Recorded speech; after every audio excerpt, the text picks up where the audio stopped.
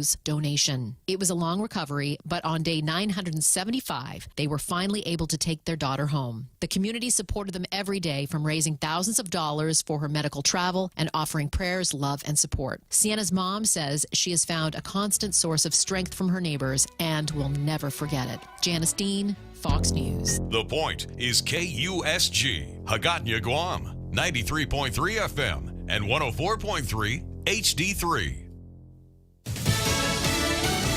The Fed makes a move. Lisa Brady, Fox News. A third straight quarter-point cut in the Fed's benchmark interest rate. Conditions in the labor market appear to be gradually cooling, and inflation remains somewhat elevated. Fed Chair Jerome Powell also noting that some reports are still missing because of the recent government shutdown. But he says the central bank is now well-positioned to see how the economy evolves going forward. And they're boosting the growth forecast. In our summary of economic projections, the median participant projects that real GDP will rise 1.7% this year and 2.3% next year, somewhat stronger than projected in September. Pointing in part to resilient consumer spending and impacts of AI on business investments. Democrats blame the Trump administration for what they call an affordability crisis, though. Delaware Congresswoman Sarah McBride says Republicans made a choice. A choice to impose a tariff tax on small businesses and consumers. A choice to cut food assistance. And a choice to insert a $1 trillion bomb into the center of the American healthcare system. But the president's team says his policies are working and have the economy moving in the right direction, away from problems they blame on the previous administration. House Speaker Mike Johnson. The Biden administration spent like drunken sailors, and they attempted to tax and regulate their way to prosperity, and we all knew when they were doing it that it would not work. It had exactly the opposite effect. Test votes are expected tomorrow in the Senate on competing health care plans. From the Democrats, a proposed extension of Obamacare subsidies. Republicans would shift that money into government-funded health savings accounts instead for millions of Americans. Both sides say action is needed to lower premiums, but neither plan appears to have the votes needed to advance.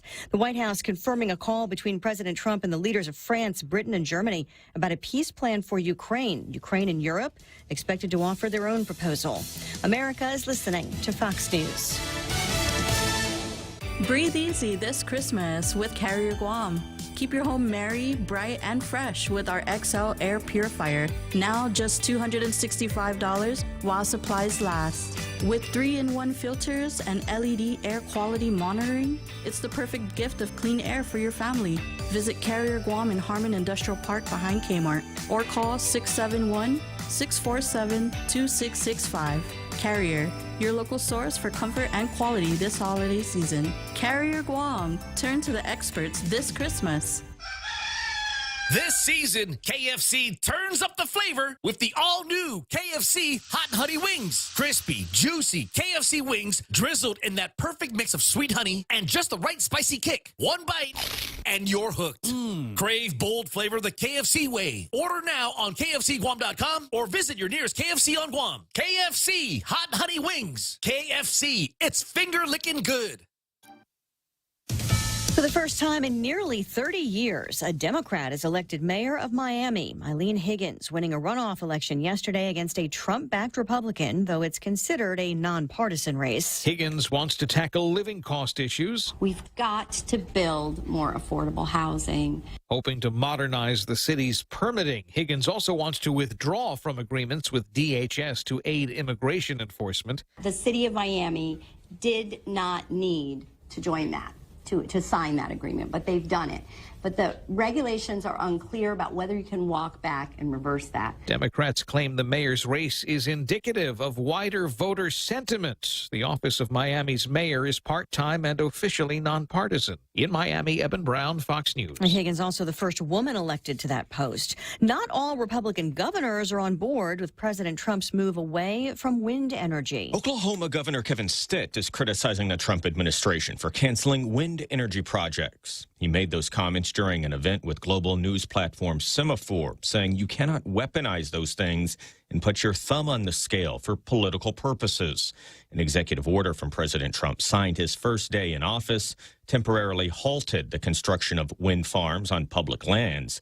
Oklahoma has generated more than 12,000 megawatts of wind capacity, ranking just behind Texas and Iowa for wind-powered electricity. Fox's Jared Halpern. A big deal in baseball. The Baltimore Orioles reportedly agreeing to a $155 million 5-year deal with slugger Pete Alonso, who opted out of the final year of a deal to stay with the Mets, who just yesterday lost closer Edwin Diaz. He agreed to leave New York for a deal with the L.A. Dodgers.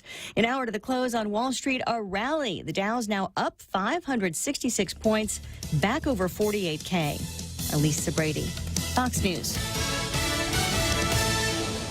Boss, I got run over by a forklift. Boss, I crashed a company truck. What do we do? Our warehouse and inventory are gone. Hi, this is Dave Silva from AB Risk Solutions, and it's time for Risk 101. Everything you just heard are examples of risk your businesses can face. Our job is to ask the hard what-if questions and teach you how to reduce your exposures and help you recover if things go sideways. We've got decades of experience in Micronesia working with businesses big and small. Call AB Risk Solutions today at 777-2668 for a free inspection and quote. AB Risk Solutions, formerly known as Aon. With decades experience in Guam and the region, Take Care members have access to the largest offering of free fitness classes and health education programs. Membership also includes the high-quality credentialed network of on- and off-island healthcare providers and the one-stop FHP Health Center and urgent care. Ask for Take Care. Call 671-647-3526. Go to takecareasia.com for more information. Take Care. Our island, your health plan. In a world where the 2025 Nissan inventory must be moved, one team rises. The clearance team. The clearance team? What's that? We're the Nissan Guam clearance team, slashing prices on all 2025 vehicles. We even have models starting as low as $150 per paycheck. That's awesome. Let's do it. You're gonna love yourself a Nissan. Don't miss the model year-end clearance happening now at Nissan Guam. On approved credit, some conditions apply. See Nissan Guam for details. Coming January 24th to the UOG Calvo Fieldhouse. The Cover Girl, live on Guam. Angel, the original Cover Girl, and her iconic voice, singing all their hits like Because of You, Promise Me, Inside Out, and Show Me. Joining them on stage, the queen of dance, EDM, and freestyle, Shannon.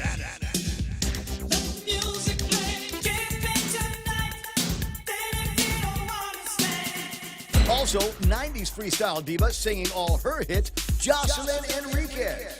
The radio plays our favorite song, and it's what keeps me holding on. Baby, do you miss me? Brought to you by Choice Broadcasting, Trivision Media, and Cherry Media. This is a Jams Media show you don't want to miss. Tickets and info at guamtime.net. Every year it's the same thing. What do I get them for Christmas? This year, give them something they'll actually use and never forget. At Blades by Crank, we've got high-performance chef knives, hunting knives, pocket knives, sleek chef accessories, and never-released blades. Designed right here in the Marianas and built for precision, performance, and pride, we've got something for everyone. These aren't just tools. They're legacy pieces crafted to last a lifetime. Shop now at bladesbycrank.com or visit the local shop on the first floor of the Agania Shopping Center. Blades by Crank, making the holidays extra chinar. Confident and Good Morning Guam at 6:08 on Thursday, December 11. I'm Donna DeJesus with a look at your local news on The Point. 42-year-old Anthony Raymond Mendiola was arrested after a traffic stop Sunday evening when police found him driving a car with expired registration on fraudulent license plates. Mendiola was wanted in connection with a vehicle theft and robbery that occurred in May. Court documents state Mendiola confronted the victim and threatened to harm the victim's sister and dogs if he did not surrender his car keys. Then he then took the victim's keys and gave them to another man who drove the vehicle away. He was charged with theft of a motor vehicle and robbery and is held on $3,000 cash bail. Meanwhile, GPD Officer Derek Aten, who is charged with vehicular homicide in a fatal hit and run, was placed on house arrest yesterday after posting $20,000 cash bail. He spent 5 days in jail following his arrest in connection with the death of bicyclist John Haas a few weeks ago. Magistrate Judge Sean Brown set release conditions, including a driving and alcohol alcohol ban. The victim's father, Jim Huss, addressed the court requesting additional confinement due to the officer's irresponsible negligence. Brown granted the request for house arrest. Atan is currently on 20-day paid administrative leave from GPD. We'll have more news after this. Every company needs money for investments to help grow a working capital to take on today's economy. That's why Bank Pacific's commercial loan officers stand ready to help you. We offer several programs tailored to assist companies to get to the next step, or perhaps for a startup, including working with SBA and GITA. Bank Pacific. And we want to be your partner. Equal opportunity lender. Credit conditions apply. The protest halting the Simon Sanchez High School reconstruction centers on a $1.295 million discrepancy. Procurement records show Cortec International's total proposal was $167.66 million, which is $1.295 million over the legal financing cap. Protester General Pacific Services argues this makes the bid illegal. Cortec stated that it is committed to meeting the budget. Public Works released the full record defending the integrity of the process, which showed only a 3-point difference between the top two proposers. DPW Director Vince Ariola stressed that the delay impacts nearly 3,000 students who remain on double sessions at JFK. And the annual Operation Christmas Drop is underway from Anderson Air Force Base. Now in its 74th year, airmen from the U.S. and partner nations prepared 270 colorful supply bundles to be parachuted to islanders this week. This week, the bundles contain essentials like food, water, and medical supplies, along with some toys. A total of 7 aircraft from the U.S., Canada, Japan, and South Korea are delivering 82,000 pounds of supplies to 59 islands. The mission delivers hope to 56,000 people while providing low-level flight training for air crews. And those are your top stories right here on The Point. Now here's Ray with your weather. And I love some of the pictures that are floating around because many of them include shots of my good friend Bruce Best, who has been a part of Operation Christmas Drop, I think, for all 74 years that they've been doing it. He's a signature creature in that whole process there. What are we, 6:11 in the morning? Somebody wants some weather? Mostly sunny skies today, highs near 88 degrees. I got east-northeast winds, 10 to 15 miles an hour. Might see some gusts today as high as about 18 miles an hour. Partly cloudy with overnight lows of about 77 degrees. Easterly winds 7 to 14 miles an hour. That takes care of today and tonight. Weather for tomorrow. Golly, wouldn't it be great if tomorrow was Friday? Wouldn't it be? 3-day weekend. What is that in your nose? What? Yeah, it's cold, man. You know, every winter here on Guam, my nose bleeds. Is it okay? It cracks. It's all that dry air that's floating around. Here, let me put the satellite imagery on the screen so we can see more of that dry air that is in our area. And the reason why we're under mostly sunny skies today, mostly sunny skies tomorrow, which will be a Friday, daytime highs of about 87 degrees, partly cloudy and isolated showers on Friday night. Saturday, it says mostly sunny again with highs near 86 degrees. But that's the cool thing is we've got sunny skies, highs near 86 degrees, but it feels a little bit cooler because of all of that pink little stuff in the skies that are indicative of drier air in the region. That's why it's so cool and breezy these days. Love that. With a heat index, today's only going to feel like 92 degrees, 20% chance of rain. If you're going on the waters, careful. Rip currents, high surf advisories could be in effect. Check before you dip. I got sunrise this morning at 6:34. Sunset tonight at 5:54. Short days. I think we got the shortest day of the year that's supposed to be coming up. The winter solstice. Oh, yeah. I think it's going to be on the 21st or something like. You don't know. Another 18 years. Yes, and we won't see anything like that again, or 6 months. I forget the way it works. But anyway, that's what we've got for you weather-wise here this morning. Brought to you by Bank Pacific, banking on the Pacific for over 70 years. It's back. Celebrate 75 years of Payless Supermarkets with a $5 off fuel coupon to redeem at any 76 Circle K location when you shop and save at Payless Supermarkets. That's right, $5 off fuel with every $75 purchase at any Payless location. But hurry, this offer is only good from November 17th to December 31, 2025. So don't miss out. Stock up on groceries and hit the road with fuel savings from Payless Supermarkets and 76 Circle K. Minimum $30 fuel purchase required to redeem coupon. Some conditions apply. Bundle smarter, work better. When you're running a business, every decision counts. Now's your chance to make one that gives you more. For a limited time, get hybrid fiber internet up to 1 gig for as low as $125 a month. Plus, get up to 6 months of free internet and free Samsung Galaxy earbuds when you bundle with Docomo Pacific. Ready to get started? Try our free bundles calculator by visiting info.docomopacific.com/radio25. While supplies last, some conditions apply. 14 more days till Christmas, ladies and gentlemen. Get the perfect Shinarp gift at the local shop or bladesbycrank.com.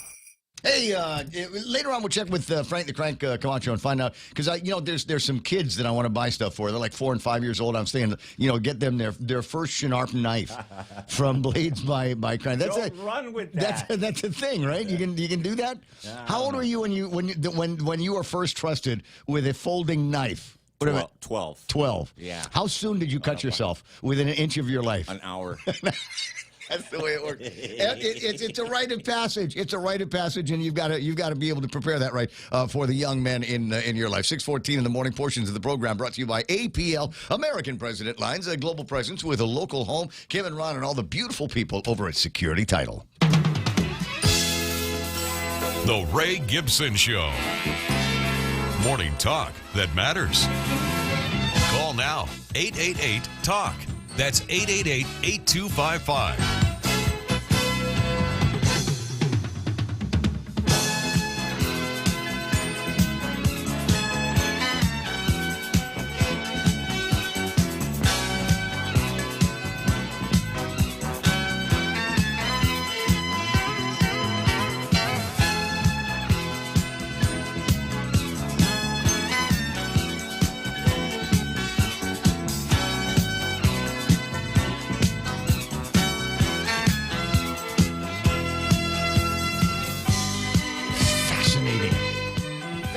That's what we're shooting for here today on the Ray Gibson Show. There will be multiple moments of fascination, and I'll get around to describing what I mean by fascinating in a few minutes. In the meantime, hey, welcome to the program. Excuse the mess. It is the Ray Gibson Show on 93.3 The Point. My name is Ray. Thrilled to be here with you. It is 2 weeks, as Frank the Crank says, away from Christmas. The countdown is on, and I don't know how you're doing with all of it, with all the social things that you've got to take care of, life in general, work, etc. When are you finding time to get out there and do some kind of shopping? Don't worry. As I said, you've got a couple of weeks to get it done, and you've got all kinds of options. We'll try to share some of those with you as we move through this fascinating version of the Ray Gibson Show on a Thursday morning. Made even more fascinating by I'm going to take a picture and put it up on the screen so everybody can see the thing that's in your nose. I don't want to bleed everywhere, You changed it out. But I showed up. What did you get punched in the face when you bought my newspaper? Man, no. Is that what? No, because there's all kinds of. Nobody's up this early to punch anyone in the face. No,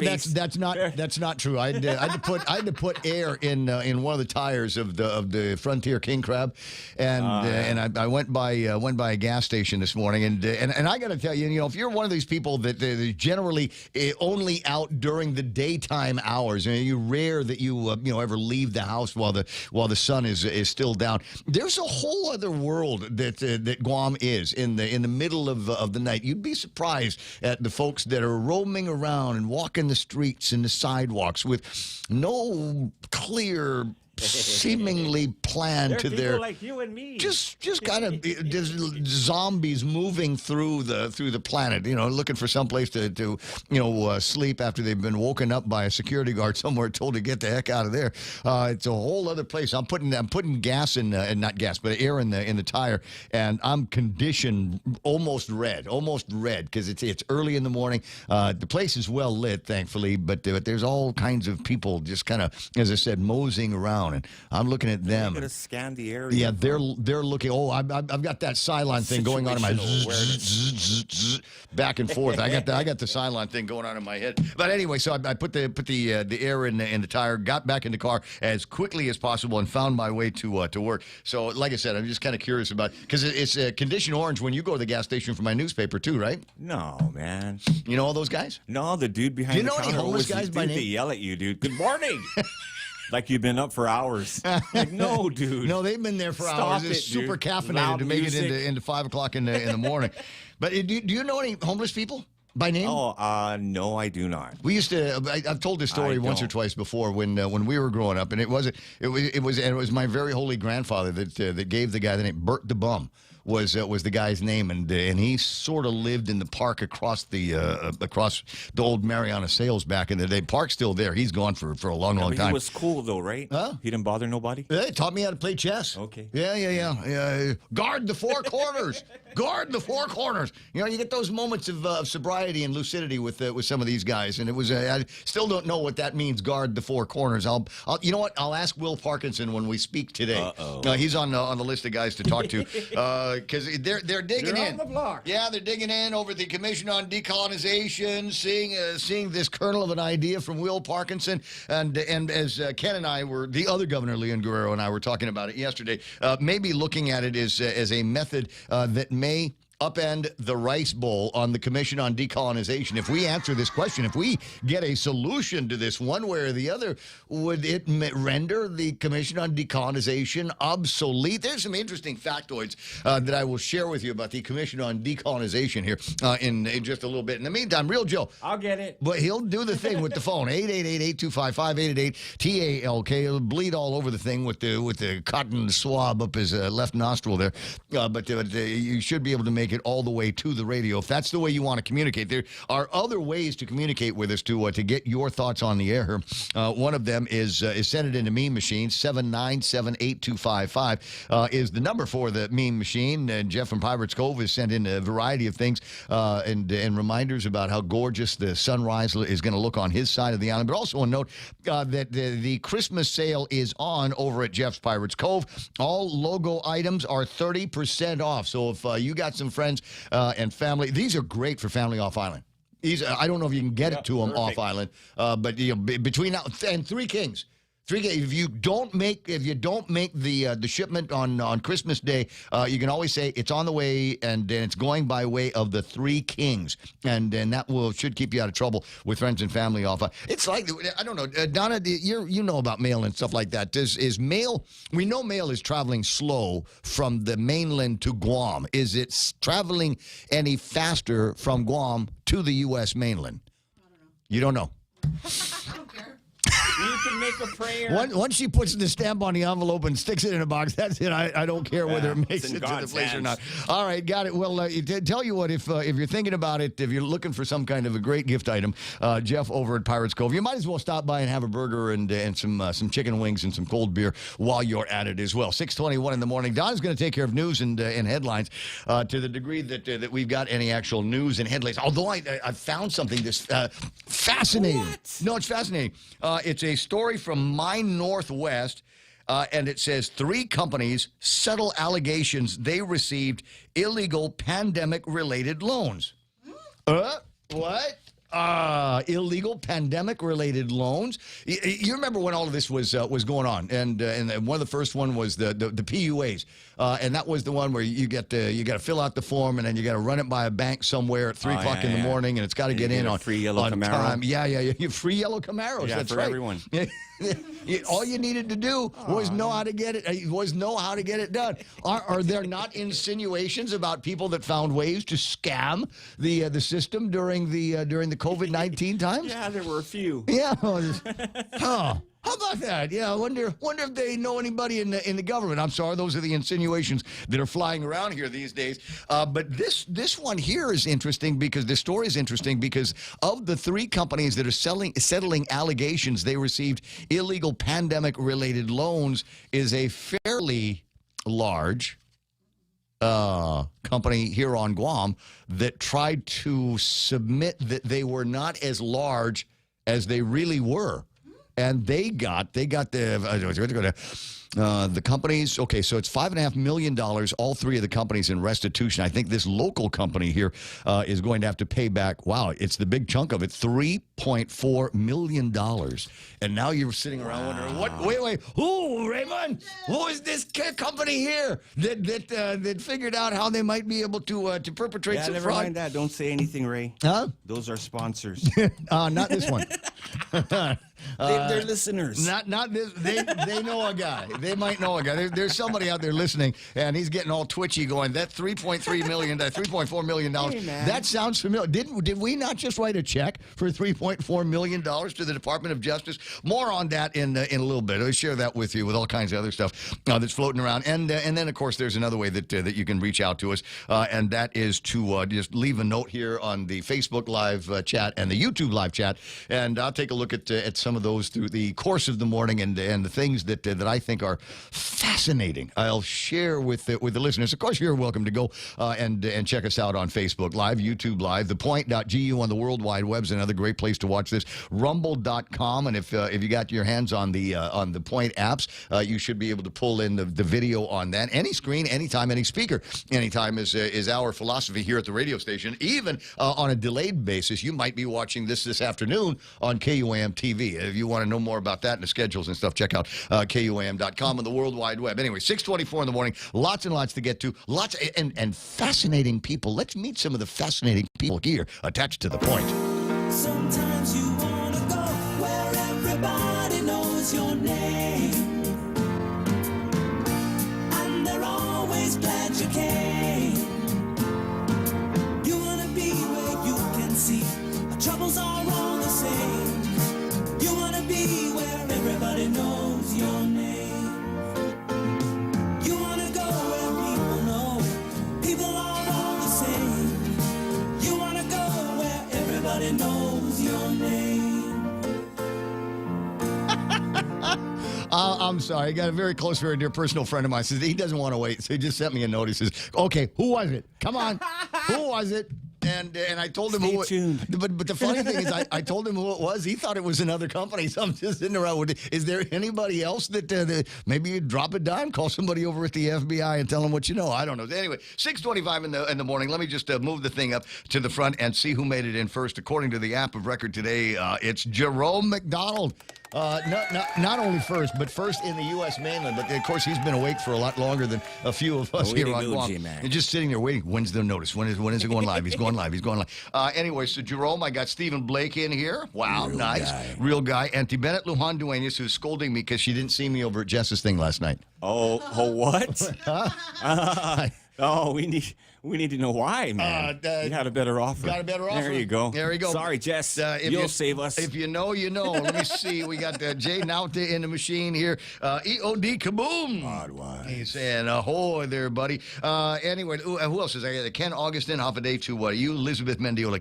To Lori with a wide Dueña saying good morning to everybody. Actually, she's saying buenas. Happy Thursday. Pika's best, says Ken Augustin. Good morning, Felix Bumba. Half a day to you. Nice to see a couple of other names here. I'm looking to see if I got any new names. We're all strong because of Eric Chong. What's that? Ismael Velez. Morning, Chief. Happy birthday.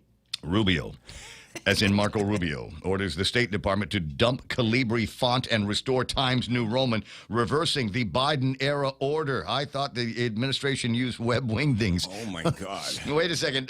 So, wait. Is this a real story? Yeah, fonts are the new front. Is it? Yeah. It must be. The battle begins there. Yes, we only want Times New Roman.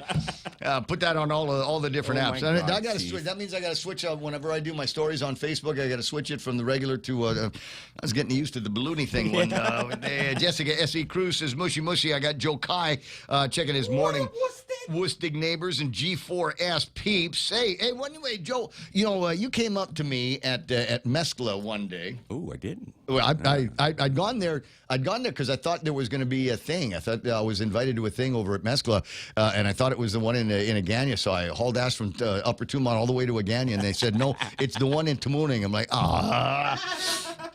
never mind, and feigned to getting a better offer. But anyway, so I run into Joe, and he says, you know what, we got these G4S cameras all over the place, attached to client businesses and stuff. Is it possible for you to be able to take the feed from those cameras and occasionally plug them in on the visuals on the Ray Gibson Show? And I said, absolutely, positively. But it will take experimentation because not all the video systems are the same, different frame rates, things like that. So you gotta send me some links. Send me your RTMP feeds, and we'll see what we can do with all of that. Because it would be cool, when I do the traffic reports, to actually have a business that's got one of these surveillance cameras pointed at the street where they're done. That would be sweet. That would be a cool thing. Oh my God, ratings gold, Joe. Ratings gold. Where are we? Anthony Bennett, Henry Manglonia, Tony, and Annetta and Pico. Addy, you know, Rio Joe, I don't think we've seen the best. The last.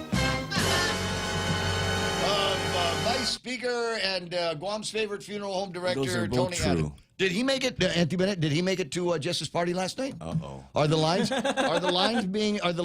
busy. being drawn here among the Republican parties of who is going to be supporting who, and will we know them by their absence? Is the question. Who's taking attendance at all these Republican fundies? Let me see. I got Zerald Young, Jerome McDonald, Avade Elena Garcia. Nice to see if Anthony Bennett saying good morning to each one of the Republicans on Guam. I got J.B. St. Nicholas. Thurs Fry, he says. There's the countdown. 13 days, 17 hours, 51 minutes away from the birth of our Lord and Savior Jesus H. Christ, best president ever. Smug Wimp says, darn, late for no good reason other than squirrel. I got you. It's okay. Joe Dizon hanging out in the thing here. I got Ken Augustin, Buenos, and half a day to Alan Baldwin. There's my buddy. Half a day to you. Christine Oliver says, almost there. Let's go. That's the push into the weekend that we're looking for. Keenan McCausland, 60 degrees in Vancouver, Washington, and the rain has slowed down. 60 degrees there, 30 degrees where Sandra was. Alicia Duenas Anderson online saying, good morning, Point Familia. Nice to see Stephen Liz online. What's that? Stephen Liz already, he's chanting now about casino gambling. One way to attract gamblers from the Philippines. They can win dollars here instead of pesos. Let's do it. Exchange rate these days hasn't moved around very much. I think 59.12 against the dollar. Just make it so locals can't gamble. Like Korea. Let locals gamble. It's okay. Only visitors can gamble. The people that would give their souls up for gambling have already given their souls up to crystal methamphetamine. I'm almost positive it's in my head. Turn to the Lord. They're exactly the same people, same background, same inability to control themselves, and they ain't going to be going to the gambling places if they're spending all their money and hustling and breaking into cars and second millennium everybody if they're going for crystal methamphetamine already. You see what I'm saying in my head? Yeah. So it's like that. Okay. So I'm getting pictures of the Jess get together. It's okay. So for anybody that was kind of curious, this was not the launch of his gubernatorial campaign? Oh, no. No, because the big sign behind him says re-elect Jesse Anderson Lohan in a thing. And I'm getting pictures. They all look very, very sad that I wasn't there. So anyway, 6:31 on the Ray Gibson Show. That's the Facebook side. Let me quickly check and see who's playing on the YouTube side. See if there's how many people have gone over from the Facebook into YouTube. I got MP Ogo. He's out there being the adult supervisor. Stephen Klein here. Tommy Napati. Leslie St. Nicholas says good morning to the Point Familia. Patrick 671. Hey, nice to see you there, Pat. I know which one you are. Tattoo Sean Gumatau saying good morning from As Lucas Telefofo. Ron Castro is there. Guam, USA. Lou Mendiola. Bad Boy 671 Guam Barbecue sending a half a day and a Santa Claus greeting. Good morning, everybody, from Catherine Loves 671. The other Governor Leon Guerrero. Ken is on this side. Iron Rice Bowl defense for the Commission to free Guam from being forced to accept billions of support continues. Next step is civil service certification of position to prevent political replacement. Hey. Ayukaduka 671 says, I think this show should be available for native-only listeners. LOL, Will Parkinson won't qualify to vote. If we were to do it that way, no, I don't think so. I don't think so. But it's, like I said, kind of laughable that a lot of the people that are having this conversation, including a dude whose last name is Gibson, another dude whose last name is Parkinson, and another dude whose last name is Moylan. But maybe you can take a look at some of the names on the other side of the everybody's. I don't know. I've already explained my position on this. It's going to be one of those like the Harlem Globetrotters basketball game where everybody's dribbling and passing and they're doing tricks and everything, but nobody ever actually puts the ball in the thing, and we're gonna go through this for another 6 or 7 months, and everybody's gonna get crazy. It's gonna be the issue or one of the allied issues that is gonna cause an uproar and maybe resettlement of people and their ideas on who they're gonna vote for in the upcoming gubernatorial election, because you're going to have to be on the right side of history. That's what they're gonna say. This is an historic moment into a corner for the people of Guam, and you want to make sure that you're on the right side of history. history. All right, so we get through all of that. 888-8255-888-TALK. MyNorthwest.com on the World Wide Web has written a story. 3 companies settle allegations that they received illegal pandemic-related loans. 3 different companies. By Julia Dallas. It says 3 different companies linked to Washington, the state, settled allegations that they applied for and received illegal pandemic-related loans. The companies agreed to pay back more than $5.5 million in restitution and penalties, according to a new release from the U.S. Attorney's Office by the Western District of Washington. One of the companies was... It's 6:33 in time for our first big look at news. Go. And headlines with Don and Good Dee. thing I didn't put it in the 6:30. I almost did. We'll get to it before the next newscast. But I put it in the 7:30. What do you want to play around with now?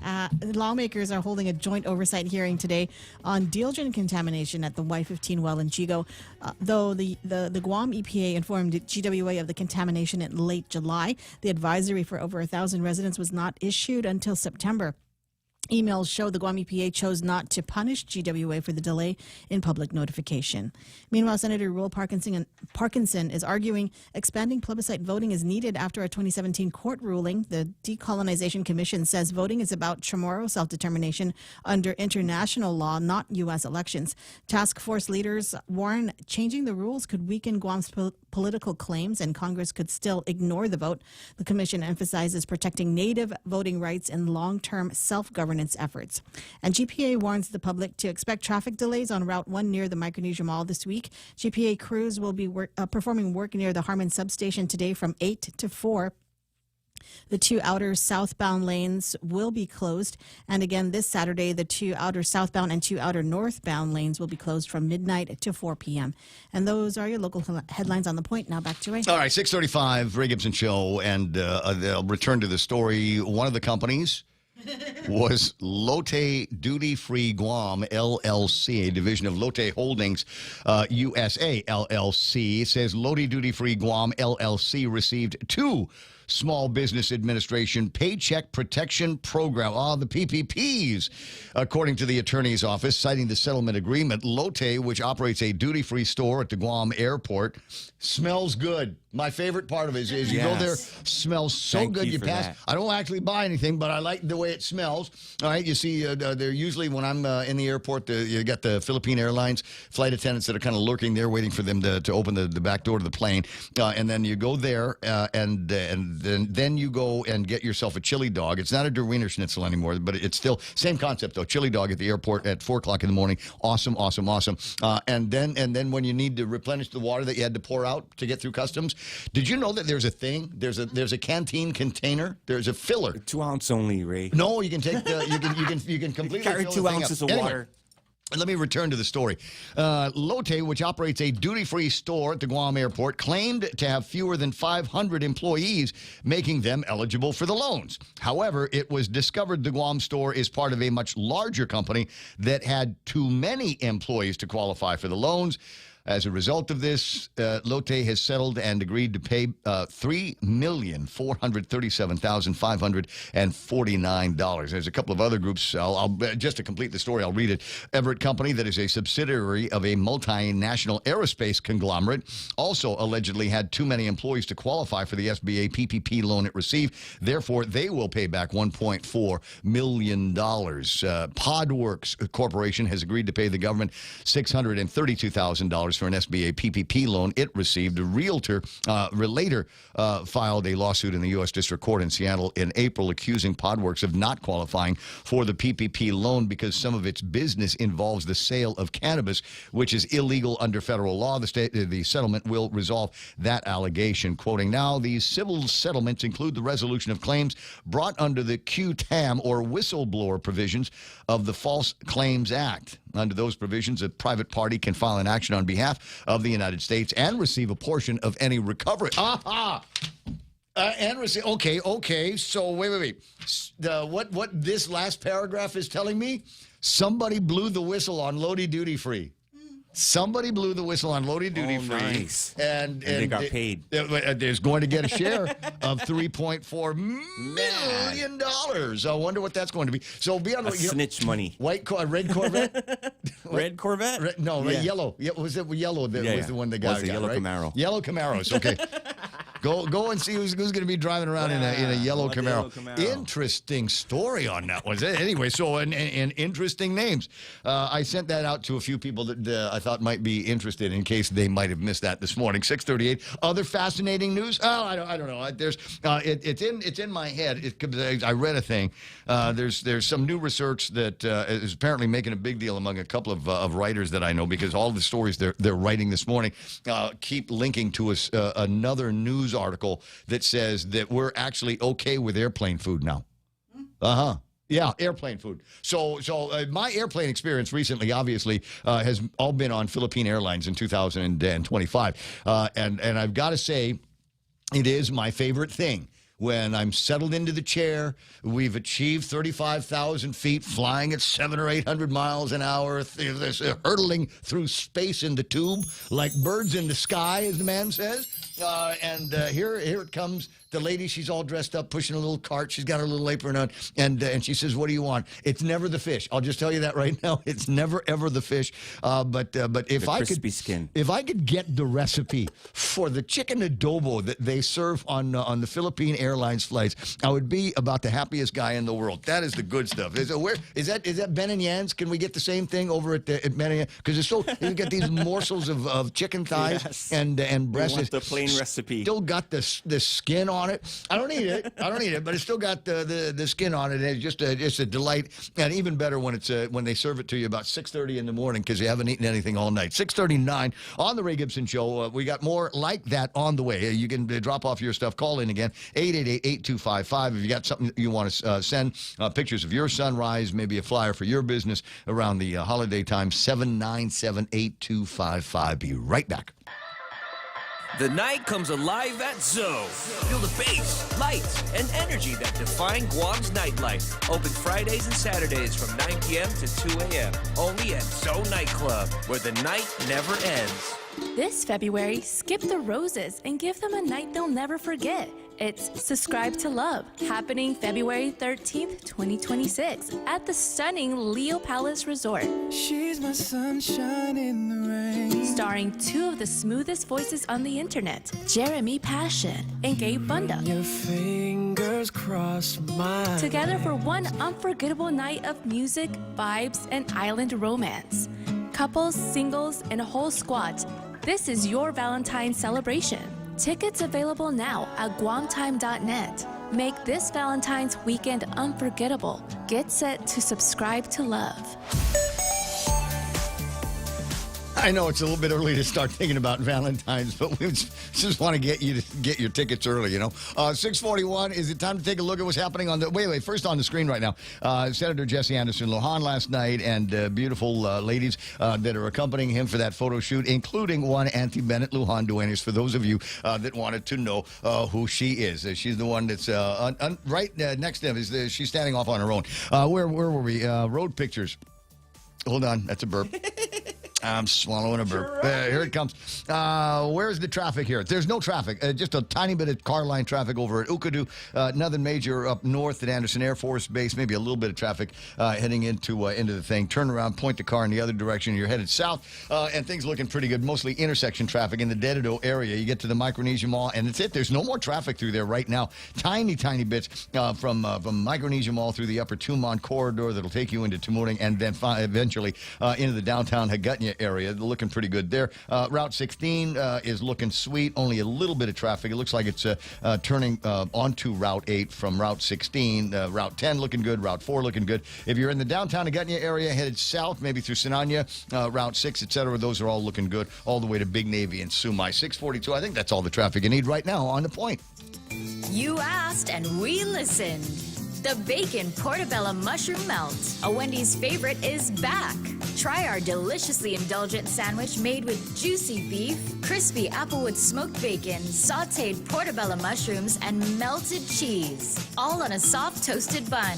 Available only for a limited time. Head on over today. Choose wisely. Choose Wendy's Bacon Portobello Mushroom Melt. In a world where the 2025 Nissan inventory must be moved, one team rises. The clearance team. The clearance team? What's that? We're the Nissan Guam clearance team, slashing prices on all 2025 vehicles. We even have models starting as low as $150 per paycheck. That's awesome. Let's do it. You're gonna love yourself a Nissan. Don't miss the model year-end clearance happening now at Nissan Guam. On approved credit, some conditions apply. See Nissan Guam for details. And portions of the Ray Gibson Show being brought to you by the guys over at Guam Regional Medical City. They are your healthcare partners. It's the Ray Gibson Show. Call now, 888-TALK. That's 888-8255. What's that, Auntie Bennett? Writing on the Facebook live chat this morning says, Ada Calvo 2026. We know about that one, right? Are you ready for this? Blas Okada. No way. 2026. As in Mary? But this is Auntie Bennett saying. Mary? As in Mary Okada. Oh, my. As in Mary Okada from GCC. Who is the OPA has never done an audit with GCC that they didn't absolutely love and fawn over. They've always done a great job running the finances and keeping that company, that outfit growing over at GCC. Ah, she's a great lady. And most recently spending some time with the Ed board. That's interesting. Blas Okada, 2026. Very fascinating. Fascinating. I always want to say that, like Leonard Nimoy on Star Trek. Fascinating, Jim. Tenorio Munya Barnes, 2026. Is that the official slate here, finally? No way. It's been floated around. But then the insinuations began, and then I think many parties went underground for a while. Is it possible that Auntie Bennett is picking up movements in the trees? And then St. Augustine, St. Nicholas 2026. Is that going to be at the fore? Don't forget, there's still other guys that have put their name in for governor, Marcel Camacho. And I think that's right. And Kaleo Moylan seemed to be making some noise. Frank Areola says he's running for office. Well, it insinuated in an article that he was going to be running for office, but I haven't seen anything yet. Guys, we're still way early on all of this, but I got the other Governor Leon Guerrero, Ken LG, on the line right now this morning. Hey, Ken, how you doing? Welcome back. I'm doing just fine. And that list is going to continue to grow until we will have everybody from the legislature. Which will open up all kinds of opportunities for potential new voices. As they say, vote the old rascals out or up and vote some new rascals in. Yeah. But in the meantime, as I mentioned in my post, I believe that Melvin Borja right now is in the process of drafting legislation to make the position a civil service position, so he will be free from political removal. I see.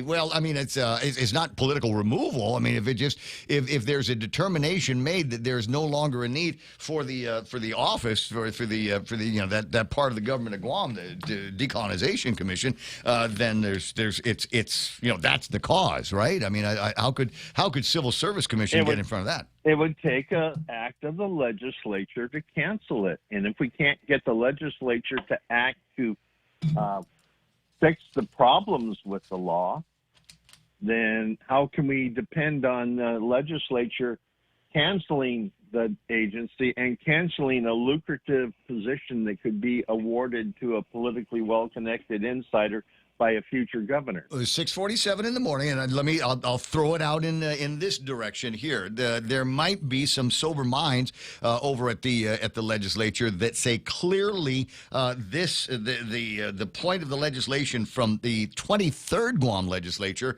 was not sufficient enough to do the job. That's where it goes back to. The 23rd legislature created this law in 1997.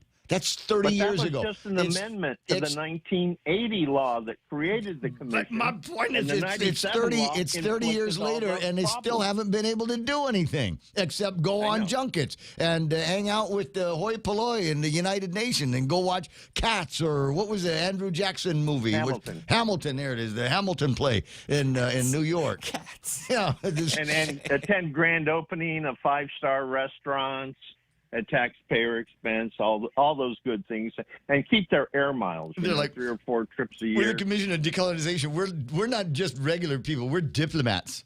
That's it. So we get the diplomatic pouch. We can fly around in the diplomatic pouch and get our 1K status on United. Well, it goes back to political will to do the right thing, because when the original bill was drafted, it included status quo as an option, and it did not mandate an indigenous-only vote. Well, And because so if the it did, it 97 would have been election- unconstitutional. Yeah. So the senators back then knew what they were doing. And it took a more current group in the 23rd legislature to say, hey, we're different. We're different than the rest of the Americans. We're special. So we want them to keep sending their tax dollars to us so that we can spend it how we want without federal government oversight until such time as a federal receiver gets appointed. I'm just saying, 15 legislative bodies later, you'd think that somebody'd look at it and say, hey, this bill, this law that goes back 1997, and you want to take out the older one as well, you're welcome to. You can just, clearly it has not served its purpose here, because we are no closer today to any kind of decolonization or however you want to refer to it than we were then. Seemed like a monumental waste of time and money, right? Yeah.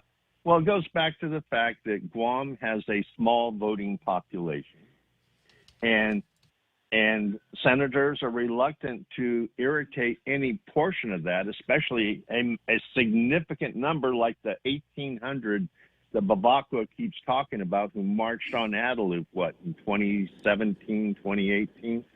So they don't want to alienate those 1,800 votes, because remember, Frank Uggan lost the primary by 212 votes. So the last thing they want to do is alienate 1,800. So the easiest thing for them to do is to do nothing, because they're not alienating 1,800 and they're not alienating the other 22,000.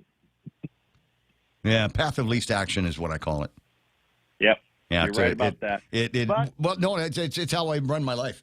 It literally is among the things that I do. You see something and you can get all hair on fire about it, or you can wait 5 or 10 minutes and see if it really is something that requires a little bit of brain power and thought and in action. Most of the time, it doesn't. Well, that's why politicians get away with the stuff they get away with. They count on that passivity. They count on that action, lack of action. I mean, if I hadn't stood up against GRRP, the Calvo administration was ready to write them a $22 million check for doing absolutely nothing. They were ready to write Guam YTK a $15 million check for doing absolutely nothing. Yeah.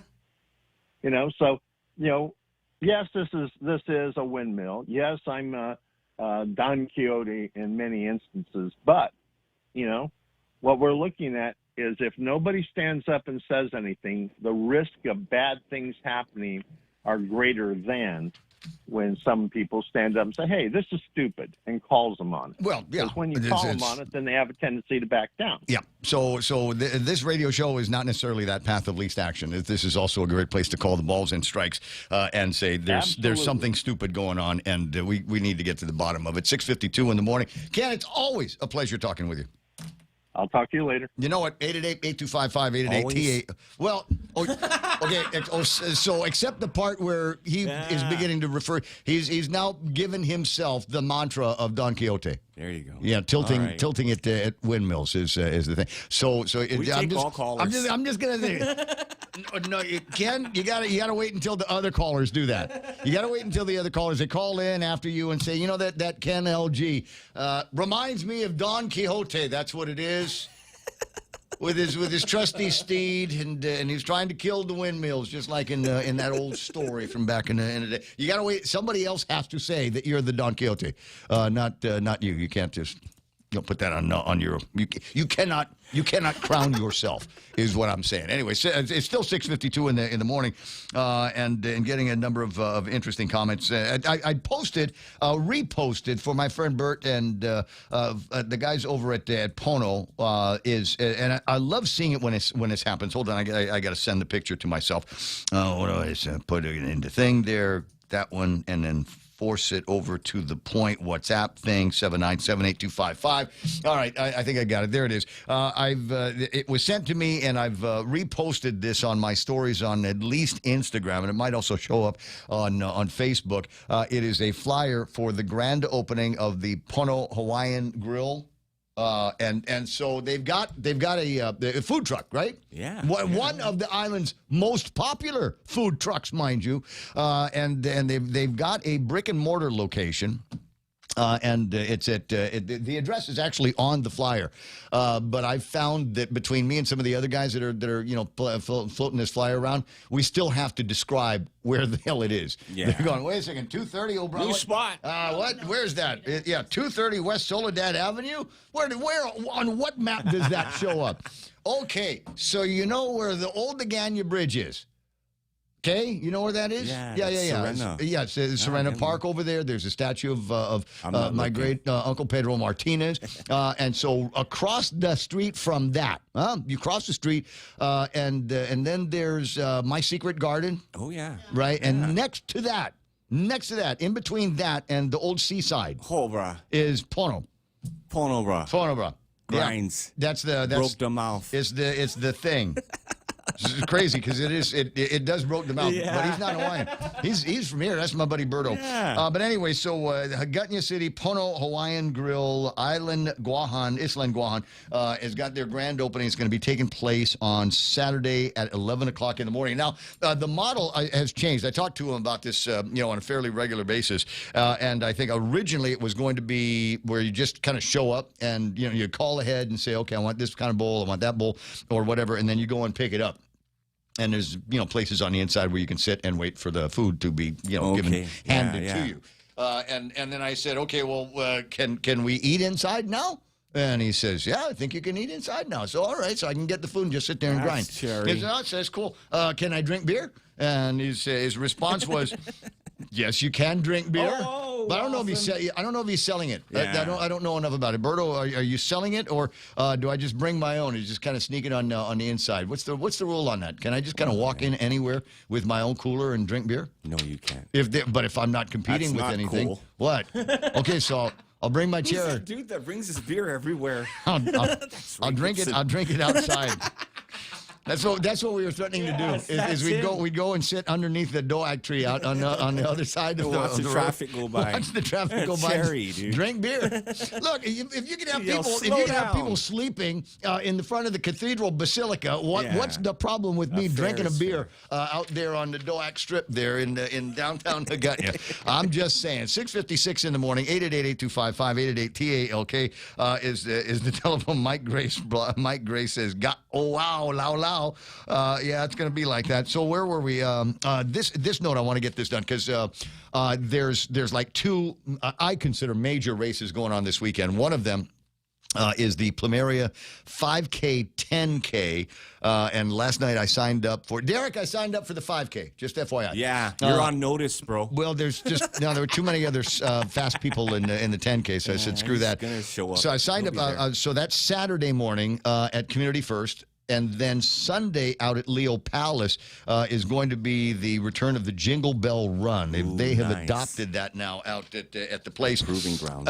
And yes, and there are a number of people that have signed up for it, even though there's a lot of hills in Leo Palace. But they've configured the route now so that you won't feel too much hill. You'll still feel the challenge. So we'll start right around the hotel area, and then you run out to the guard shack and then back. And then you continue down that road almost the way you came, and then you go into the Leo Palace Village. It's where all the rich people stuff are. Yeah. And so you go into that a ways, not a long ways. It will seem it will seem like it goes by fast, and then you'll hit the turnaround. The turnaround will take you up the only hill that you have to worry about. Yeah, that's a good one, But too. it's not like Weston Hill. No. And it's not like the hill on the other side of Leo Palace. Yeah. You will feel it, so leave some in your tank for the hill. And then there's a nice flat after that. Once you make the it, air's so good out once there. sweet air. It's like stateside air. Anyway, so they got that. There's another deal that's happening on Sunday, December the 14th. I got this note from Mark Scott, our favorite public affairs officer at the Guam National Guard. Who's working again now that he's back at it. Now, the government's open. Now that the government is open, he's got to work. Mark Scott writing, Sunday, December 14th, the outer northbound lane of Route 16, that's Army Drive, will be coned off from the Revenue Tax Office to the overpass between 4 a.m. and 6:30 for the Guam National Guard Fallen Heroes Memorial Run. The formation will stop. Oh, this is nice. The stop at the Gold Star family residence of Sergeant Samson Mora, who died of injuries sustained in Afghanistan back in 2008. They're asking that motorists please drive with care as we honor our fallen, and we wish everyone a happy and safe holiday season. So it's not necessarily a race or a run or anything like that, but it is kind of a thing. The Guam National Guard Fallen Heroes Memorial Run. In a minute or so, it'll be 7 o'clock in the morning. KUSG Aganya, that's us 93.3 is the point. Tina Garcia says, "Don't feel bad, Ray. I even bring my beer to the rosary." Hey. We understand each other. Pray for us, Tina. We've got an understanding. That's it. Very, very cool. I told you I attended a mass in the Philippines, right? It was a mass at somebody's house, and just before the preacher gets up to start the mass, the butler started serving beer. They had that kind of awkward moment where, okay, the priest isn't looking, drink the beer, drink it fast. It's 7 o'clock in the morning. Donna D with news and headlines coming up on the other side of the Fox News Live that is headed your way. Is there more fascinating news? Is there more fascinating talk? Yes, there is. Auntie Bennett spilling the beans on a team. Who's that now? Bloss and Okada in 2026. This is going to shape up to be a barn burner, isn't it? Here's the news. A surprise from President Trump. I'm Lisa Brady, Fox News, just confirming this to reporters at the start of a previously scheduled event. As you probably know, we've just seized a tanker on the coast of Venezuela. Large tanker, very large. Largest one ever seized, actually. Seized, he says, for a good reason, adding that other things are happening and suggesting there may be more information later. His administration has been ramping up pressure on a Venezuelan leader, Nicolas Maduro, with a military buildup in the region and multiple strikes on suspected drug boats at sea. Yesterday, the U.S. military flying 2 fighter jets over the Gulf of Venezuela. President Trump holding a roundtable with business leaders and just launching the Trump Gold Card. It's somewhat like a green card, but with big advantages over a green card. It'll cost $1 million for an individual, $2 million for a corporation, offering a possible pathway to citizenship after what the Commerce Secretary is pledging will be the best vetting the government has ever done. The president also just defending an economic agenda that Democrats say is not making life better. National Economic Council Director Kevin Hassett telling Fox, "We've got the AI boom making productivity go through the roof. We've got 18 trillion in new factories being built. We're actually tracking the groundbreakings. We're up to about 30 of them since September. And so the economy is booming, jobs are growing." But Hassett says it takes time to fix the high costs that were hit under the Biden administration. Fed Chair Jerome Powell also sounding a bit more optimistic about economic growth. AI spending will continue. The consumer continues to spend. So it looks like the baseline would be solid growth next year. The Fed making its 3rd quarter-point rate cut in a row today, while signaling a pause may be next for a while. Wall Street rallies, the Dow up 497 points at the bell. America is listening to Fox News. Ladies and gentlemen, the Super American Circus Christmas Special roars into PIC through December 30th. Daring motorcycle stunts, jaw-dropping acrobatics, hilarious clowns, face painting, photos with Santa, and tons of circus holiday magic. Get your $99 family pass. Includes up to 2 adults and up to 3 kids. Grab your free coupon at any Burger King location. No purchase necessary. Promotional family pass ends on December 30th, 2025. Get your free BK crowns every weekend at the Super American Circus. Available for a limited time at BK. You rule. In a world where the 2025 Nissan inventory must be moved, one team rises. The clearance team. The clearance team? What's that? We're the Nissan Guam clearance team, slashing prices on all 2025 vehicles. We even have models starting as low as $150 per paycheck. That's awesome. Let's do it. You're gonna love yourself a Nissan.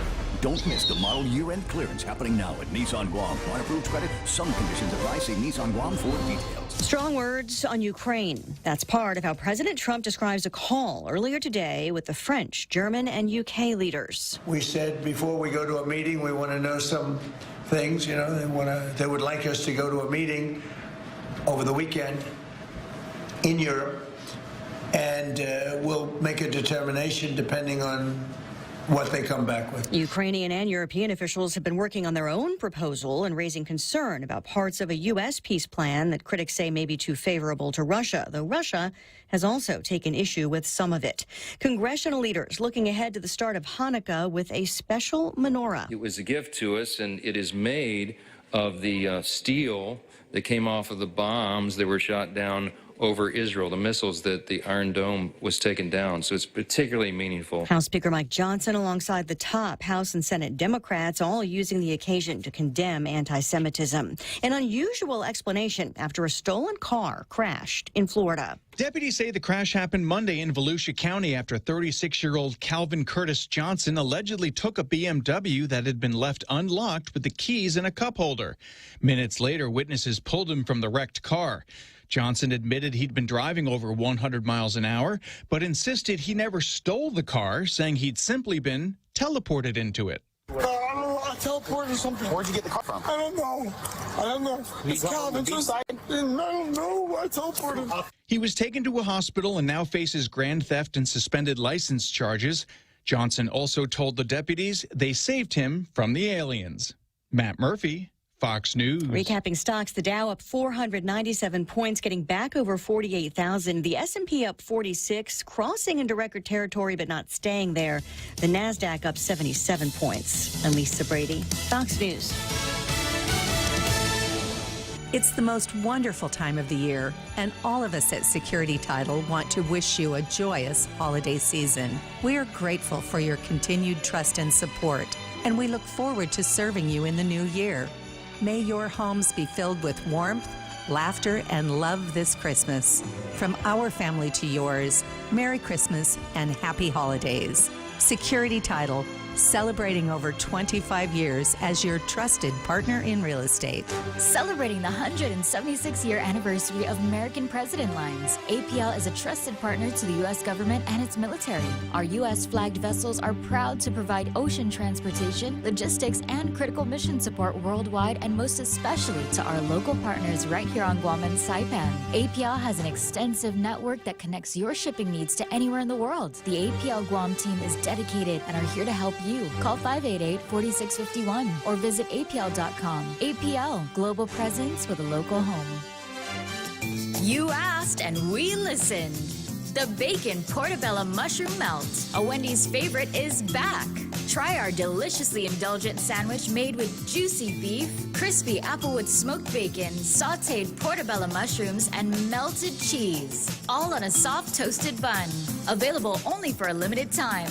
Head on over today. Choose wisely. Choose Wendy's Bacon Portobello Mushroom Melt. 14 days till Christmas. This Christmas countdown is brought to you by Carrier Guam. Daily savings on all our high wall units, both Carrier and Toshiba splits. News this hour is brought to you by AB Risk Solutions. Alpha Day at 7:06. I'm Donna DeJesus. Here's a look at your local news on The Point. The murder retrial of Rudy Kanata, convicted in 2022 of killing former Umatic Mayor Daniel Sanchez, faces potential delays. Defense attorney Tom Fisher told Superior Court Judge Vern Perez on Tuesday that the defense is still waiting for the complete record on appeal from the 2024 Supreme Court ruling. That ruling overturned the conviction due to concerns over juror misconduct. Perez agreed the full record is necessary to prepare and move the case forward. The next trial date is currently set for January 13. The court scheduled a follow-up meeting for Tuesday for both the defense and prosecution to ensure the record is complete. Meanwhile, 20-year-old Marshall Kitipong Loto was arrested Tuesday on suspicion of making bomb threats against JFK. He was charged yesterday with attempted terroristic conduct after police tracked his phone number. Court documents state a school resource officer received an anonymous call claiming a threat to bomb the school. A separate investigation led to the discovery that Loto had sent a female student voice messages, and his voice matched that in the anonymous calls. He later admitted to making the calls, though he claimed his phone was hacked. More news after this. Whoever said no risk, no reward has never been sued.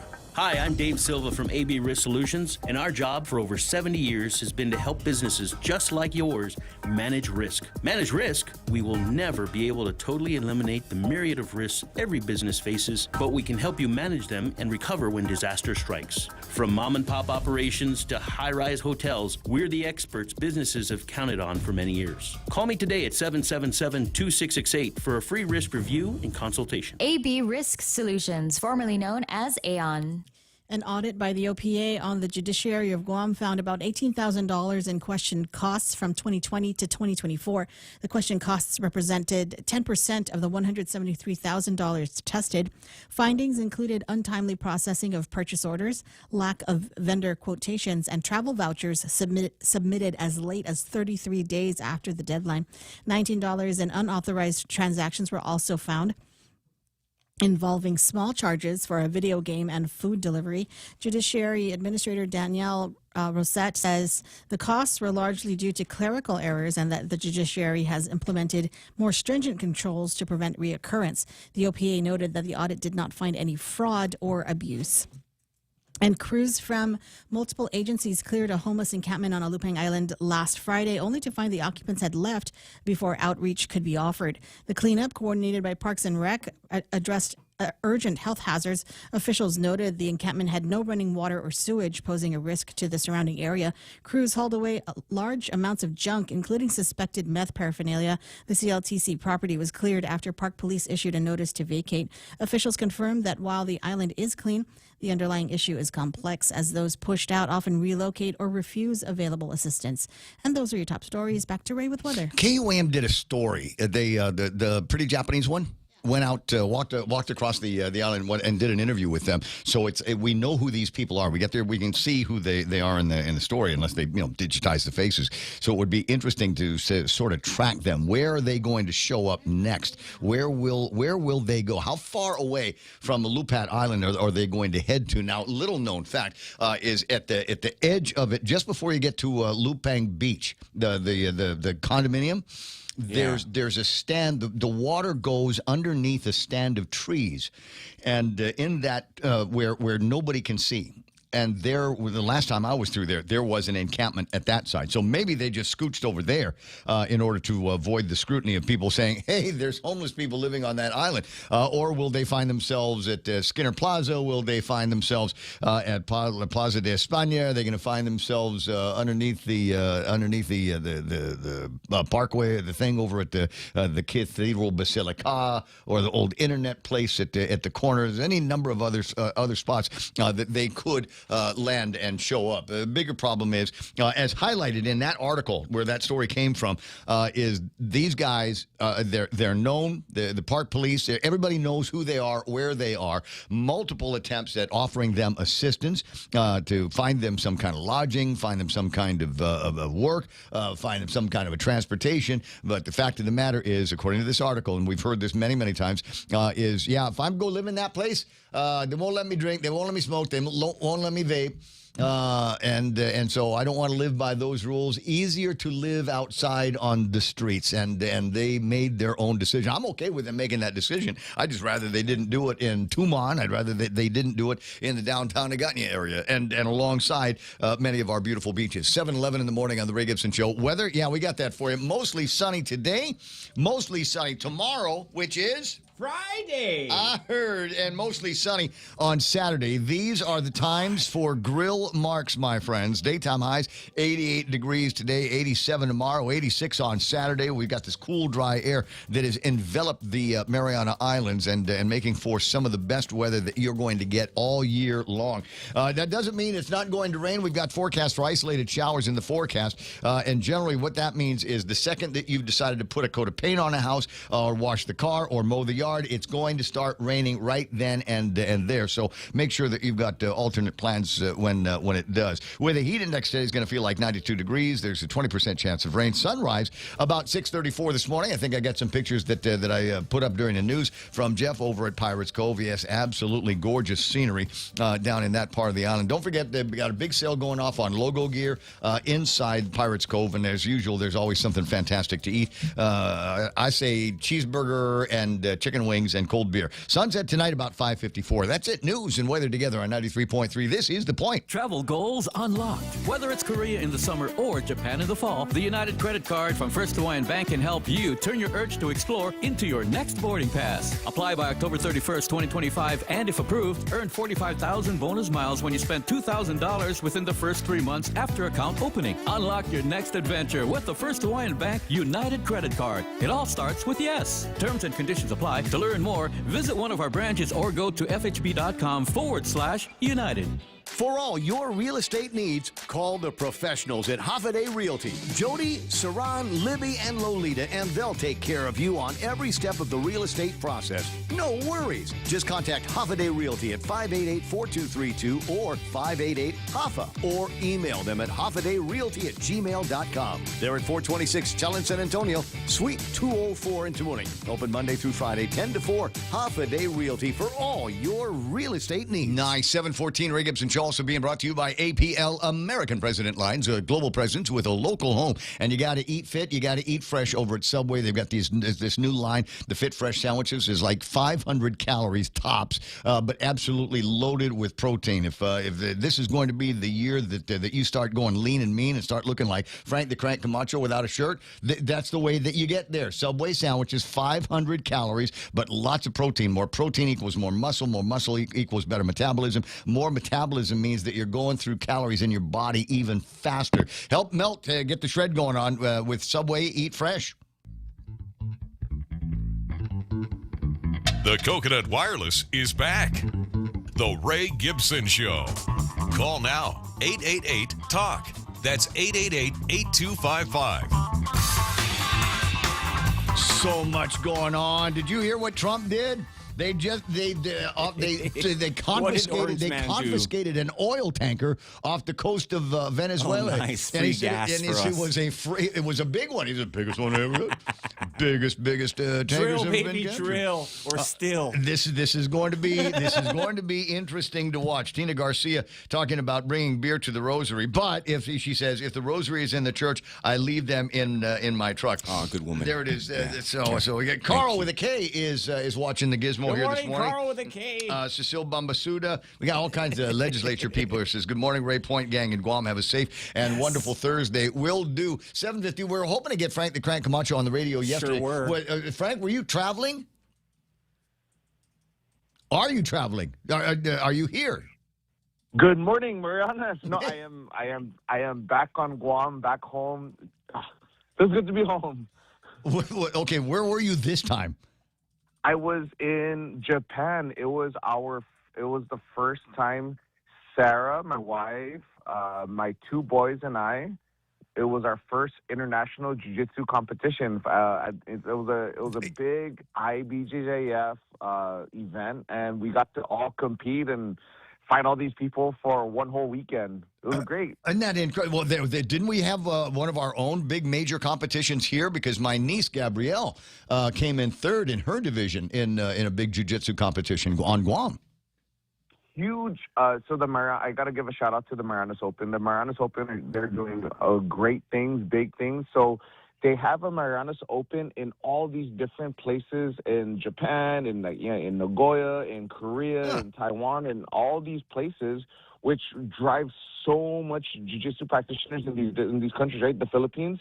And then they have one big Mecca Marianas Open here in Guam at the UOG Fieldhouse. I've never seen the Fieldhouse so jam-packed, like from the beginning of the event all the way to the end of the event. And it started like we were there at 7 o'clock in the morning. Oh, wow. And it didn't end till like maybe 6:30. But it's a family affair. It seems to me like everybody shows up either to support the one person that they might have in it, or the 2 or 3 people that they might have in the deal. There's we got Rise next to us over here. See the guy who's over at is it Atos down in Tumon? Down in Tumon. Yeah, and so I've been there, because I'll go eat at one of the izakayas and watch these families roll in there. Mom and dad and the kids, and everybody's rolling in with their white geese and whatever. I'm going, this is like a super family get together. It's it's great for fitness and being able to defend yourself if you need to. But wow, what a fantastic way for families to go all get engaged in something that's good for them. 7:17 in the morning. Yesterday, the reason why I was looking for you yesterday was because I got a note here from the Blades by Crank email list that you had just about sold out of a ton of stuff that people are buying on Guam and then buying to send to states to family and friends, these Blades by Crank. So what's your inventory situation like? Right now, I restocked on my bestsellers. So I have my 4 Japanese knives that have been going out. I was able to restock. Hopefully, it can last for the holidays. But there are a lot of people that plan ahead, and there are a lot of people that buy ahead. I'm not one of those people. Right. I'm the December 23rd, December 24th Christmas shopper. So it's like, whoa, dude, there's a lot of people that are not on Chamorro time. Okay, I'm very hopeful for Guam. Yeah. But it's nice. It's always nice to see, hey, look, we sold out of this. And then you realize, wait a second, we sold out. I gotta get some new items in stock to replenish what has been sold out. And so what's available right now on the website? On the website, I have restocked. I should have everything online. I just sent out an email this morning. I'm looking at it. So I'm getting more. Yeah, I'm getting more emails. I'm getting more orders. Quite a few actually stateside, and I'm glad that they're getting it in because, especially during the holidays, right? Mail, USPS, that starts getting backed up. But a lot of people are going to the local shop at the Canyon Shopping Center. I'm getting a ton of messages. And please be patient if I'm not getting back to you ASAP. But yes, I'm super He's on the blessed. phone with me. Give him the guy, cut the guy some slack with your Shinarp knife. Man, but it's such a great gift, Like I'm getting. My dad is a hunter, and I don't know what to get him. He always gets mad because I always get him a shirt that's too big. So man, what a great gift to get him a nice hunting knife, right, or a nice pocket knife, or mom or uncle that likes to cook. Man, what a great gift to pass on with a great knife. Like a great kitchen knife, a santoku, a gyuto. Well, I love the email that you sent out this morning because it will help you shop because it tells you the difference, the distinction between the gyoko and the santoko. So I'm not going to reveal too much of that. You can find it yourself. But go to bladesbycrank.com on the World Wide Web and take a look and see what might be available for you. Now, it's always nice to get something in the kitchen. But do you have any folding knives? Do you have any utility blades, things like that have got the cachet of Frank the Crank? Yes, I have. So my everyday go-to, my EDC, right? My everyday carry. It's like a small little pocket knife. It's such a great tool to have. Cutting rope, or honestly, I like to say cutting rope or doing outdoor stuff. But really, I'm just opening up a bunch of Amazon boxes all the time. Yeah. EDC. But everything from your small little keychain knife to if you're a professional chef or you have someone that is pursuing culinary and could use a really good knife that will be passed down. we cover all the bases. Bladesbycrank.com. Okay, and so you've got a bunch of stuff. I'm looking at the website, things that do not have sold out next to them. The Atsugal hunting knife. We got a couple of different versions of that. The Tactiku, the Precision Piparabunka knife. And do you still have the crank shetty? I do. I only have I think I have 8 more. Okay. I'm just saying, it's a great value. This thing, I love the way it looks. It's got a nice curved handle on it, so it's not going to fly out when I hit the Tangen, and it looks like it's heavy at the tip, which is perfect for me because sometimes you're going to hit something, you're going to need to cut something down where you need a little bit more by way of blunt force and sharpness. Yeah, so man, I'm so glad that you see that, right? So I designed that one to be a little bit top heavy. I like to cut coconuts a lot, right? Here at the house, I have a bunch of coconuts, and I don't want to hack at this thing all the time, so I gotta make the tool do the job, right? Yeah. Man, one shot, man, I'm good. Drinking some fresh coconuts, some fresh manha. That's it. That's the way it works. Hey, listen, Frank, I wish I had more time with you. I'm glad that you guys are back in town. And anything that you can't find online, is it going to be available over at the local store? Yes, the local shop, first floor of Again Shopping Center. What do you and Sarah got by way of pop-ups between now and Christmas Eve? Oh, actually today I need to start organizing that. I believe we're going to be at GPO. I don't even, man, I'm so bad at this. It's going to be in between today till Christmas. So if you could follow me on social media, man, and just stay posted with you guys on your show. Yeah, Frank, just call in. Newsletter. Or have Sarah send it to me when she's done. Okay, all right, sounds good. Okay, amigo, that's that. Merry Christmas. Glad you're home. Merry Christmas. Hey, I'll see everyone else. See you sharp. You too, buddy. 888-8255-888-TALK. Okay, 7:23 in the morning. No, you hang up first. No, I you love hang you, up. bye. There's the bromance. Is it obvious? Okay, anyway, so it's 7:23 in the morning. Lots and lots in the table of contents, and lots of folks to talk to. Who's online too? Patrick Lujan. Yeah, I know that guy. Okay, so I didn't want to bother him because what hat you want him to wear? Comment period. No, he's got to wear because this is the boring one. Yeah, this is not strongman competition. Yeah. This is not GSPN. And although I might ask him a question of his thoughts on the FIBA game that we played a couple of weeks ago over at the OG Fieldhouse. Everybody went in there, man. We were loaded for. I tell you what, Team Guam was ready for a victory. One way or the other, we were ready for a victory. I've even floated the rumor that Jeff Jams was going to have fireworks if Guam won the match. Hey, buenas and alpha day, Patrick. How you doing, brother? Hey, good morning, brother. So what did you think of the game? Were you there? Did I see you? No, I missed the Guam game, but I watched it online. Right on. And I was fortunate to fly out to Manila and cover the game in Manila, Guam versus the Philippines. So that was a pretty cool experience. Being in that arena. So, yeah, I mean, we were naturally underdogs. Ranked 81 in the world, and the Philippines at 37. That's Gilas Filipinas, right? That's their national pride, and just to be in the same arena and game against them is huge for Guam. Goosebump time. Yeah, it was. It was pretty cool. Well, I thought it was interesting, and it was the first quarter of the game that was played at the field house. Man, we were all high and having a good time, just feeling venidoso about our team. And then slowly the coaches for the Filipino team started to figure out what we were up to and what our strengths were and what our weaknesses were. And they played up to our weaknesses and neutralized our strengths. And then pretty soon, it goes from, well, we're ahead right now we're only behind a couple of points. Well, we're only behind in double digits, and at the end of it, go, wow, 2-1, huh? How about that game? Yeah, it's such a different level of competition, and for Guam to just get to that level it's such an accomplishment.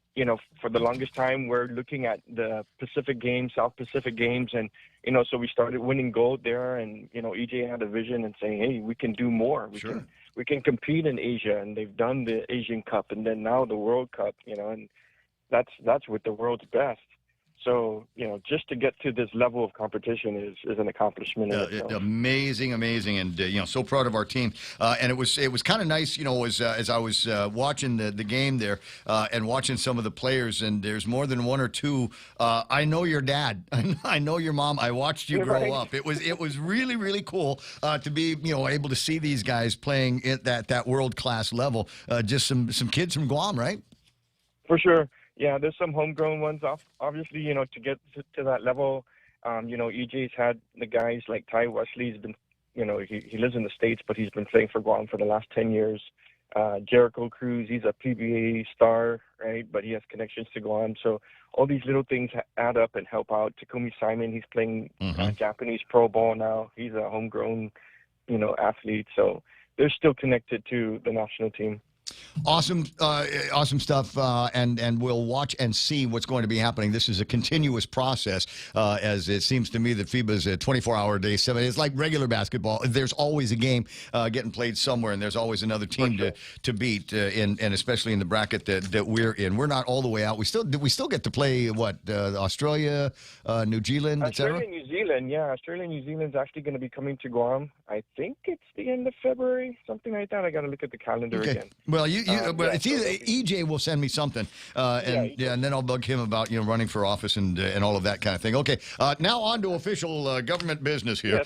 Yes. Patrick Lujan is the SHPO, that's the Historic Preservation Officer, and the governor has invited everybody to provide public comments on the draft programmatic agreement for the DoD undertakings that are going to take place here on Guam. Now, I downloaded and printed it out. It's 24 pages, and it's written in government-ese and DoD-ese, with all kinds of acronyms and abbreviations and all of that stuff. And I haven't found the love to review it yet. Can I just get the cliff notes from you on what it is that I've got to look out for? And basically, is there anything drastic that is being proposed that is different drastically again from the original programmatic agreement? Yeah, it's boring administrative stuff unless you love the topic. So basically, it's a 2008 agreement. It's been in practice for obviously 17 years, and throughout that practice, there's things that we could have done better, right? And so it's a relationship between us and the federal government, in particular Department of Navy, Joint Region Marianas. And so throughout the last 17 years, put it in practice, we're like, well, this is not working. This is not working. And every clause, every agreement has amendment clauses that we can go back and say, hey, let's go fix this, which we've done. There's been periodic amendments that were done to this particular agreement. And mind you, we have different agreements with them. We have a testing and training agreement with them. We've got the particular 2011 Marines build-up agreement with them, and then this one is the overall working on the lands of Navy property, which basically is all the military installations on Guam. And so instead of continuing to amend, we decided to just rewrite it, and what fits best for all of us. And this will include the MDA efforts, the missile defense efforts. So we've been working on a rewrite. It's not something that just kind of popped up. It's taking the 2008 PA and just rewriting it and making it better. And so basically, from an operational standpoint, we've changed what we call the probability maps, where we have low, medium, and high probability of cultural resources, and how we address every level of that, right? And we fine-tune their reporting mechanisms to us on a quarterly basis. Do we do it here or do we do it here? And just kind of, we really took it with a fine-tooth comb and sat down and made an agreement between the two of us what would work for both entities. So now that we're both comfortable, both JRM and us, now we're presenting it to the public. And having the public an opportunity to look at it. It's a transparency thing. Give us some feedback. We've been looking at this document for over a year, and the more eyes, the better. more comments, the better. And we can take that and make it even better, hopefully close out and sign it by next month. You know what would help me is to see what the original language says and what the proposed change is going to be, because I'm looking at some of the things that, this is based on the governor's press release, but it looks like we're going over I don't want to say contested ground, because it seems to me that everybody that has been talking about this recently, we get what the mitigation is, where we start to find archaeological artifacts, and then what happens with it after that. And I thought, for the most part, everybody was satisfied with that. So it's hard for me to see what the meaningful changes are to this, because I don't have the original documentation or the original language in front of me to see what that change is. Is there a possibility that they could put a document like that together? Yeah, of course. We should have put that out in the first place. So let me work with my team on that, and see like a contrasting, side by side, what's the major differences of the two. Yeah, and then we can share that out for sure. Sensitivity maps, culture, public access, etc. What we're going to do with the artifacts, as I said, the different mitigations that are available with all of these things, and and the beautiful thing that the sense that I've come away with after having worked with from the media side with a bunch of folks over at Joint Region on this, is that they take this very, very seriously.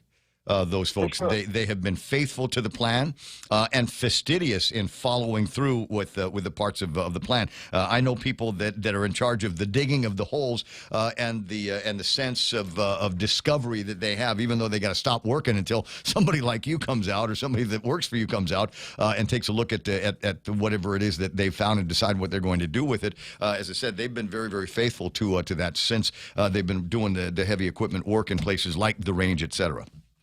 I will concur with that. Yeah, for sure. Every installation has a cultural resource management team. Yep. I mean, they're these are professional archaeologists and CRM professionals, and so definitely they take the work seriously. They honor the programmatic agreements. We get reports from them all the time, and really they police themselves, and we police them. Yeah.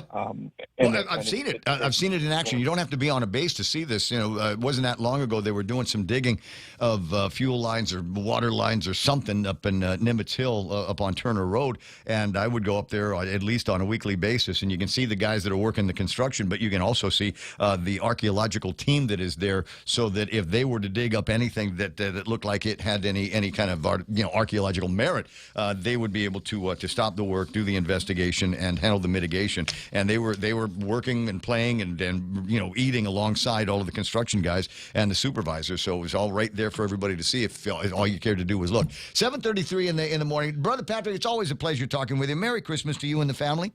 Yeah, Merry Christmas to you. Because I can get on and talk some more about this, because there's a lot to talk about, even on the local level. Okay, well, people will be interested. So send me what you got. You know how to get a hold of me. Send me what you've got, and just highlight the things that you think are important. And if anything, maybe we'll get you into the studio for a little bit more of a long form. The comment period is on and underway, but it's only a 30-day window. So go and download a copy of the draft, and it's open at the OpenGov Guam website. You can see it there, and take a look at it, and then look out for the other documentation that might be able to do some A/B comparison on this, and then get ready for the public comment period. I don't think this is going to be anything that's going to be like crazy contentious and bring out the activists. I think they've got other fish to fry. They got that underwater mining operation that they're going to try to get in front of. Yeah.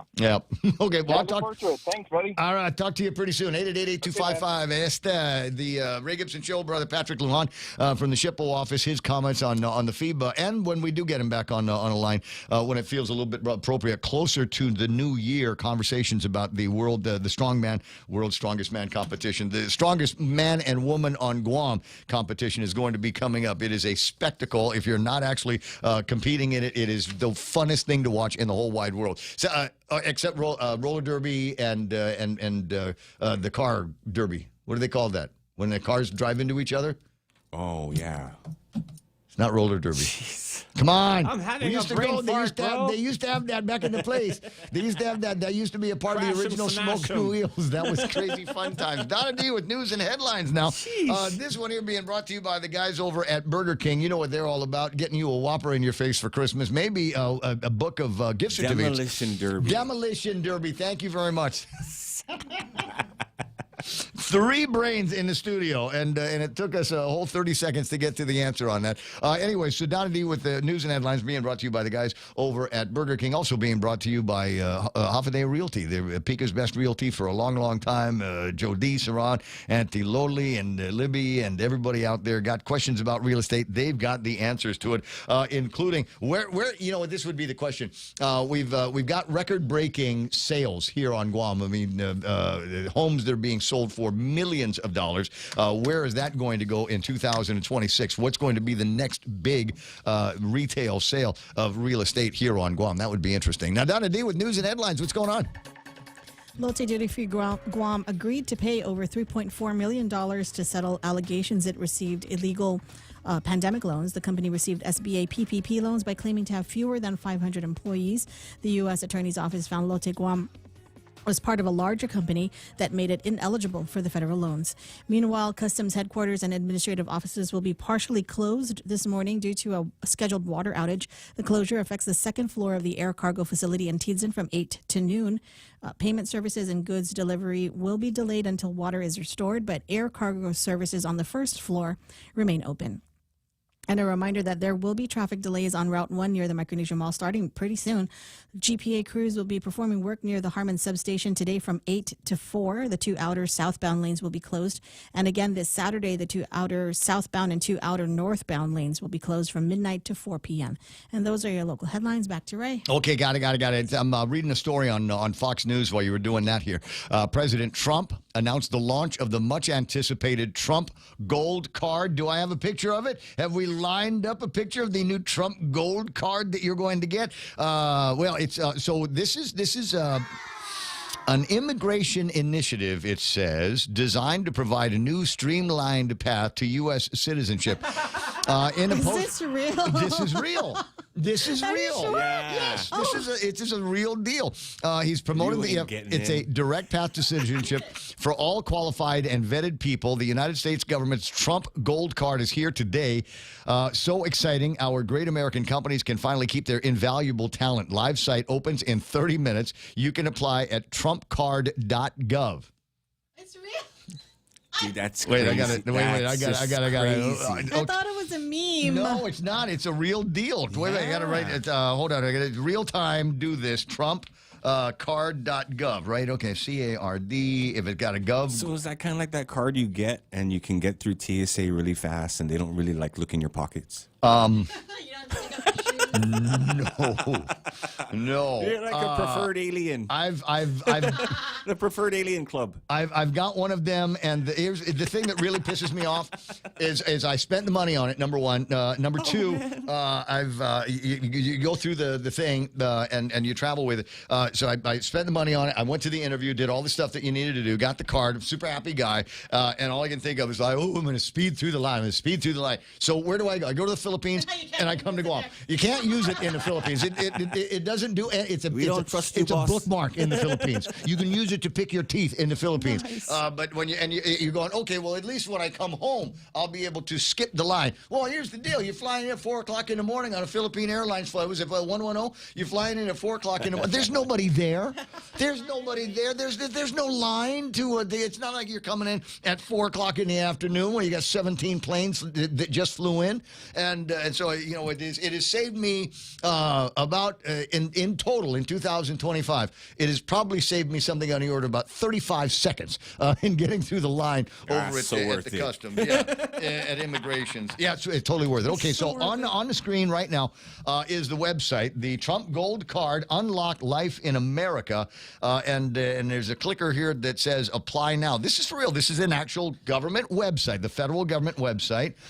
And you can sign up for an individual Trump Gold Card. card, Trump Platinum card, which is coming soon, and a Trump Corporate Gold card. Is there a Trump Corporate Platinum card? Black card. Yeah, that's what you want. The one with, I think, which is it? Do I have it? I don't think I've got it on me. Diplomatic immunity. The Apple card. The Apple card. It's number one. It's titanium.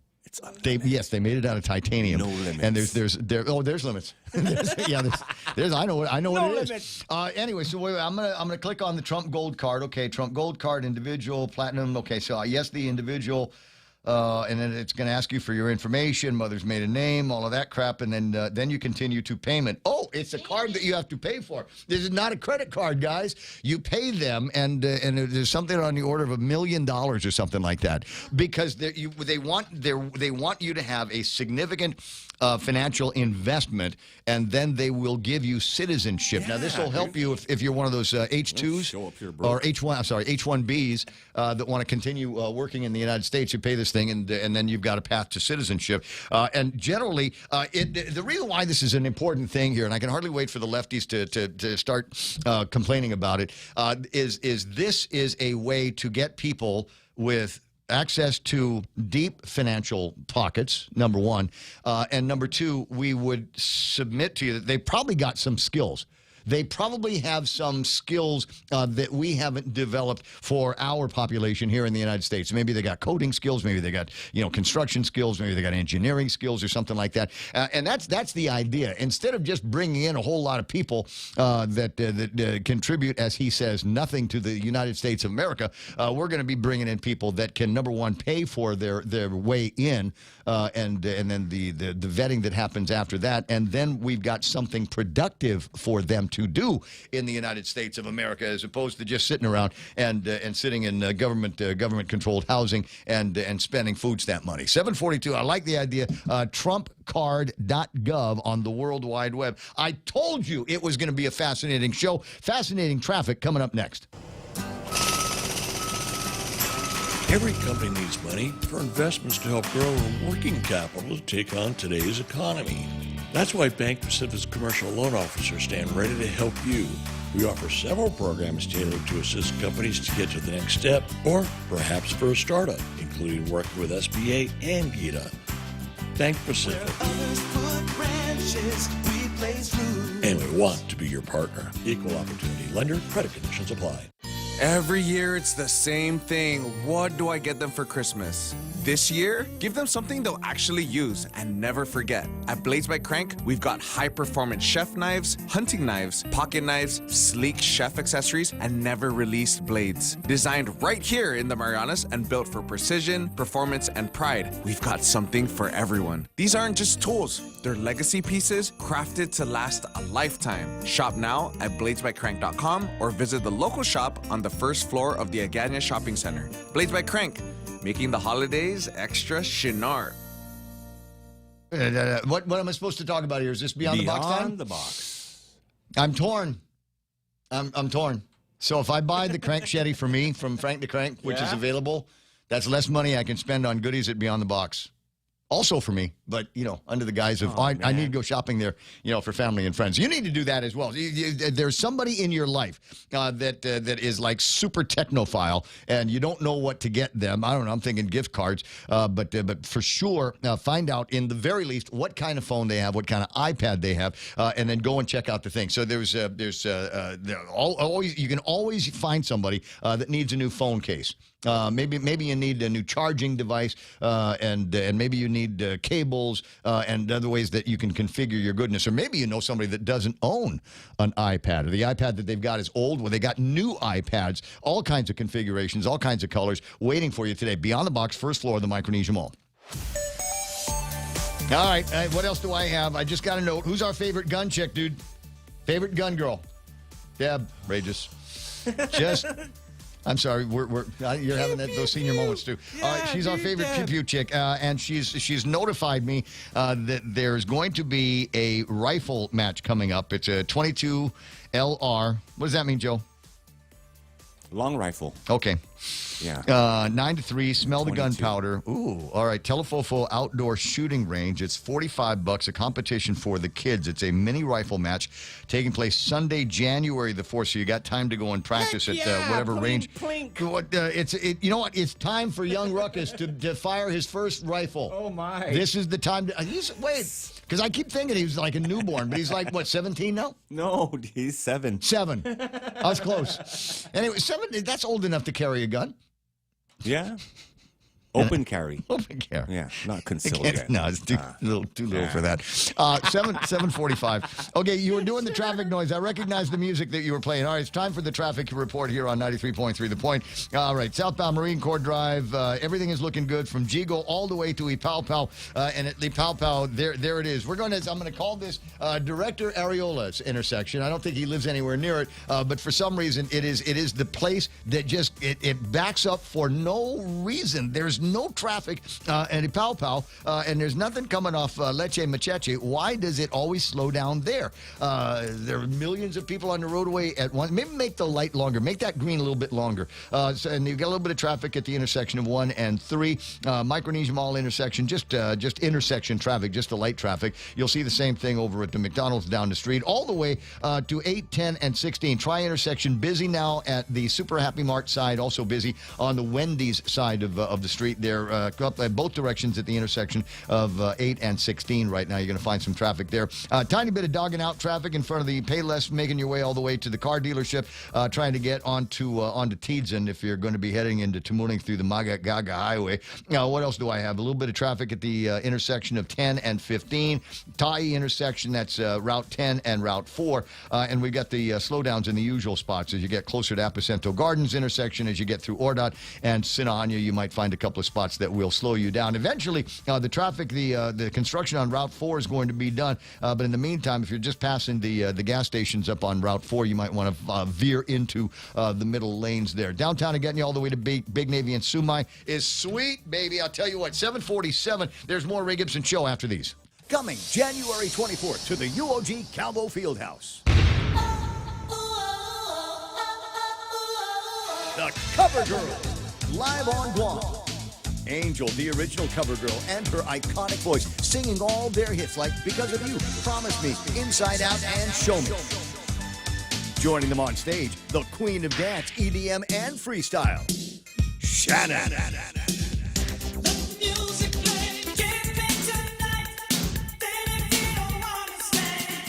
Also, 90s freestyle diva singing all her hits, Jocelyn Enriquez.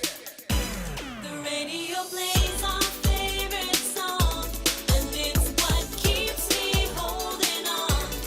Baby, do you miss me? Brought to you by Choice Broadcasting, Trivision Media, and Cherry Media. This is a Jams Media show you don't want to miss. Don't miss. Tickets and info at GuamTime.net. What that man said, 748, Ray Gibson Show being brought to you by the guys over at Medical City, not Guam Regional Medical City, the Medical City in Ortigas in the Philippines. Your check engine light going off, you need to talk to a doctor about something, go see your doctor here and ask for a referral. Most of the doctors and most of the insurance companies very, very happy to get that work done in the Philippines because it's largely cheaper than it is here on Guam. But the quality of the service, and it's not just the service inside the hospital area, it's also the service that they will provide you. You call them up at the 645-5655 and say, look, I've never been to the Philippines. I've never been to Medical City. I need you guys to take care of everything. They'll call Goodwin and take care of everything with the Philippine Airlines. They'll have a guy picking you up at the airport, taking you to your hotel or B&B or your friend's house or whatever. And even in between appointments and stuff like that, they can also shuttle you around if you want to do some shopping and maybe checking out some of the resort areas, maybe do some gambling over at Maxim's or something like that. 645-5655. That's a referral office for Medical City. Rediscover talk radio here. Your FM News Talk Superstation. This is The Point.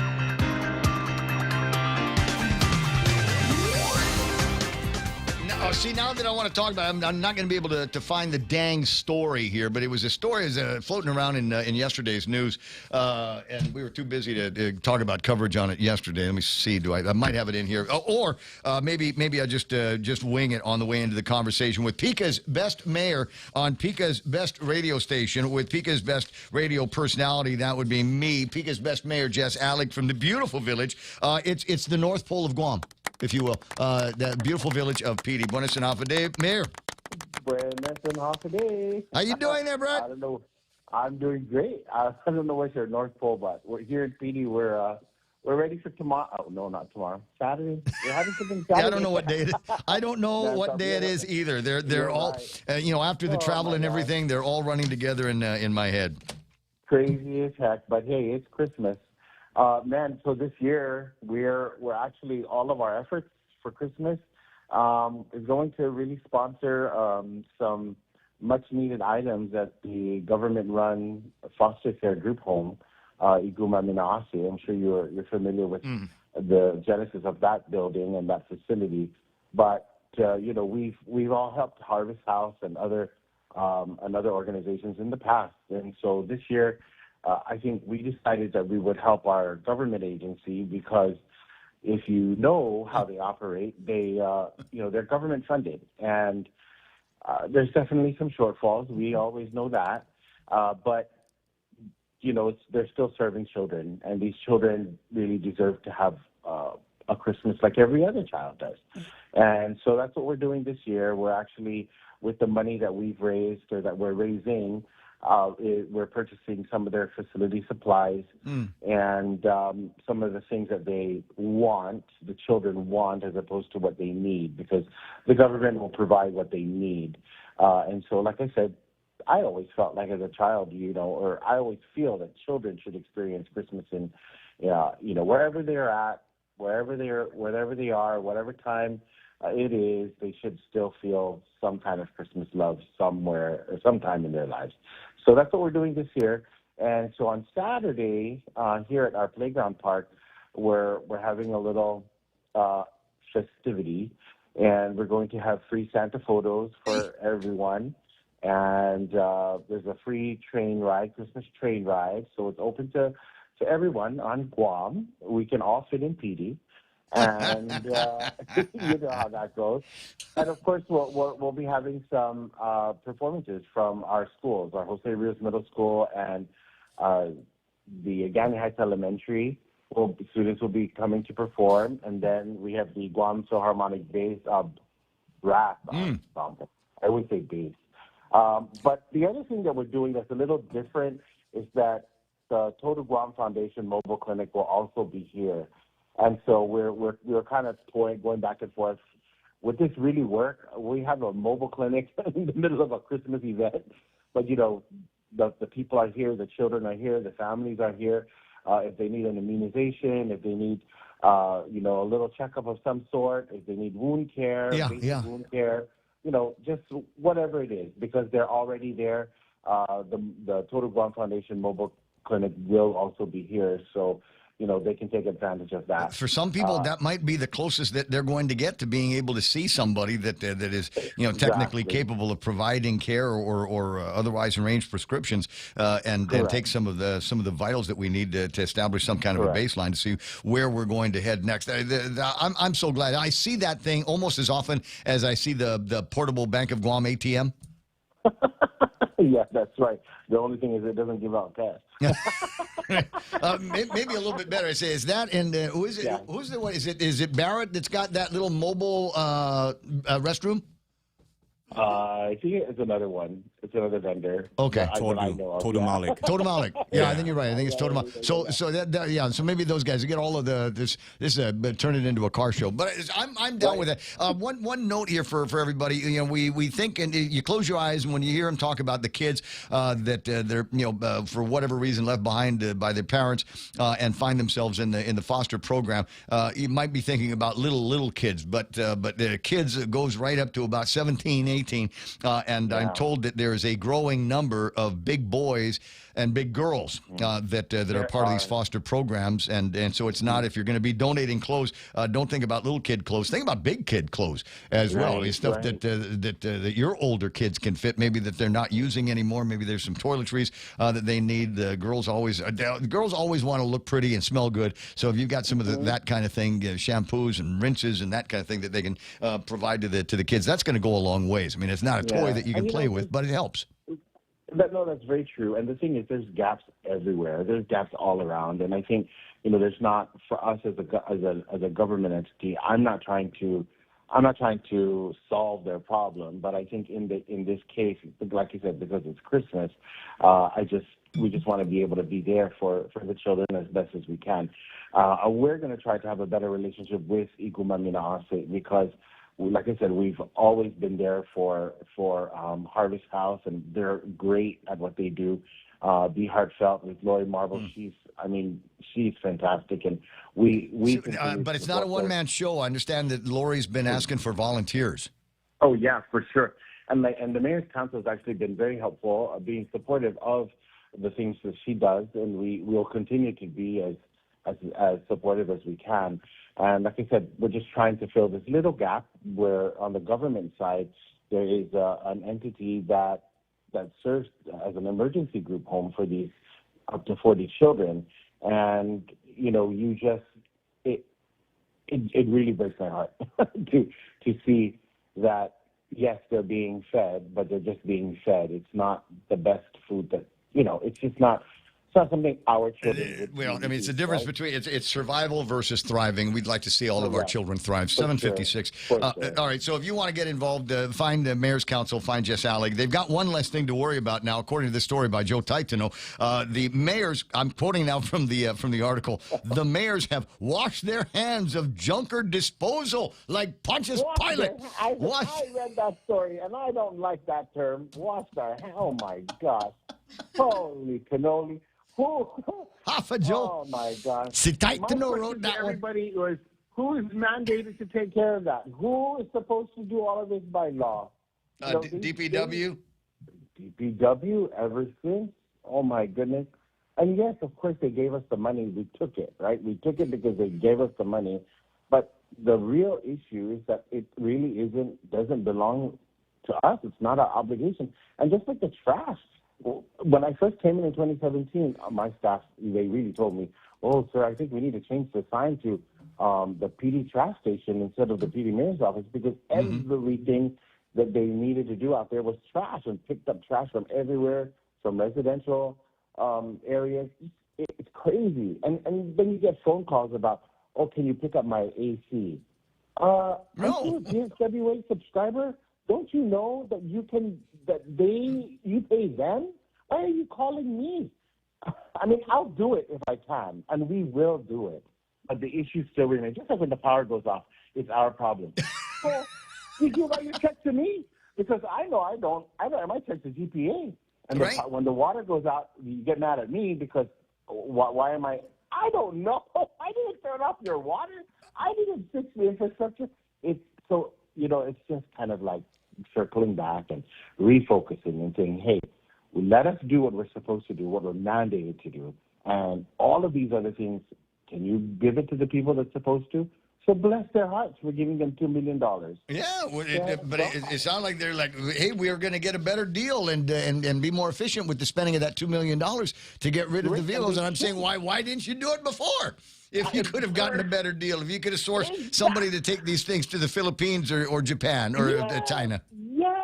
Yes. And I'll even go back to the senior centers. Remember back since whenever, 2011, when they made us take care of the adult daycare because another vendor, for whatever reason, couldn't do it? I do. Oh, my goodness. Do you really think the mayors are going to take care of our manamcos that have dementia? I mean, come on.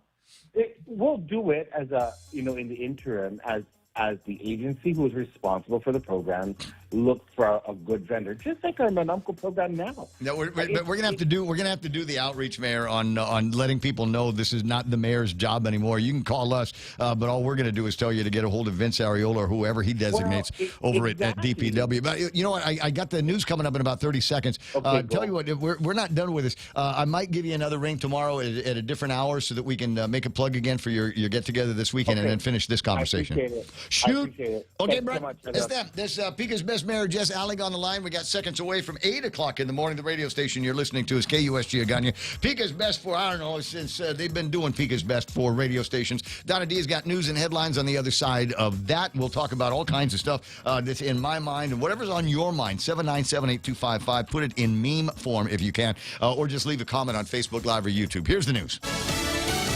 A possible escalation in the Caribbean. I'm Lisa Brady, Fox News. The U.S. seizing an oil tanker off the coast of Venezuela. President Trump not offering details, but telling reporters. You'll discuss that with the appropriate people later on, but no, it was seized for a very good reason. This as tensions continue to rise with the Venezuelan government. The Trump administration ratcheting up pressure on President Maduro with multiple strikes on suspected drug boats and the largest U.S. military presence in the region in decades. A U.S. official says the tanker seizure was led by the U.S. Coast Guard and supported by the Navy. President Trump holding a call earlier today on Ukraine with the leaders of France, Germany, and the UK. All very good leaders, very good friends of mine, and we discussed Ukraine in pretty strong words. And we'll see what happens. I mean, we're waiting to hear answers before we progress. Ukraine and Europe have been working on an alternative to a U.S. peace plan that could cede some territory to Russia. President Trump also reacting to the Fed's latest move after the third quarter-point rate cut in a row. The president saying it should have been at least double that amount. But Fed Chair Jerome Powell says they're now well-positioned to see how the economy evolves. And he says the baseline projection is a pickup in growth next year. It's partly that consumer spending has held up. It's been resilient, and to another degree, it is that AI spending on data centers and related to AI has been holding up business investment. Today's rate cut again wasn't unanimous, though, and the central bank is signaling it may hold off on another cut for a while. Competing health care plans set for test votes tomorrow in the U.S. Senate. Neither one appears to have the votes needed to advance. The Senate Democratic leader calling a Republican plan that has government-funded health savings accounts instead of Obamacare subsidies a non-starter. America is listening to Fox News.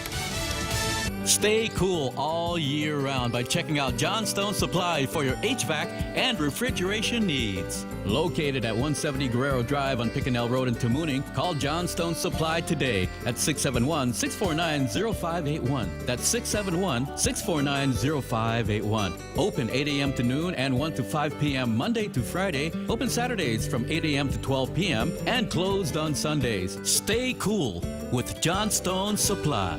Boss, I got run over by a forklift. Boss, I crashed a company truck. What do we do? Our warehouse and inventory are gone. Hi, this is Dave Silva from AB Risk Solutions, and it's time for Risk 101. Everything you just heard are examples of risk your businesses can face. Our job is to ask the hard what-if questions and teach you how to reduce your exposures and help you recover if things go sideways. We've got decades of experience in Micronesia working with businesses big and small. Call AB Risk Solutions today at 777-2668 for a free inspection and quote. AB Risk Solutions, formerly known as Aon. Fall to the Pacific Northwest. The National Weather Service says significant river flooding will continue across the Pacific Northwest through the week as an atmospheric river batters parts of Oregon and Washington state, triggering mudslides, power outages, and school closures. Jocelyn Martinez Blanco, who lives along Johnson's Creek in Portland. It's never been this high. Pretty sure it's going to reach our house at some point this week. Telling Portland's Fox 12 News the creek waters have reached her yard. Fire officials across the region rescuing drivers from submerged cars. Washington Governor Bob Ferguson telling folks the state's Emergency Operations Center has been activated to a level 1, the highest level of activation because of the ongoing rain and wind. Fox's Christian Goodwin. A sudden exit in college football. Michigan firing coach Sharon Moore, saying a university investigation had found evidence of an inappropriate relationship with a staff member. This just weeks before the Wolverines are set to play Texas in the Citrus Bowl. A rising star lights up the internet again. Sydney Sweeney is closing out a major year in her career with a new Sports Illustrated cover that has sparked mixed reaction online. The cover features the actress dressed as her character from Christy, a biopic about legendary boxer Christy Martin, with Martin at her side in a boxing ring. Reactions came fast. Many on X praised the collaboration and the symbolism behind the image. One user wrote, "Sydney's elegance meets Christie's power, perfect balance." And another said, "In part, it's a great tribute to the strength of female boxing." However, some were less enthusiastic about the cover. One person wrote, "Oversized tank with a push-up bra is crazy." Another wrote, "What kind of sports bra does that?" Michelle Polino, Fox News. A rally on Wall Street after encouragement from the Fed. The Dow up 497. The S&P and the Nasdaq also finish in the green. I'm Lisa Brady. This is Fox News. It's the most wonderful time of the year, and all of us at Security Title want to wish you a joyous holiday season. We are grateful for your continued trust and support, and we look forward to serving you in the new year. May your homes be filled with warmth, laughter, and love this Christmas. From our family to yours, Merry Christmas and Happy Holidays. Security Title, celebrating over 25 years as your trusted partner in real estate. Breathe easy this Christmas with Carrier Guam. Keep your home merry, bright, and fresh with our XL Air Purifier. Now just $265 while supplies last. With 3-in-1 filters and LED air quality monitoring, it's the perfect gift of clean air for your family. Visit Carrier Guam in Harmon Industrial Park behind Kmart or call 671-647-2665. Carrier, your local source for comfort and quality this holiday season. Carrier Guam, turn to the experts this Christmas. You asked and we listened. The Bacon Portobello Mushroom Melt, a Wendy's favorite, is back. Try our deliciously indulgent sandwich made with juicy beef, crispy applewood smoked bacon, sauteed portobello mushrooms, and melted cheese, all on a soft toasted bun. Available only for a limited time. Head on over today. Choose wisely. Choose Wendy's Bacon Portobello Mushroom Melt. The holidays have arrived. More of us are out and about, creating even busier roads and longer traffic lines to get our shopping done. This is a friendly reminder to all motorists to be mindful and courteous on our island roads. You're partying? Have fun, but be sure to have a designated driver. No matter how busy or how much fun you're having, remember to drive safe. Someone loves you. This message is brought to you by Proline Automotive. News this hour is brought to you by Family Finance. Off a day, it's 8:07. I'm Donna DeJesus with a look at your local news on The Point. 19-year-old J. Sam Sablan faces multiple charges following a disturbance in Dedido on Monday evening. Police found Sablan intoxicated and being restrained by two people. Court documents state he threatened a man and his family. When officers attempted to handcuff him, Sablan resisted arrest and had to be carried to the patrol vehicle. During transport, he continued his aggressive behavior, including banging his head against the divider and threatening police. He was charged with terrorizing, resisting arrest, and underage consumption of alcohol. He was later released on a $2,000 personal recognizance bond. Meanwhile, GovGuam is challenging the ORDOT dump receiver Gershman, Brickner, and Bratton, or GBB, for billing the government to defend itself in a GovGuam lawsuit. GovGuam attorneys filed an objection stating that that a recent invoice for over $60,000 included over $5,500 in costs related to defending the 2013 faulty dump closeout suit. GovGuam filed the original lawsuit in July over faulty design work. GovGuam argues the court order establishing the receivership did not cover the receiver's costs for disputing allegations brought by the government itself. GovGuam is now seeking to be reimbursed the $5,500 and to bar GBB from seeking any future defense reimbursements. More news after this. Family Finance has been serving the people of Guam since 1959, and they will continue to be there for you in the years to come. Whether you're looking to get a personal loan for that family vacation or paying off those long overdue bills, Family Finance has got you covered. Apply for a personal loan from $1,000 up to $4,000 by calling Family Finance in Hagåtña 475-4545 or Dedido 633-4473. Family Finance. A new report confirms a service-wide military child care crisis with 12,400 children on wait lists due to low staff retention. This prompted Joint Region Marianas to launch a new program subsidizing off-base care on Guam. Senator Jesse Lujan has raised concerns that this military expansion will drive up local child care costs and limit access for civilian families. Lujan formally requested JRM work with GovGuam and UOG to ensure federal funds do not negatively impact the market. Lujan also cited communities like San Diego and Oahu, where high demand for military fee assistance programs led to high costs and long wait lists for civilian residents. He has requested a formal legislative briefing on the market impact. And two new bills were introduced in the legislature yesterday. Senator Sabina Perez's Bill 244 proposes the Uniform Conservation Easement Act. The measure aims to provide a new option for preserving ecologically and culturally significant land on Guam. Senator Will Parkinson's Bill 243 seeks to modernize Guam's procurement process. It would remove the automatic pause on government contracts when a protest is filed and require a formal order to delay awards. Both bills are under review and have not yet been scheduled for hearings. And those are your top stories. Back to Ray with weather. Who introduced that? Who's that? Will. Will? Oh, we're going to talk to him at some point anyway, right? Did you find him? Oh, no, I'm trying. Did he He's out there somewhere. Did I say that he was desperate for votes? Did he hear I said that? I don't know. I might have said that. Oh, wow. There's a possibility I might have said that. No, desperate for votes is when you start talking about tax amnesties and increases in the minimum wage. 10 after 8 o'clock in the morning. Okay, got that. My assumption is that bill is designed to be a response to the fight now that is going on between over Simon Sanchez and the close call that they have made. And before I'd gone to the Philippines this last trip, there was a story floating around about how the guys over at DPW were going to throw all of the information, every piece of paper, every document that they had relative to that procurement, they were going to post that out there in the world where everybody that had an interest would be able to see it to show just how transparent they are to the process of procurement.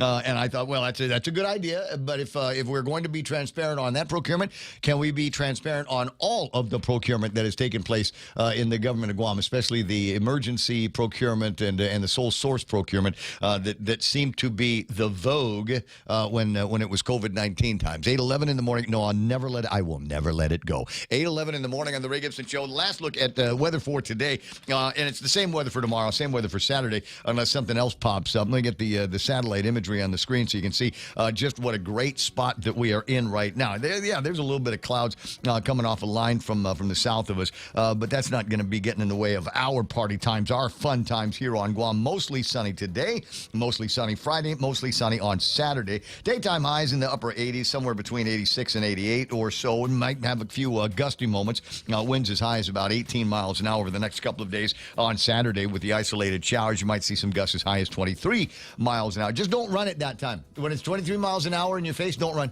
Just walk is okay. We got the heat index today is going to feel like 92 degrees. There's a 20% chance of rain. Sunrise this morning at 6:34 and sunset tonight should be about 5:55 or so. There it is. News and weather together on 93.3. This is The Point. Get double the speed at zero extra cost with GTA Fiber. Experience super fast and reliable fiber internet speeds now starting at 200 Mbps to 1 gig with upload speeds just as fast as download speeds and 100 times faster than cable internet. You can enjoy lag-free gaming and clear video calls. Fast is also affordable. Sign up for Fiber 200 for only $70 a month. Visit gta.net or call 644-4482. Terms and conditions apply. It's back. Celebrate 75 years of Payless Supermarkets with a $5 off fuel coupon to redeem at any 76 Circle K location when you shop and save at Payless Supermarkets. That's right, $5 off fuel with every $75 purchase at any Payless location. But hurry, this offer is only good from November 17th to December 31, 2025. So don't miss out. Stock up on groceries and hit the road with fuel savings from Payless Supermarkets and 76 Circle K. Minimum $30 fuel purchase required to redeem coupon. Some conditions apply. Yes, I got it. Portions of the Ray Gibson Show being brought to you by Take Care. Did they not just win a major award? I got to look in my press release file because I think they did win something big. Also being brought to you by APL American President lines a global presence with a local home. Bringing you closer to the action. Any speaker, anytime. Watch and listen live on ThePOINT.gu.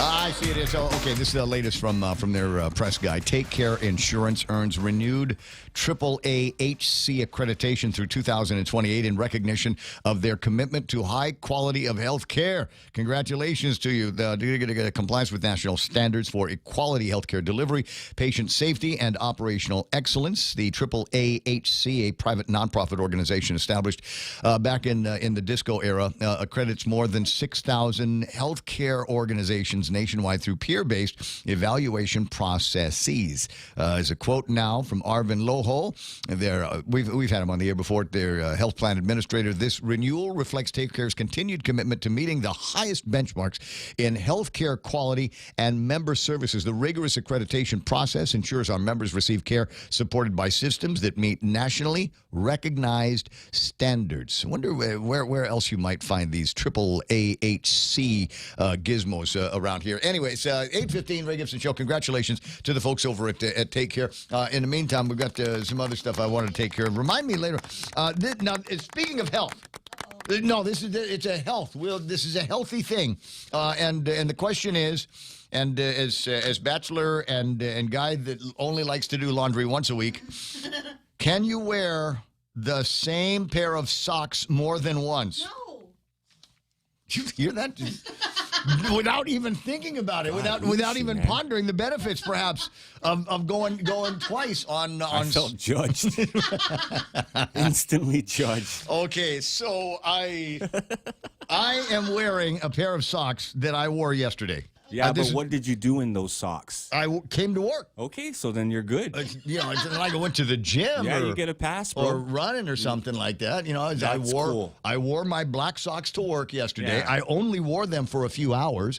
And so fair, bro. I took them off. I put them, on the stand so that when I get ready for work today, they're right there. And I just flipped them inside out. Oh, yeah. This reminds me of, remember in Ghostbusters, too? Air it out. When Sigourney Weaver puts away Peter Venkman's laundry, and he's like, wait a minute. There's many subtle levels. Yes, correct. There's subtle levels. According to research, the feet host a wide range of fungi and microbes. Nice. Studies showing that socks can harbor millions of microbes. They thrive in warm, moist environments created by your sweat, and they can produce odors as they break down sweat and dead skin cells. How else are we going to make toe cheese? Research indicates that socks have the highest microbial counts compared to other clothing, and some microbes found in socks like Aspergillus and Candida can potentially cause health issues. So when you take your socks off after work, they tell you go ahead and wash them before putting them on your feet again. It's not a good idea to recycle the socks here. Some of us like truffle. Exactly.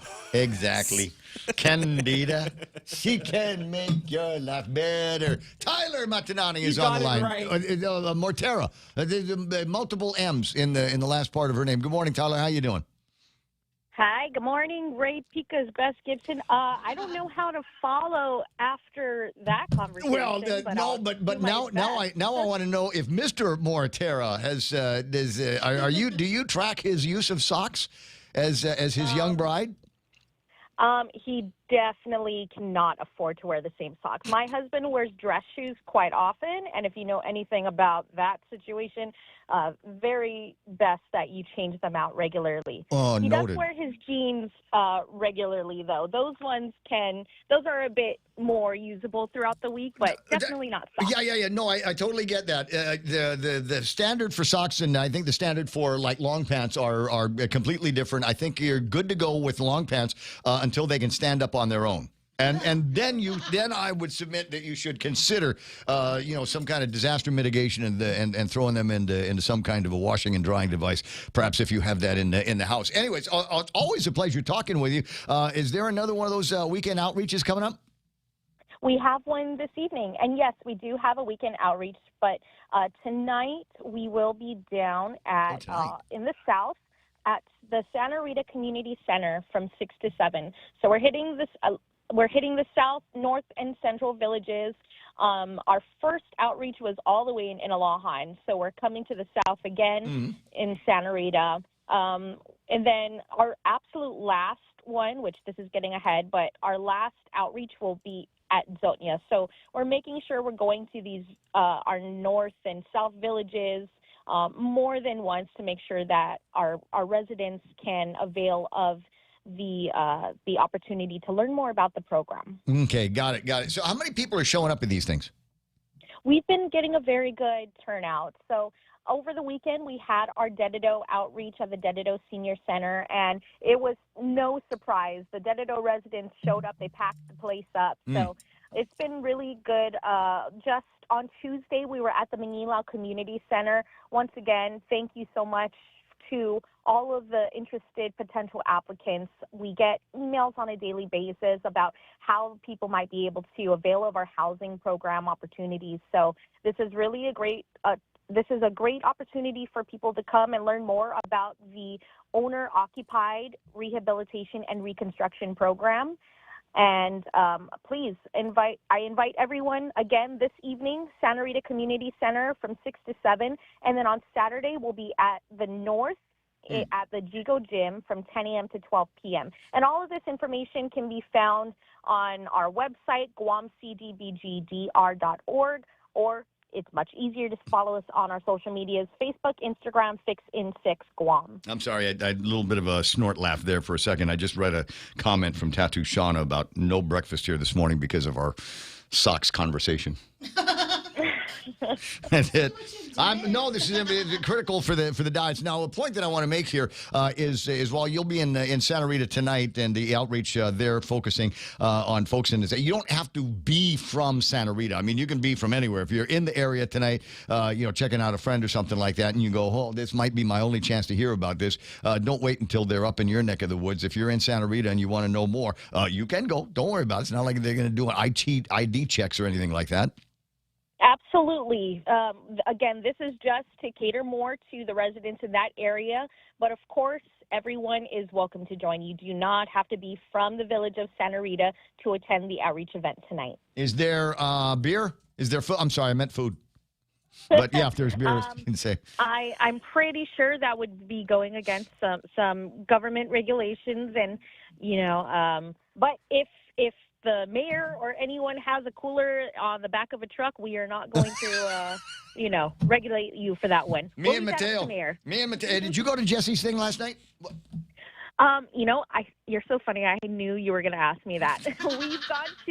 We've gone to many fundraisers, and we're going to continue going to different fundraisers. However, last night's fundraiser was a bit for the more blessed donors. If my husband and I went to that one, we probably wouldn't be able to go to a few fundraisers for a while. Oh, see, I should have gone because I was invited for free. I should have. I didn't make it last night.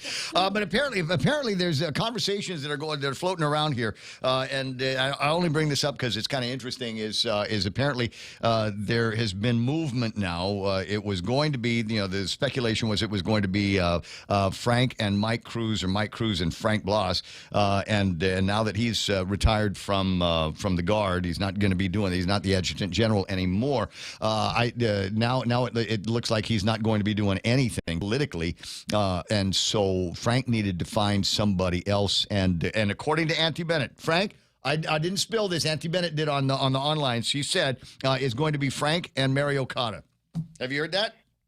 I have heard that, and I heard that before I heard about Mike for a bit. But of course, all of this, for the meantime, is political gossip, as we like to call it. But, that would definitely be a very interesting and exciting run. So, something that Mateo and I have both said is we have deep respect for both gubernatorial. No, you have to pick one. You have to pick one. It's either Tony or Frank. Which one is it? I'm kidding. Well, you know what? We're going to be supporting both for now. You're not going to get me on that one.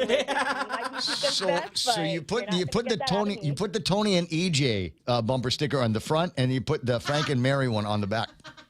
There you go. That's it. That's one way to do it. fun talking with young Republicans. Stop trying to get me in trouble. No, I'm not trying to get anybody in trouble. I'm just having a laugh here. It's 8:23 in the morning. Love you, mean it. I'll see you pretty soon, and we'll. When is Mateo's big fundraiser? When is he? Does he have some coming up? He does. He's going to be having his kickoff in January. So we'll definitely be letting you know more about that one once everything is finalized. But it's going to be so exciting. And my husband has very much been talking about wanting to get together with you and, cracking open some and picking your brain a little bit. Yeah, because Papa Terry's gone, so I'm the next best thing to a dad. Yeah, we're definitely not we're not going to turn away advice and guidance. All right, I don't know how good my advice is going to end up being, but we'll see. At least laugh. At least laugh. So I got you. 8:24 in the morning, Tyler. You have a great day. I'll talk to you soon. Good luck tonight. Thanks, you as well. That's that. 888-825-5888. Okay, who's on the phone, Joe? Jonathan Savaris from Daddy Doe. I know that guy. See, now I talked about Mateo running. Now I got to talk to him about running. Oh, man. Yeah, it's yeah, it is. So he didn't know about Mary. Wait, what? No. What? Yeah, he did. Wait, because I'm not going to say when I found out, but it was recently, and now I got people saying, "Oh yeah, since ever since." Huh? What? I mean, I've heard the name pop up, but I'd never heard it, as firmly as attached as it sounds like now. 8:25 in the morning, John Savaris on the line. The reason why he's on the target list this morning is because there's a picture of him in the news. Apparently, it was a get-together over at the legislature. Where they were talking about finding other ways to offer benefits to the veteran community here on Guam, and one of them would include trying to get them and their families tuition breaks, if not all of it, then a big chunk of it at the University of Guam and other allied educational facilities on Guam. I saw John Savaris in that testimony picture, and I thought, let's find out what he's got to say about it. Hey, John, how you doing? Good morning, Ray, Donna, Joe, Point Familia. My friend Tyler, I just heard you. Keep it up. You and Mateo, we were just together last night, and we were actually with Mayor Aldon and Mayor Baez, Jesse, and Mayor Paco. Ran into those guys, and me, Rich Taitsilo, Mateo Matera, Alex Duenas, we're always getting together, right? That's a gang. That's a gang now. We're the young guys, right? We're the young guys. We're making sure that we understand what we're looking at for the future of our island. And we're ready. We're ready to work together with the incumbents or whoever gets elected, and we're ready bouncing back ideas between each other. And this is why, for us, it's important to meet at least once a week, because policies, things are changing every week, right? The problems remain the same, but there are different things that pop up, and we want to make sure we keep bouncing these things across back and forth with each other to find the best solutions before we get elected. Okay, so that's your excuse for not buying the ticket to go watch Jesse at Ture. Uncle Jesse, did you go to Uncle Jesse's last night? I missed it. We already had this set we had a meeting set last night, and I'm so glad the best Uncle Jesse Lujan. He's been such a great senator for a long time, great radio host. I'm looking forward to him, and Mateo, myself, Alex, and Rich, we're looking forward to him, to serving with him in the 39th Guam legislature. Hey. So, as well as all our Republican incumbents, right? And then, of course, whether it be Mike Cruz and Mary Okada or Tony Ada and Iche Cabo, we are ready to get the. No, it's not Mike and Mary. It's not Mike and Mary. It's Frank and Mary. Mike. I mean, I'm sorry, Frank and Mary. Yeah. Yes. Whether it be, it doesn't matter. As long we are looking at a Republican ticket in Adelaide. We are looking at a Republican majority in the legislature, and we are looking at a Republican in Congress representing Guam. Yeah, but is it going to be Jimmy, or is it going to be Mary Torres, the other Mary? Well, you know what? The people of Guam will make that decision, right? It's not the party who's making the decision; it's the people of Guam, and ultimately, that's what's going to happen with Adelaide. That's going to be what happens in the legislature as well as for our congressional races.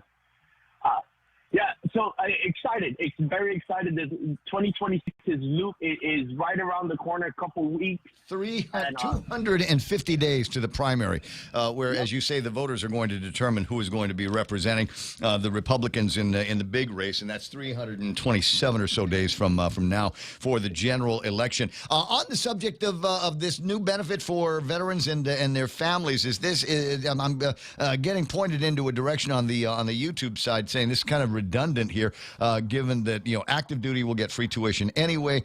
Sign up for the GI Bill and let the federal government take care of it. That way we don't have to sacrifice any funds that would otherwise be going to the University of Guam. What were your thoughts on this?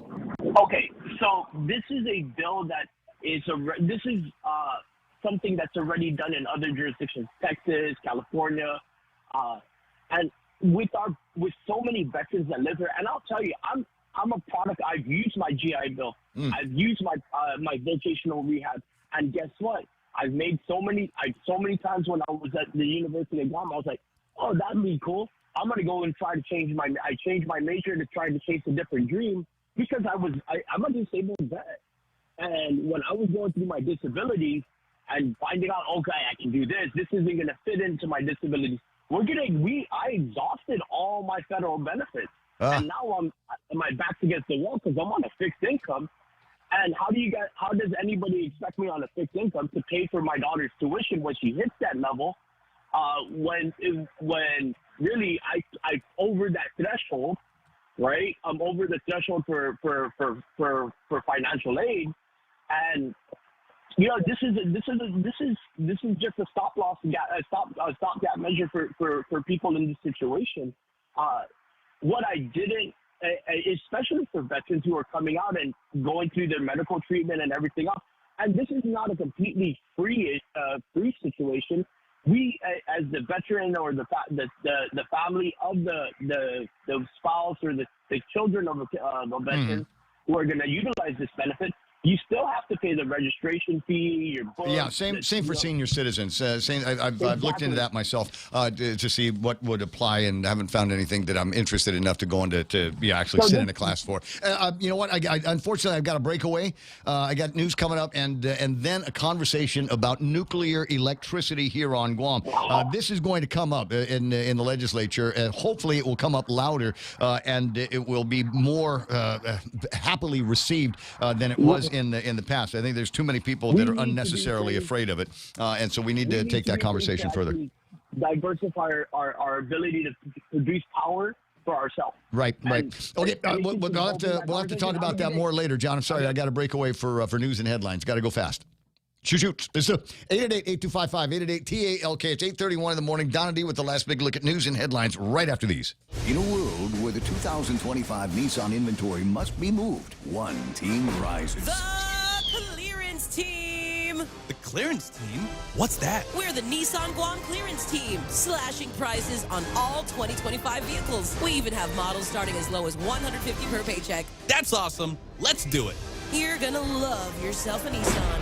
Don't miss the model year-end clearance happening now at Nissan Guam. On approved credit, some conditions apply. See Nissan Guam for details. Guam Regional Medical City presents Your Gut, Our Focus. From digestive issues to advanced diagnostics. Join us Saturday, December 13th from 10 to noon at the Micronesia Mall Center Court for a community event focused on digestive wellness. Meet JRMC's team from gastroenterology, patient education, patient experience, and referral management. And learn how we can support your digestive health. At 10:30, enjoy a special presentation with Dr. Jill along with guests from ANX Robotics and GI Digital. Enjoy free vital checks, vendor booths, raffle prizes, and your chance to win the grand prize, a 55-inch smart TV. This event is free and open to the public. Join us December 13th at the Micronesia Mall. 14 days till Christmas. This Christmas countdown is brought to you by Carrier Guam. Daily savings on all our high wall units, both Carrier and Toshiba splits. 8:33. Ray Gibson Show. Lucian is coming up next. And this is one of those things I gotta ask him what his real name is. He's not a hybrid werewolf vampire. Well, dude. no, because it's on my WhatsApp. I just know him as Lucian Nuke Man. Oh, nice. Nuclear energy guy. 8:33 in the morning. Last big look at news and headlines with Donna D. What's going on? GPD officer Derek Atten, charged with vehicular homicide in a fatal hit and run, was placed on house arrest yesterday.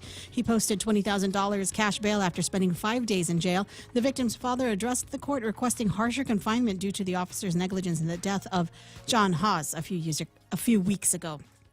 Meanwhile, the Natibu Dance Academy donated its entire winnings from the recent Guam International Dance Festival after winning Best Cultural Performance and a $5,000 prize.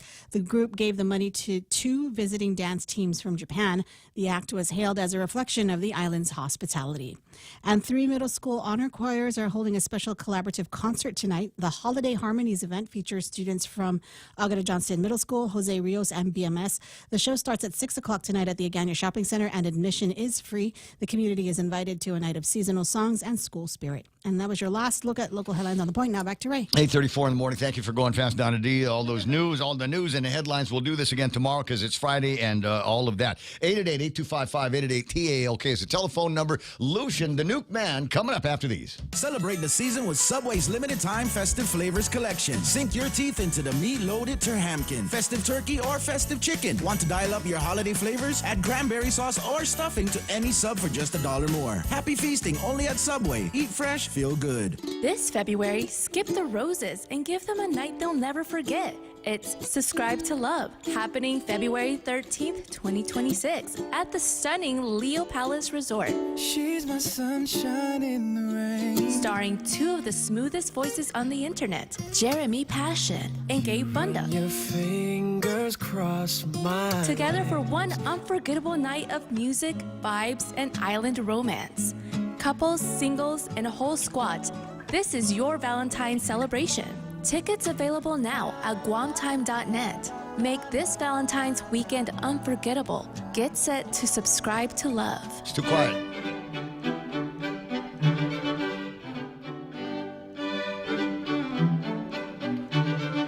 All right, hello. Are we ready? Are we on? Is it time? All right, good. All systems are go. I'm sorry, I'm in a hurry because he's in a hurry. I originally wanted him for an entire hour on the program because I think we can go an entire hour with a conversation about energy in particular, and in this case, the kind that you and I are interested in is nuclear energy. And now there's a whole lot. We'll start with talk about the hesitation that some people have about this, but I think the other question has to do with the availability of it. So his name is Lucian Niemeyer, right? Absolutely. Okay, right. but it's too hard to spell, so I just put Lucian Nuke Man. That works. Just as long as I can call you the Prophet of the Pacific. Okay, that's fine. That'll be good. So what's the name of the outfit that you're with? So I run a nonprofit organization, United Coalition for Advanced Nuclear Power, and we're funded mostly from associations on promoting adoption of nuclear power, both for military purposes and for commercial purposes. Well, nuclear is way ahead of everybody else, if you ask me, and it's one of the arguments that I will make to people that freak out because of Hollywood and a whole lot of what I would consider to be just whiny misinformation when it comes to nuclear electricity, nuclear power.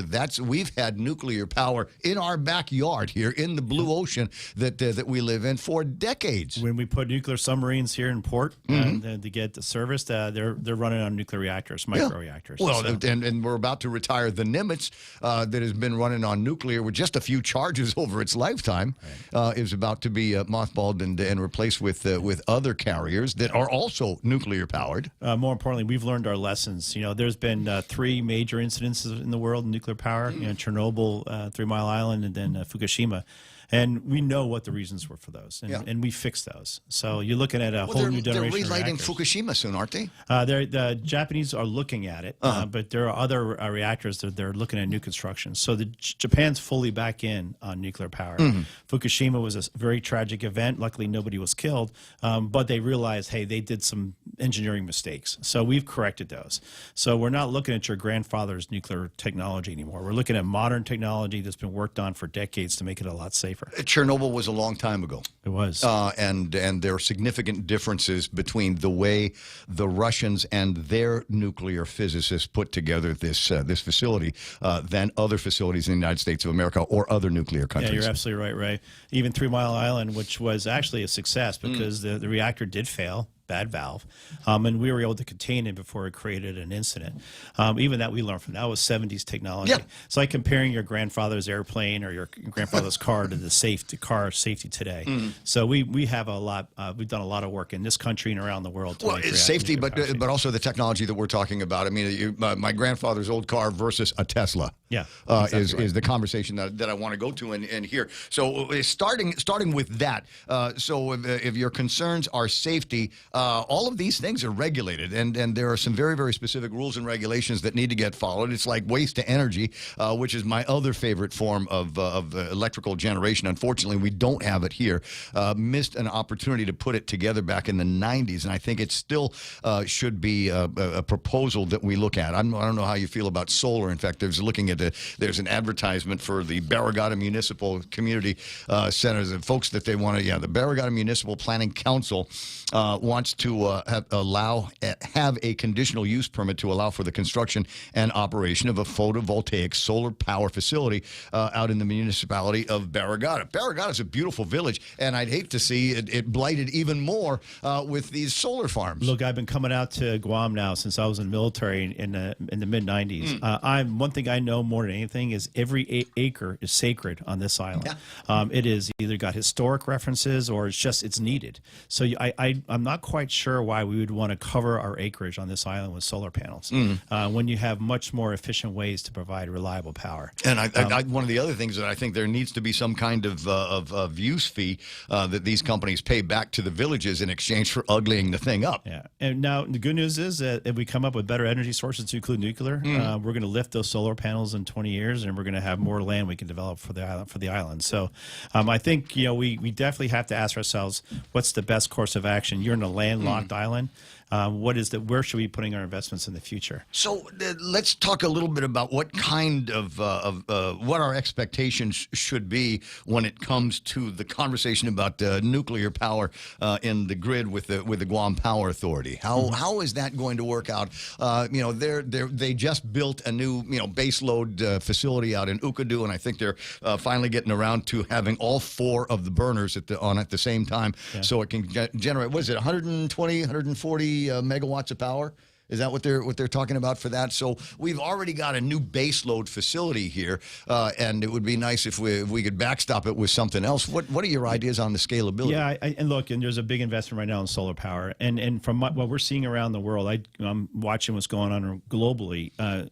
Solar and wind are intermittent power sources. You really can't rely on them. Did you hear what Trump said about wind power? And we're not buying any of that nonsense from the Chinese. Yeah. They manufacture it, they install it, but they don't actually have any of them in China. So first of all, my hat's off to GPA. They do a great job. They have it's tough to manage an island load because you don't have a lot of flex. You have to be exquisite with what the island needs versus what you're providing.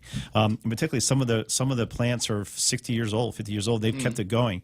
But I think looking forward, one reason why I'm out here is I'm looking at what does the national security need. We're looking at potentially a lot more power requirement just from national security on the island when we're looking at missile defense and other issues.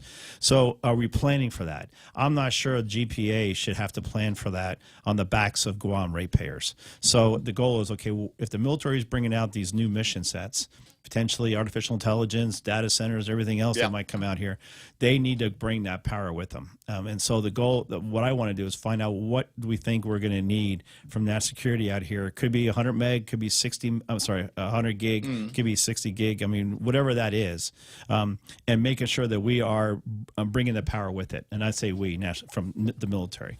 And that's really the goal. How do we ultimately work together to build that resilience by addressing long-term military requirements? Well, it's interesting, though. So this would not be part of the GPA grid? It would be, but it would be collaboration, and it was financed by potentially federal dollars for incorporation into the GPA grid. Okay, so what do the CCU guys say about that? Well, we'll see. I can't speak for anybody other than we're out here talking to. Well, because they would want. I'm not speaking for the Consolidated Commission on Utilities either, but it seems to me that they would like to wrap their arms around all of the generation, create some kind of a public-private partnership with with whoever it is that's going to be creating the electricity, and then we would sell that to the military, as we do now with the electricity that we provide you're now. a profit for a reason. That's exactly what we're talking about. Okay. Yeah, that's how do we both work together with the military requirements, with the growth of more, not just the growth, but the reliability that we want to get to on the island, and the quality of the power too. How do we get that collectively with a targeted investment, and potentially looking at nuclear power as one of those? Okay, so you can't, and that's just one option. Yeah, I can tell you where a couple of parts of the conversation are going to go as well. So if you're going to be on top of generation, how might you and your associate partners help us out with distribution? That's the other side of our issue that we have here on Guam. Is we're pretty good at making electricity, and we've got a lot of partners that help us out with that. But when it comes to distribution, we're still doing it the old way. We got utility poles, we got wires up on the systems, and it sure would be great if somebody, I'm not saying it's me talking, but it sure would be great if somebody'd come around here and throw a couple of $1 billion at undergrounding a big chunk of our distribution. There is, that's the holy grail. Yeah. And the question is, we have to ask ourselves, Guam is an amazing strategic asset for globally, and particularly for, for the United States. We need to invest. We need to invest to make it more resilient. So when I'm coming out here, my term talking to various folks is energy resilience, fuel resilience. I'm really concerned about the fuel infrastructure on this island, starting with the fact that we haven't fully repaired Gulf and Foxtrot piers after Mauer. So we're sitting on hundreds of millions of dollars of fuel infrastructure restoration and modernization, on top of the fact that we have a power resilience challenge here that's generation and distribution. How do we collectively address that? So putting lines underground has always been an issue here. We should get to that long term. I got to say I'm more concerned about generation than I am about distribution right now. I'm just saying that, don't be surprised if we need to put together some kind of a package that would appeal to both. You were talking about fuel a second ago, and our new facility will run the very, very sweet and sulfur-free oil, which kind of pricey right now, but it will also be able to run LNG when that becomes a little bit more available. But we're not going to be the only customers for LNG around here. Nope. I think everybody is looking at that as the next pretty girl at the dance, and are starting to tool in that direction. So I'm wondering, so what's the price going to end up being when Japan goes crazy on LNG, when Taiwan goes crazy on LNG? Right, and it's not just the price, but it's also going to be reliability getting the supply here. We're in a dangerous world right now. There's it's very easy for that oil and gas supply to be disrupted. Sure. So that's one reason why you look at nuclear power. It can't be disrupted. It runs all the time once it's on the island. And when I'm talking about fuel, I'm not just talking about LNG and oil. I'm also looking at the fuel we need for airplanes, the fuel we need for on island. That's the infrastructure I'm also concerned about. That's vulnerable. Yeah. So we're kind of bringing it all up as energy resilience. There's some great involvement by Congress. If you remember, Madeline Bordillo used to be the ranking member of the House Readiness Committee. The chairman wrote a letter to Admiral Paparo, Indo-PACOM commander. You need to address fuel resilience challenges on Guam. So we're working this pretty hard back in D.C. on resilience for the island. For me, we need to do this because we need to save lives. I mean, if we start losing fuel, we start losing power, people get hurt really fast here on the island. So how can we use the president's declaration of a national energy emergency, trying to put invest more around the country, and the country includes Guam, and to enhance resilience? We're in a moment right now where we can take advantage of that. So in my mind, there's a couple of different ways that you can achieve that. I mean, you stockpile things and make sure that we've got sufficient fuel reliability in certain places. And what I'm basically trying to get to in my head is an opportunity now to build scale, not large generation, but maybe come up with more distributed generation. That's the word of the day. You're 100% right. Right. Back in the States, we've got three major grids, and the concern is that we have these centralized power plants. There are a lot of risks right now to our grid, not just on Guam. You remember? I don't know if you heard the term Volt Typhoon, the Chinese malware. They hit us here. They did. They absolutely did. And so the way to I don't think people know the scale of the Volt Typhoon and the impact that they had on Guam. I think there's a lot of places that they hit that have been very, very quiet about the fact that they've been hit. So I won't be able to go into too much over a radio show, but if you want to have me back and talk about cyber threats, it's significant, and I do a lot of cyber work as well. But going back to your question on distributed generation, you are 100% correct. You don't want to consolidate your power plant, large power plant, and then rely on vulnerable distribution. So the more you decentralize and tie it all together, you're going to be better off for resilience. So there is a lot of movement in the States about smaller reactors. Because right now a reactor is 1 gig or 1.2 gig. Right now we're going to 500 meg, 300 meg, and we're putting them around the country, reducing distribution risk. So in my mind, that would be the way to do something like that. So we got 19 villages on Guam. Yep. So we would have the 19 small reactors centrally located in the village. We'll spiderweb it out. They can all talk to each other. They can all share the electricity over a new microgrid that we've got. Yeah. I'm not sure all 19 villages want a nuclear reactor, but we would want to distribute them around the island to give that resilience. So if that distribution goes down, so here's the thing: it's not going to go down, and then you're not going to have to worry about when the power company and when they are able to get to your village. If you've got the generation in your village, that's not a problem. We just figure out what the issue is with the distribution to the individual homes and facilities and repair those. Right. And now the question is, there's also a concern on the island. Well, the Fed, the military, is going to build these things without any support from the community. That's not going to happen. We have to have community involvement. Even if we end up building a reactor on a military base, there's going to need to be coordination with the community and where we can meet community needs. So we're not just meeting the military need, and that's part of why I'm out here, is to start building that discussion. Start talking to the folks and say, okay, how do we do this in a way that's collaborative with the community and an installation to meet both national security needs and community needs. So it's nice to have that conversation and a coordinated kind of political military gathering here. But I'm kind of a techno geek kind of guy. So when you say coordination, how do we coordinate between the nuclear reactors, whether we got a big one or a bunch of small ones, and the solar farms that we have here? I think there's one wind power thing down in Cross Island Road, and then the new plants that we've got here, and then the event of load shedding, all these other little ones. Is there a technical command center, a central dispatch? Yeah, that's going to be a question for GPA. That's one of the meetings we had this week, and how would they want to help us engineer all that? Yeah, because they've got some good tech guys over there, and we've got a decent internet structure and data structure here on Guam. So it seems to me that all of these inverters, if you will, would be talking to each other one way or the other. And GPA's done an amazing work laying down fiber for the island. I think they're finishing that right now. So I think there's a lot there's a promise looking forward that we can take that work they've already done and build upon it. So the scalability. Let's get back to that. For the purposes of the distributed generation, but also when we decide that we're looking at nuclear, we're going to be very serious about this. We're going to talk about the coordination. We're going to talk about the responsibilities between local generation and the military, consumers, etc. And so how do we scale all of this stuff? Can we just dial in a number and you guys go, okay, that sounds about right? No, that's the issue right now. Is we don't quite know for sure what long-term demand is going to look like, and we're having the same problem in CONUS, in the continental States. Right now, our supply nationwide is going to nowhere. You're 100% correct. Not going to meet the demand. We can't let this happen on Guam. You have less capabilities to respond to it.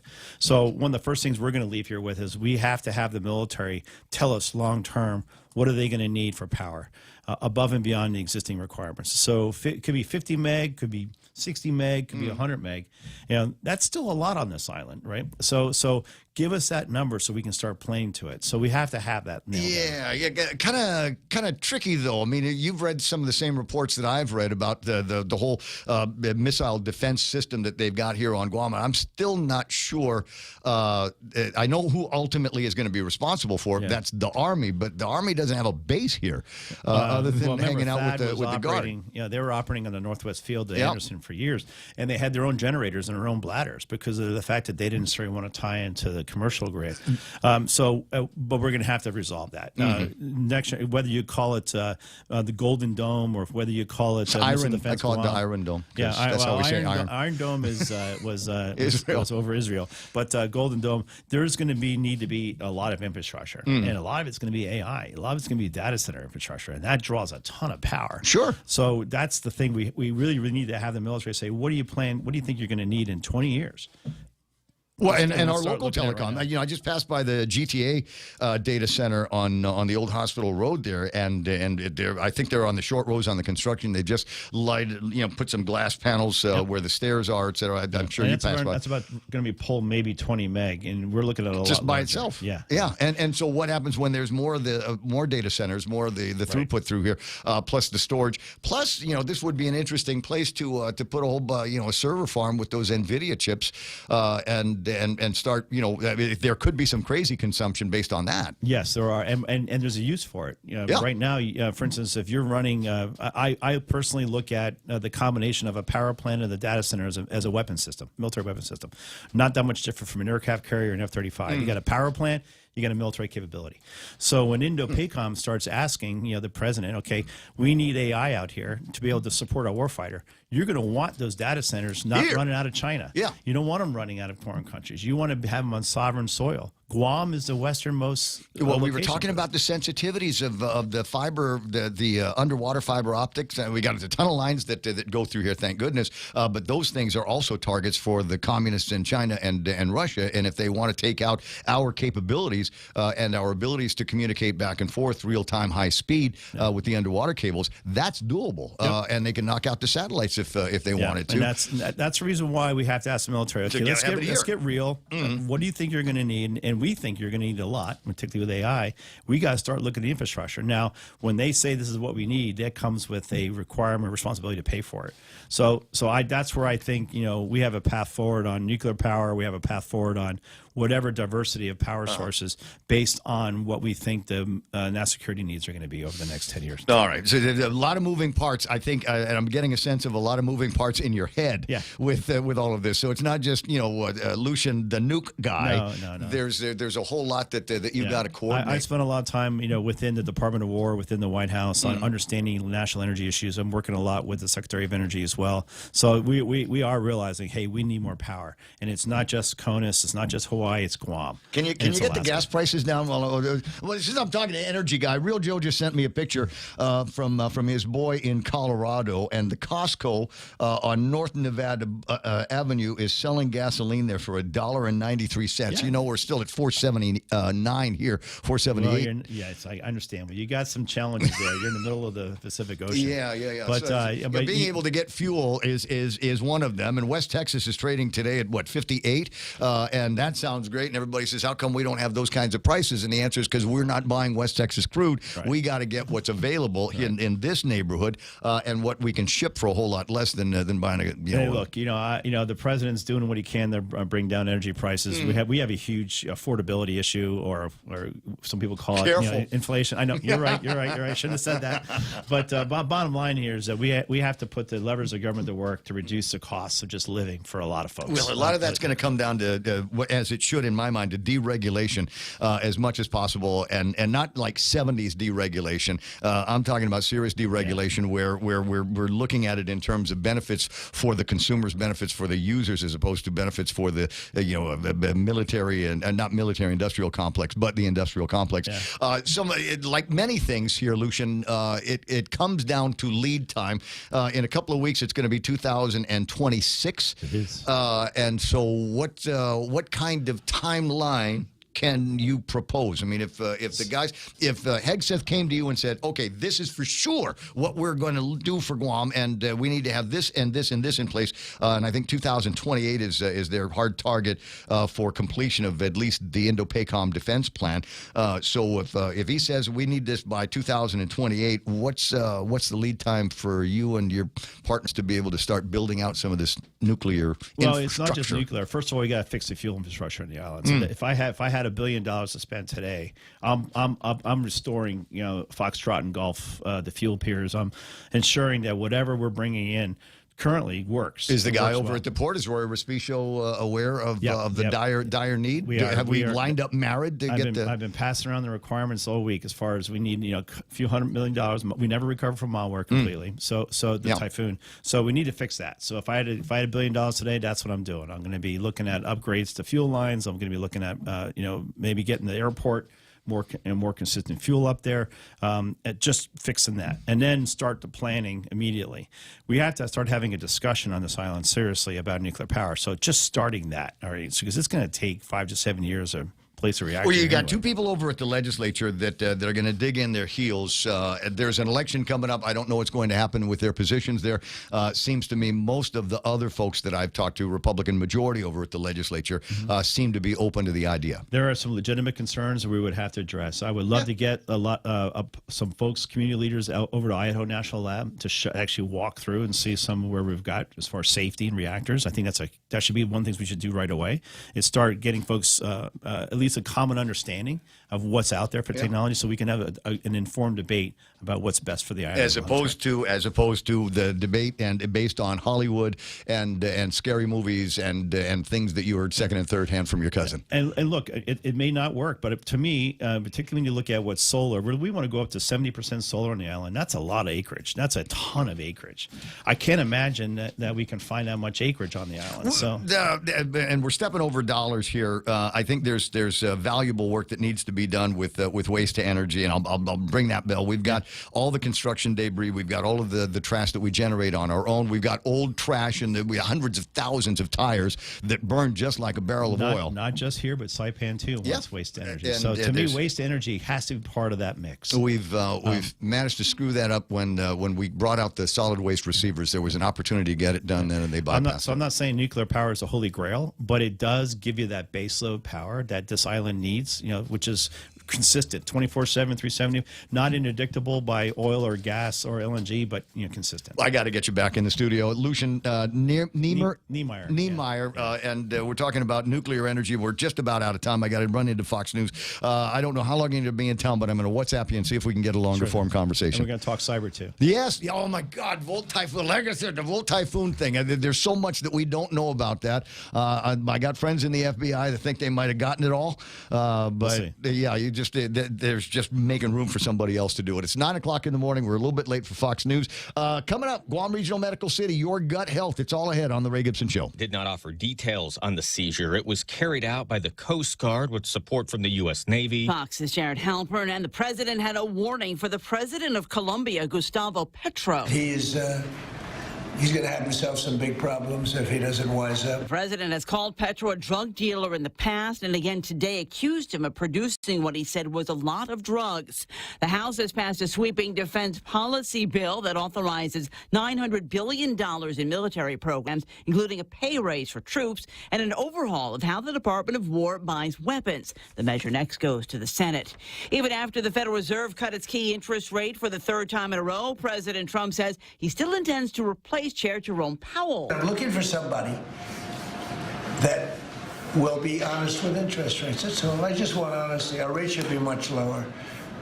Our rate should be the lowest rates in the world. During the meeting, Powell signaled the Fed would likely hold off on further rate cuts in the coming months while it evaluates the health of the economy. The markets reacted positively. The Dow gained 497, the Nasdaq added 77, the S&P plus 46.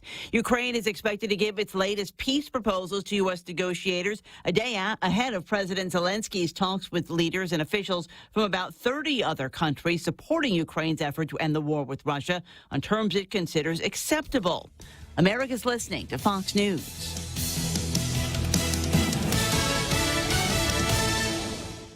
The Hilton Guam Resort and Spa is hosting a celestial New Year's Eve countdown. This is an open bar New Year's Eve party at the Tree Bar, and tickets are only $60 per person or $100 per couple. DJ Mark kicks the New Year's Eve mix off at 9 p.m., and then it's a night full of raffle prizes, specialty cosmic cocktails, and a grand deal champagne toast at midnight. Dinner patrons at the Hilton that night get discounted no-host bar tickets for only $15. Get tickets at guamtime.net and at the Hilton front desk. Bud Light reminds you that responsibility matters. Celebrating the 176th year anniversary of American President Lines. APL is a trusted partner to the U.S. government and its military. Our U.S. flagged vessels are proud to provide ocean transportation, logistics, and critical mission support worldwide, and most especially to our local partners right here on Guam and Saipan. APL has an extensive network that connects your shipping needs to anywhere in the world. The APL Guam team is dedicated and here to help you. Call 588-4651 or visit apl.com. APL Global Presence with a local home. Visa might soon have to provide social media, email, and family history details to the Department of Homeland Security. Customs and Border Protection is proposing collecting 5 years of social media data from travelers from about 40, mostly European and Asian countries.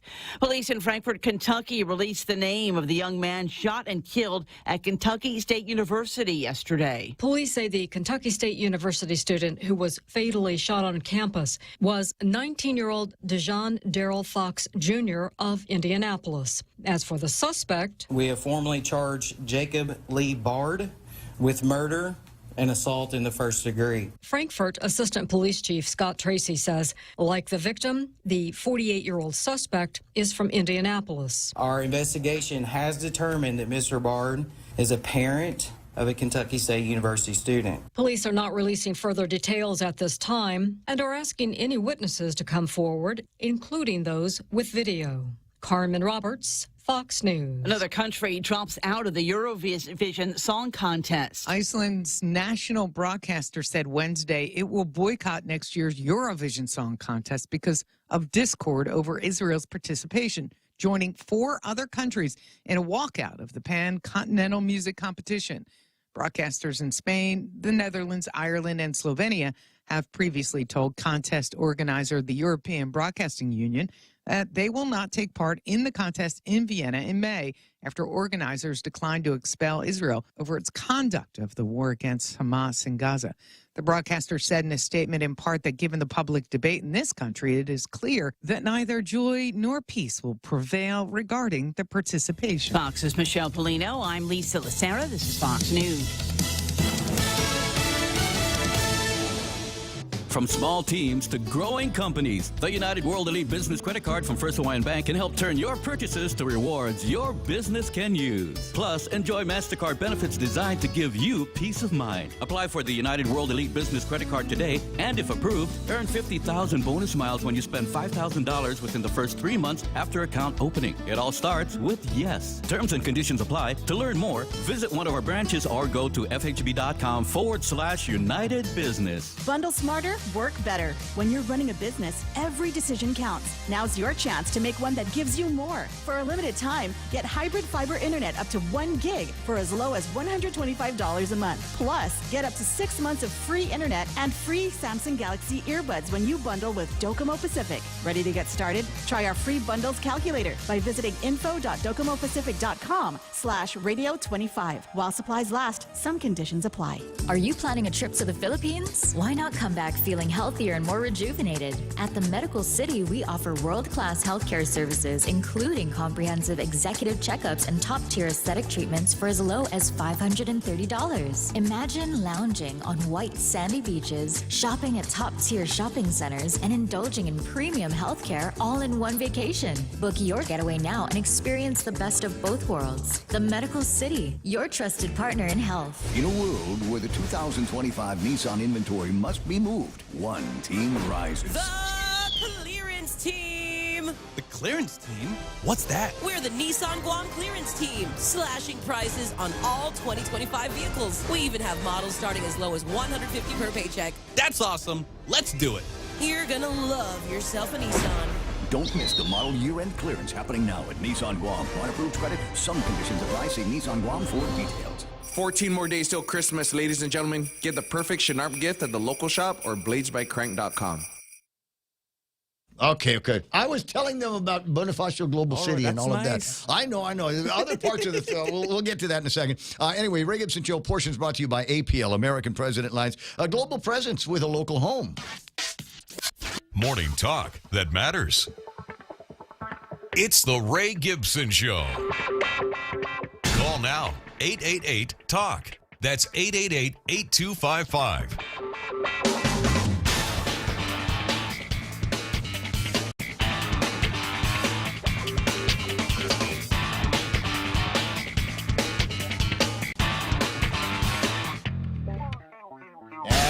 for the visuals here. I don't know if I'm going to get my hands on it anytime soon because they did a good job over at Guam Regional Medical City with the big flyer. Talks about all the stuff they're going to be doing, about my gut health and all that. And I'm sure I've shown it on the screen before, but I don't seem to be able to find it. I know I'll put some AI candy in here as a start here as a way to get into the program. 8 after 9, and for the first time, I think in the history of doing interviews with folks from GRMC, I don't actually have anybody from GRMC in the room.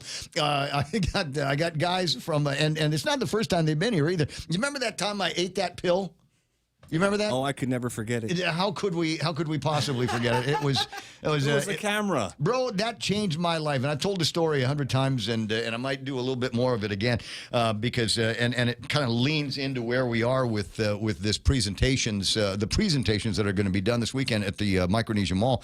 I had heartburn all the time. And I didn't, I figured it was just one of those things that happens when you get to a certain number of birthdays. Your knees are going to make noise. There's going to be a new ache or a pain or something like that, and you're going to have to put up with old guy, infirmities like having heartburn, and it affected my quality of sleep. Quality of sleep goes down. The quality of your life goes down, and because you're just chasing sleep and trying to get rest because I'm not able to get consistent sleep at night, and so I took the pill, and you guys can start talking anytime. Val's over here, Greg's over there. And I took the pill, and they sent the video of the pill that was captured in real time as it was traveling from the hole in my face to the hole in my other face. And that way, yes, but it goes and it can see everything. And one of the first things that it saw, that the doctor at GMH saw, was that I had esophagitis. And I didn't know that I had that. I just thought it, like I said, it was just an old fart thing.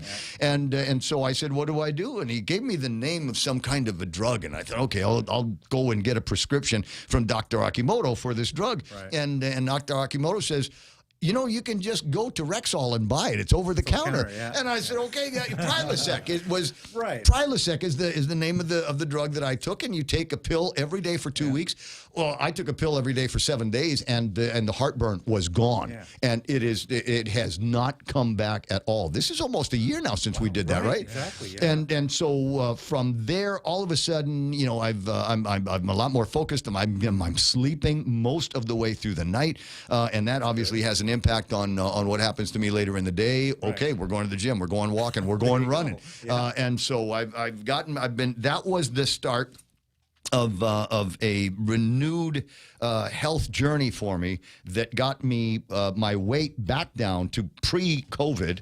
Oh wow! That's a big deal. When you and I met, I was almost 200 pounds. Wow. Yeah, okay. and so I'm back down to pre-COVID weight, somewhere between 165 and 171, 172, depending on what day it is, and almost to pre-COVID speed. As a runner, it's harder because I'm 5 years older now, but I'm closer. Anyway, so it's changed my life. The process, the procedure changed my life, and I was told that there have been upgrades and updates to that.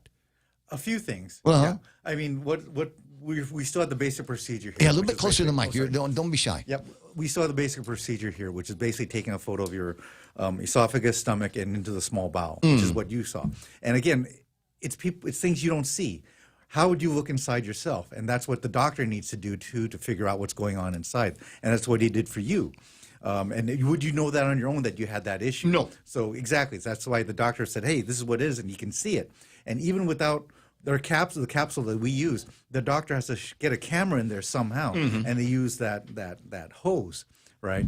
So, but that only goes so far. Exactly. You can't see everything. You can't see everything. Your GI tract, that from one hole to the other, is about 24 to 28 feet long for most people.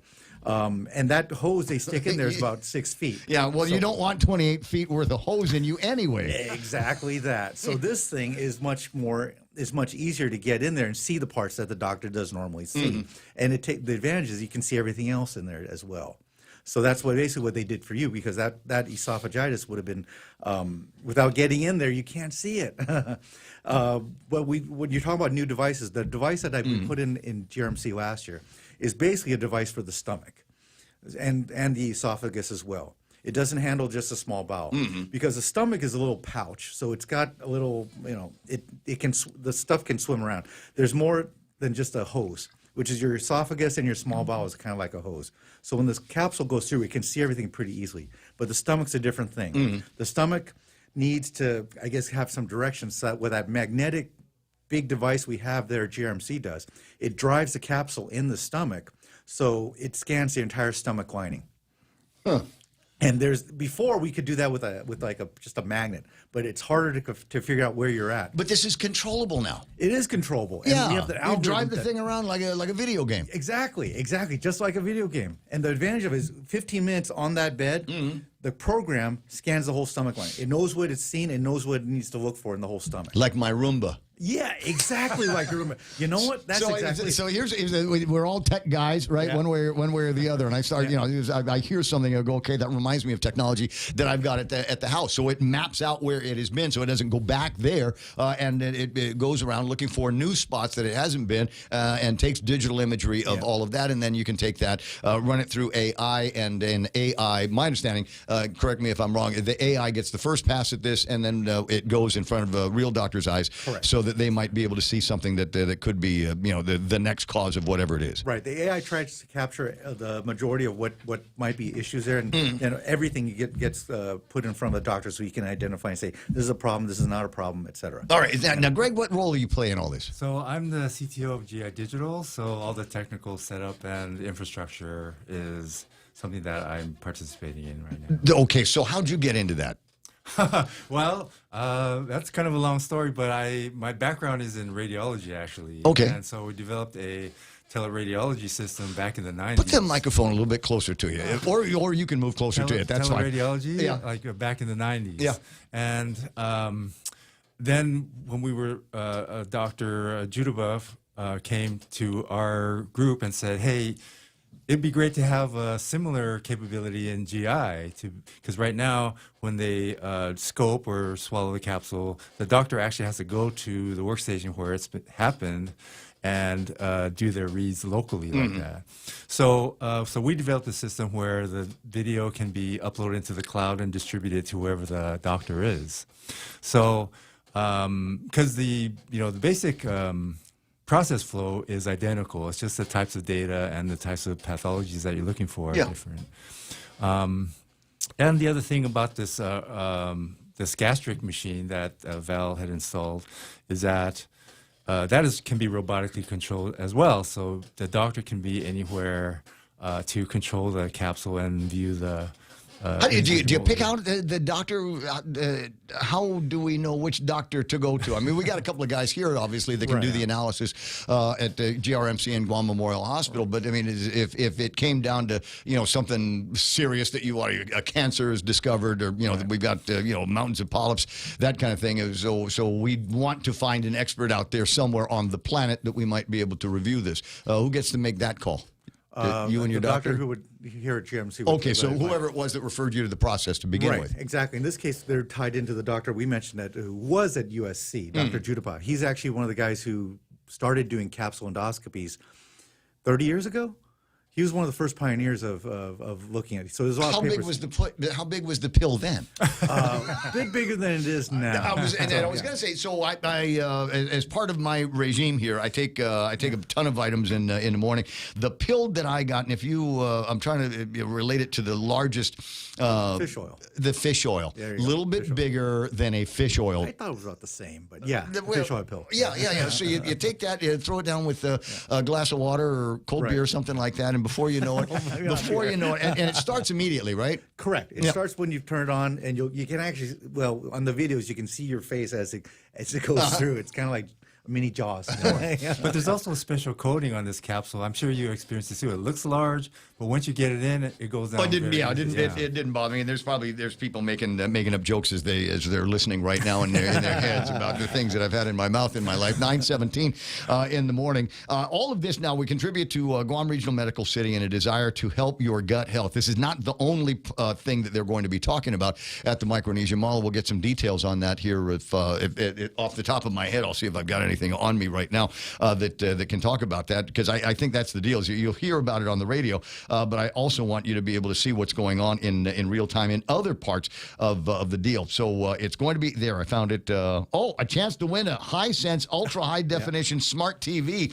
So when they come up with the video of what your intestines look like, you can watch it on this new your own TV. TV, We'll just give you a thumb drive, and it'll have all the information that you need here. This is open to everybody, and you'll be able to meet vendors from the gastroenterology department, the patient education folks, the patient experience folks, referral management, Goodwind Tours, the travel agency will be there. So if you want to be able to take some of the advice they provide you to the Philippines, they will get you all of the things that you need, including meeting with the medical referral office that they can send you to. So it's a whole big kind of deal. If there's rumblings going on in your stomach, if there's an ache or a pain, or even a heartburn that you can't get rid of, this is the way that we start talking about it. You will have experts there, from the technology all the way to folks over at the hospital. Dr. Rasa Mihiran is going to be there. She's a gastroenterologist. Jason Baker and Val is going to be there from GI Digital as well, to be able to show you exactly the pill, and maybe some videos of the technology. Exactly, yes. We'll have all that to see. This is I keep thinking about where the rest of the science is going, and a way to use the videos that you find, and then working that along with a good radiologist and folks that are doing the other imaging, so that you can put everything together and map out, all right, this is what we think you got, this is what we think is going to be the therapy that helps get rid of it. Well, yeah, and I think one of the other maybe not so obvious things is that because of this grant that GRMC has gotten, and the funding that they get from that, because Guam has a specific need and to service a rural community that doesn't normally get service for healthcare services, that you guys are actually at the cutting edge of the technology. These places like this is where it's actually growing and being utilized right away. You'd think this would be something that you're only going to get in Southern California, something that you're only going to get near college, medical facilities and medical schools. And okay, we got this funds, but it's the point that I'll make this here is it's not experimental. All of this stuff has been through all of the rigors, as you're saying, as we said earlier, Val. It's a technology that goes back 3 decades since the beginning of it, and it has only improved a lot since then. So I got the two technology guys in the studio. Well, you just mentioned earlier, I want to touch base on that. You mentioned on the size of the capsule, and what they just launched, and this just got FDA approval at the end of last year, was a capsule that's 30% smaller.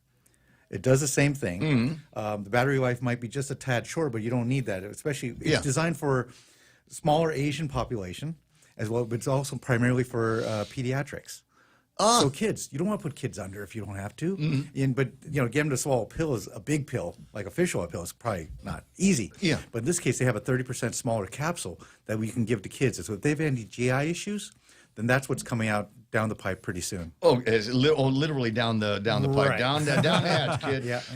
But okay, so the miniaturization, it doesn't seem to be the big hurdle that you've got to get through. But if you're trying to jam as many systems as you are into the one capsule, that means that you are going to have size limitations. But what if we scaled back on what it is that we wanted those capsules to do?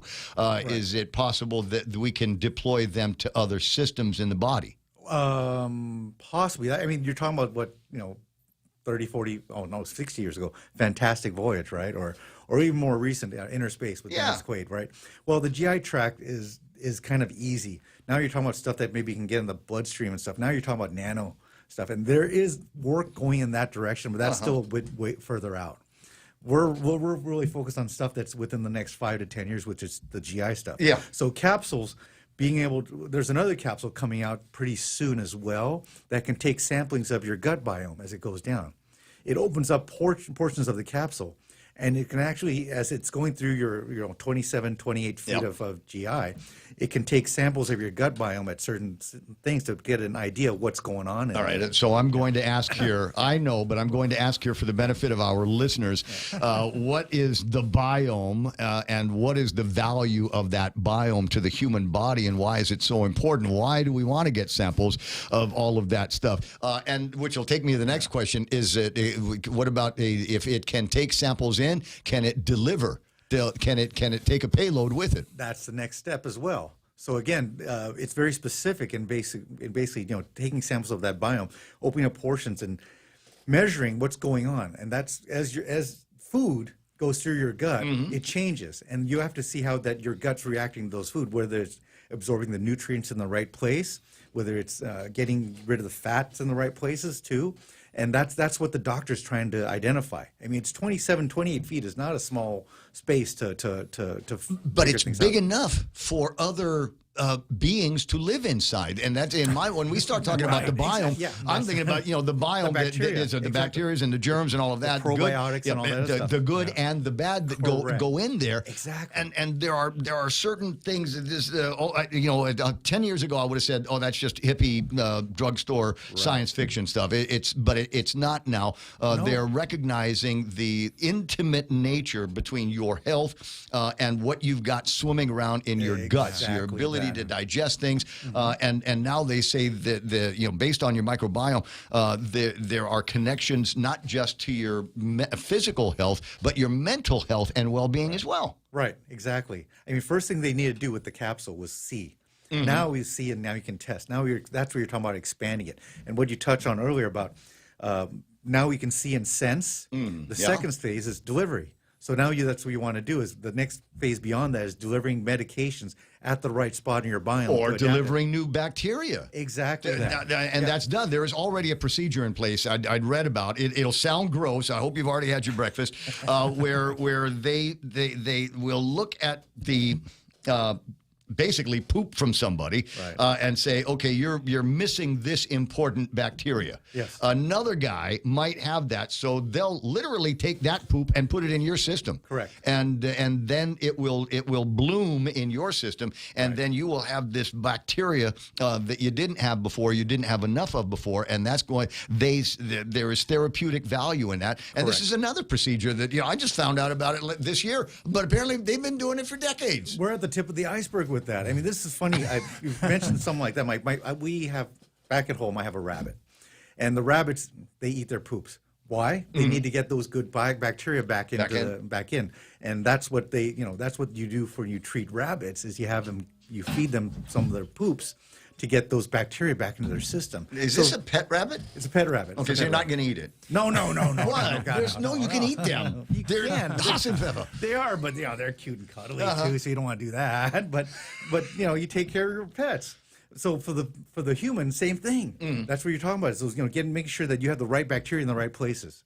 That's exactly what the biome. And so this is going to be a conversation that's going to get louder and wider as we recognize the deficiencies that are built into our microbiome as a result of living in the first world. Yes, because there's a lot of things that we do to ourselves. Cesarean birth is one of them, because they're missing out on a big transference of microbiomes from the mother to the child. If you've got a doctor that every time you get a booger, you're getting antibiotics. Antibiotics will kill off a lot of the good bacteria that's in your system, and you need to be able to back that up. There was a book I read that was talking about it. The people that listen to me go on and on about this know where I'm headed next, where there is a biome in your mouth. Yes. And in the old days, you pick up a skull from somebody that died, 1,000, 2,000 years ago. Generally, their teeth are still there.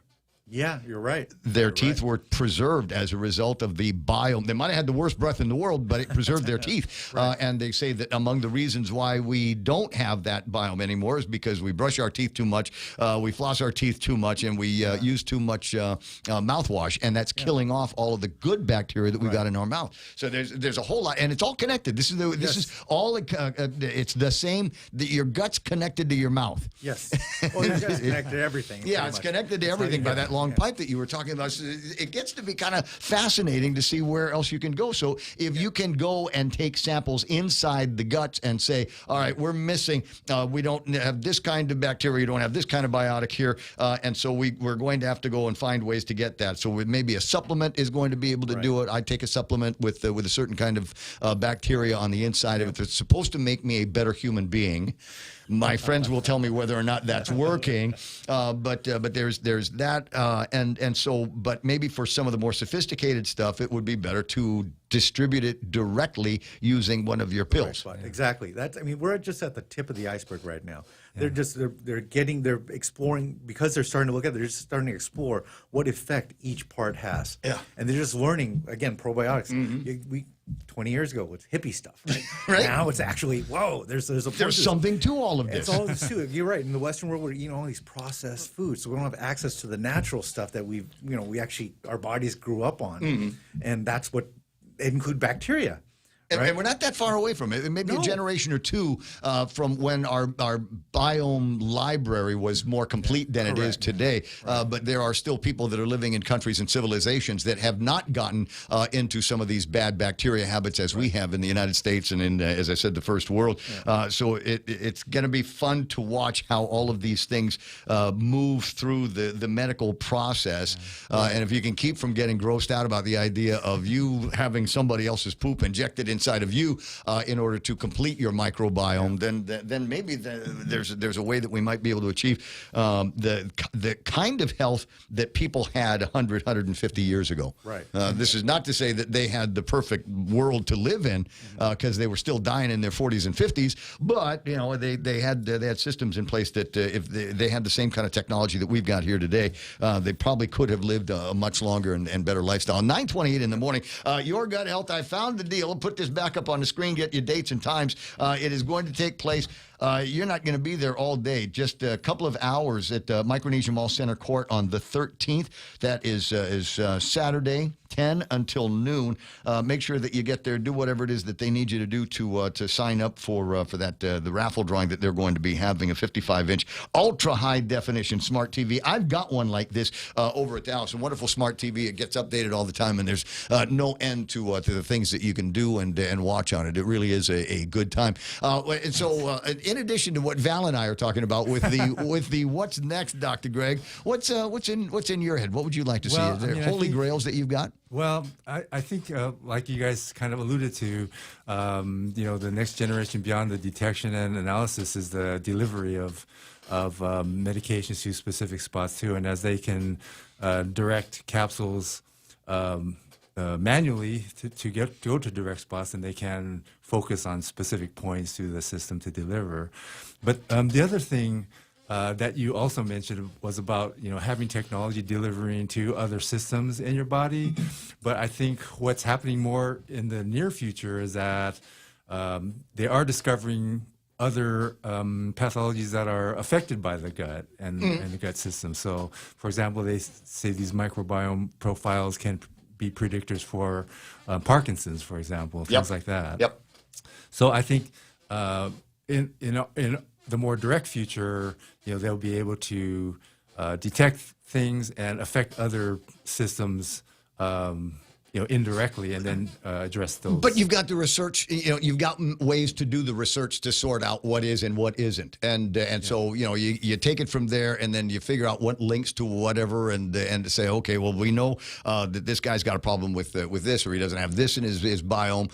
So let's is he suffering from this? You give him something else, and then we'll see if it gets rid of the cancer, or the Parkinson's, or whatever it is. Yeah. Well, the other thing too is that these are earlier predictors, so you can catch things early without having the patient after you exhibit symptoms. But not to say what about, but I'll do a quick what about. So we you're talking about the size of the and elasticity of the pipe that goes from the mouth to the butt. But there's other, as you said, there's vascular things that you might be able to investigate, and they have found ways to penetrate all of that. I learned a lot about it when there was a possibility that I was going to get a stent, and they're like, oh yeah, we're going to go in with this thing around around the wrist, and it's going to go up, and it's going to go into the heart. And I'm going, wow, that sounds like it's something that's going to be kind of, will I feel it? And no, it's thin wires and all of that. And so if we're not worried so much about the transportation, you guys have worked on the miniaturization of other parts of your toys, and so maybe that's something that can be put at the head of that pin, so it might be able to perform some kind of a function. Maybe even grab some video that you can see of what's actually in the heart, so you can see it in other ways than using CTs as an example. Exactly. I mean, this is what you're talking about. Is, they're using CT or MRI. The doctor would ideally have a visual look at it. Yes. And again, as the camera tech gets miniaturized even more and more, you're right. That stent could go in and see exactly how the blood flow is going around your heart. See how much plaque is around there. And a lot. Yeah. Mine was 950. I don't know if I told you my CAC score was 950. Right. But the stress test revealed that it wasn't blocking anything, A, and B, it took them forever to get my 80% heart rate. Okay. Yeah, so I absolutely aced the test. But in the meantime, though, it would have been cool for them to be able to throw something in there and have it squeeze all the way through the streams. Exactly. Yeah, and this is go right up to it and see this. How stable is the calcium buildup? How unstable is the plaque buildup? All of the things that you need so that we can, as you say, get in front of a stroke or a heart attack or some other thing. You guys are in the faster track to all of that. Well, we're still focused on the GI stuff. The stuff there is what this will eventually go into that direction. Plan B. Plan B. Next step. Next version of all of that. As I said, for somebody, there's always a holy grail that's worth looking for. 9:33 in the morning, guys. I appreciate you coming by the radio station. Can't wait to see you. It'll be 10 until noon over at the Micronesia Mall Center Court. There's going to be happening on Saturday. Your chance to win, and be on the lookout for the folks from Philippine Airlines, and because you might want to ask them. In fact, I know you're going to want to ask them about a few other things. Sorry, they're sponsors of the program as well, so I want to make sure that some of the other cool things get taken care of with them. Ask them about PAL to Cebu. They're flying to Cebu. It's a direct flight now between Guam and Cebu. I think that lights off in just a couple of days. They're adding flights out of Manila to San Francisco. I think they're going to have a morning and afternoon, and they're always launching some new stuff out of Philippine Airlines. And the cool thing is, the next time that you come out here on PAL, it might be one of those big wide bodies. They're changing. Yeah, they're doing some work on the fleet, and there's going to be some big adjustments. There's a sufficient demand back and forth between Philippine Airlines and Guam and Manila, so they're making some serious investments. It's not just the route; they're going to be adding some wide bodies. Stretch your legs out a little bit. I imagine you guys fly first class wherever you go. 9:34. Tell you what, I'm going to grab some selfies with these guys. Selfies or it didn't happen, and we're going to find out what the latest and greatest is with our friends from over at KUAM TV. Buenas and Hofade Guam, I'm Jennigan Charfris. Here's a look at 3 stories you need to know for Thursday, December 11th. With less than a handful of days to provide public comments, concerns are growing over plans for deep-sea mining in the Marianas. A protest and community meeting are being organized by local organization Putehi Guahan, who says the community and local leaders need to stand up against the destruction and desecration of the ocean. Mitsuki Hirayama has a story. You can watch it right now on our KUAM News YouTube channel. Robert Bob Hartsock, a man who helped shape Guam's labor movement and its sports community, has passed away. He died on December 1st at his home in Sweet Home, Oregon. He was 84. Hartsock moved to Oregon with his wife, Frances Luther, after retiring from the federal government, bringing to close a decades of service to the island. He first came to Guam in 1966 and quickly became a driving force in education labor rights. As president and executive director of the Guam Federation of Teachers, he negotiated some of the island's most important contracts, including the first agreements for teachers, cafeteria workers, school aides, bus drivers, and port workers. He trained future negotiators, represented Guam at teacher conferences across Hawaii, and later served as a federal public defender, continuing his long commitment to fairness and justice. You can watch that story right now on our KUAM News YouTube channel. And it's a holiday tradition that brings out the best in our community. The KUAM Care Force presents the Holiday Toy Drive to benefit the Salvation Army's Toy and Joy Drive. We're calling on individuals, companies, organizations, or agencies to drop off new and unwrapped toys to our KUAM studios in Harmon. We're even accepting gift wrapping supplies too. Drop it off by Friday, December 12th. Let's help spread the love to kids and teens this Christmas season. For more, visit KUAM.com. You can also catch the stream of our newscasts on our YouTube channel or Facebook page. And to keep updated, follow KUAM News on Instagram. Jennigan Charfis, KUAM News. Knowledge is power. In just 60 seconds, the eVolt 360 provides you a unique experience and a detailed report of your body composition for you to take action to improve your health. The eVolt 360, turning information into inspiration to live a balanced lifestyle. eVolt 360 is exclusively at the Take Care Wellness Center. Go to Simply Book Me or call 671-646-6956 extension 7260 for more information and to schedule an appointment with a member of the Take Care Wellness team. The Hilton Guam Resort and Spa is hosting a celestial New Year's Eve countdown. This is an open bar New Year's Eve party at the Tree Bar, and tickets are only $60 per person or $100 per couple. DJ Mark kicks the New Year's Eve mix off at 9 p.m., and then it's a night full of raffle prizes, specialty cosmic cocktails, and a grand deal champagne toast at midnight. Dinner patrons at the Hilton that night get discounted no-host bar tickets for only $15. Get tickets at guamtime.net and at the Hilton front desk. Bud Light reminds you that responsibility matters.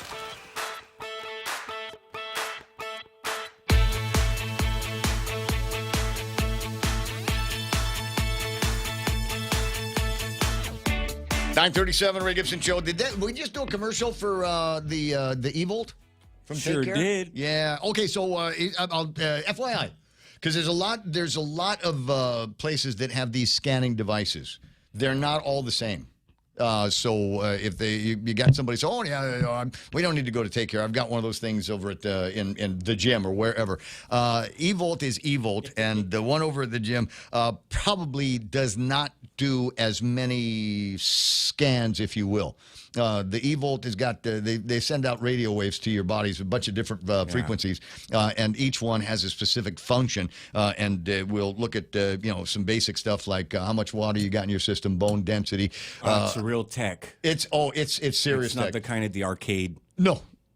For entertainment like the purposes. one with where you hold it and electric shocks go through you. No, not it's quite, not that. Not like that. It's very it's cool. And then they give you there's a printed report that they give you, and there's an app that will that you can look at all of the different scans that you have, and it will show you your progress. So if I'll give you an example. Are you ready for an example? I'm ready. Okay, because you look bored. you look. Sometimes we do interviews. We're and here, dude. Poor Joe's just got to sit there and wait. I have a question. Can I ask a question? No, never mind. Okay. But so anyway, I'll give you an example. So when I first started the diet, and just doing almost full blown fasting for more than a couple of days, the girl was Gianna. She says, okay, you're great, you're losing weight, but the problem is you're not losing fat. You still got fat. I said, then where's the weight coming from? She says, you're losing muscle mass. And I said, oh hell no. You don't want to do because it's hard to put it back when you're in your 60s. And so she's like, yeah, so you're going to have to, you can fast still, but when you do eat again, make sure that you've got some of that, you've got some protein in there. And maybe you can take those protein shakes. And so I actually went to the, what's the name of the place at, again, shopping center? Where the vitamin, is it Vitamin World? It is. Okay, there. Vitamin World. So I went there and I got a thing of chocolate and a thing of strawberry, and I'm almost done with the chocolate. Oh, the protein, yeah. Man. Yep. And so I started doing that, and so the next time I took an eVolt, she said, okay, now you are adding protein. The protein is adding muscle. The muscle is making your body burn the fat. All that. Yeah. I was like, oh, gee, I wish I'd have known that in the beginning. But there's some things they don't tell you in books. Let me see. Jerome McDonald online says, today's medical field is totally cutting edge compared to 20 to 30 years ago. And the cool thing is that it's here. It's on Guam. Like I said, you don't have to go to like UCLA in California and get this done. They've got it there. That's where it comes from. But the thing is it's available to us here on Guam. Gee, wouldn't it be great if we had a medical complex out in, I don't know, Manila or something? That where would be awesome. I'm kidding. I gotta say I'm kidding after that, because otherwise somebody on the YouTube side is going to say, "See, I told you what was going on." So I'm looking to see if there's any interesting conversations that. Thank God that I was suspicious during COVID, if you know what I mean. Clot shots. Listen to the show. I had COVID twice, and I'm a type 2 Baba. Yeah, well, everything kind of comes back to all of that. We start talking about, medical technology. And the things that they're doing right, which is, I think there's a lot more of it that they're doing right. I think what caught us was the reliance on a bureaucracy, more of a political bureaucracy in the government during COVID-19 than a one that was based on actual medicine. And the bureaucracy actually found ways to silence the MDs that were critical of the decisions that were made and processes that took place during COVID-19. A friend of mine sent me on WhatsApp here this morning under the title "Lest We Forget," and it was somebody had clipped out a bit of a story from Pacific Island Times from around that time. Governor Leon Guerrero, in a tyrannical fashion, explained what the community could expect after she declared a COVID-triggered public health emergency on March 15th, 2020. Quote, "The governor has the authority for everything. I can say, you're now under government authority, and this is what I want you to do," she said at a forum hosted by the Guam Medical Association. "I have the authority to take money. I have the authority to take property. I have the authority to move personnel." and then finished with a phrase that is gone. It's classic now. What is it, Joe? What did the governor? Basically, you have no say.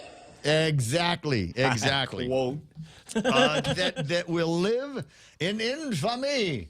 And we, I knew what that meant at the time, it became very, very clear that this was going to be an opportunity for suspensions of parts of the Bill of Rights.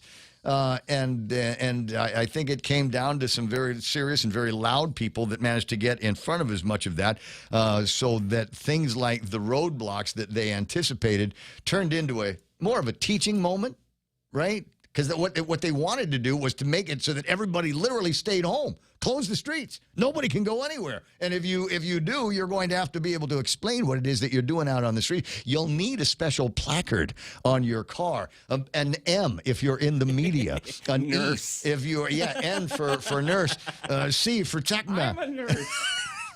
It was going to be that, and then somebody might have been me said, "Excuse me, unconstitutional. It's freedom of movement here. It's guaranteed by the Constitution of the United States of America." My favorite, so we're going to get into the COVID bitching mode. My favorite was the guys at the Calvary. Which one is it, Joe? Calgary. No, not Calgary. No, it's the church. Yeah, it's the church, and they were told they weren't going to be having services, and they said, "No, we are going to have services."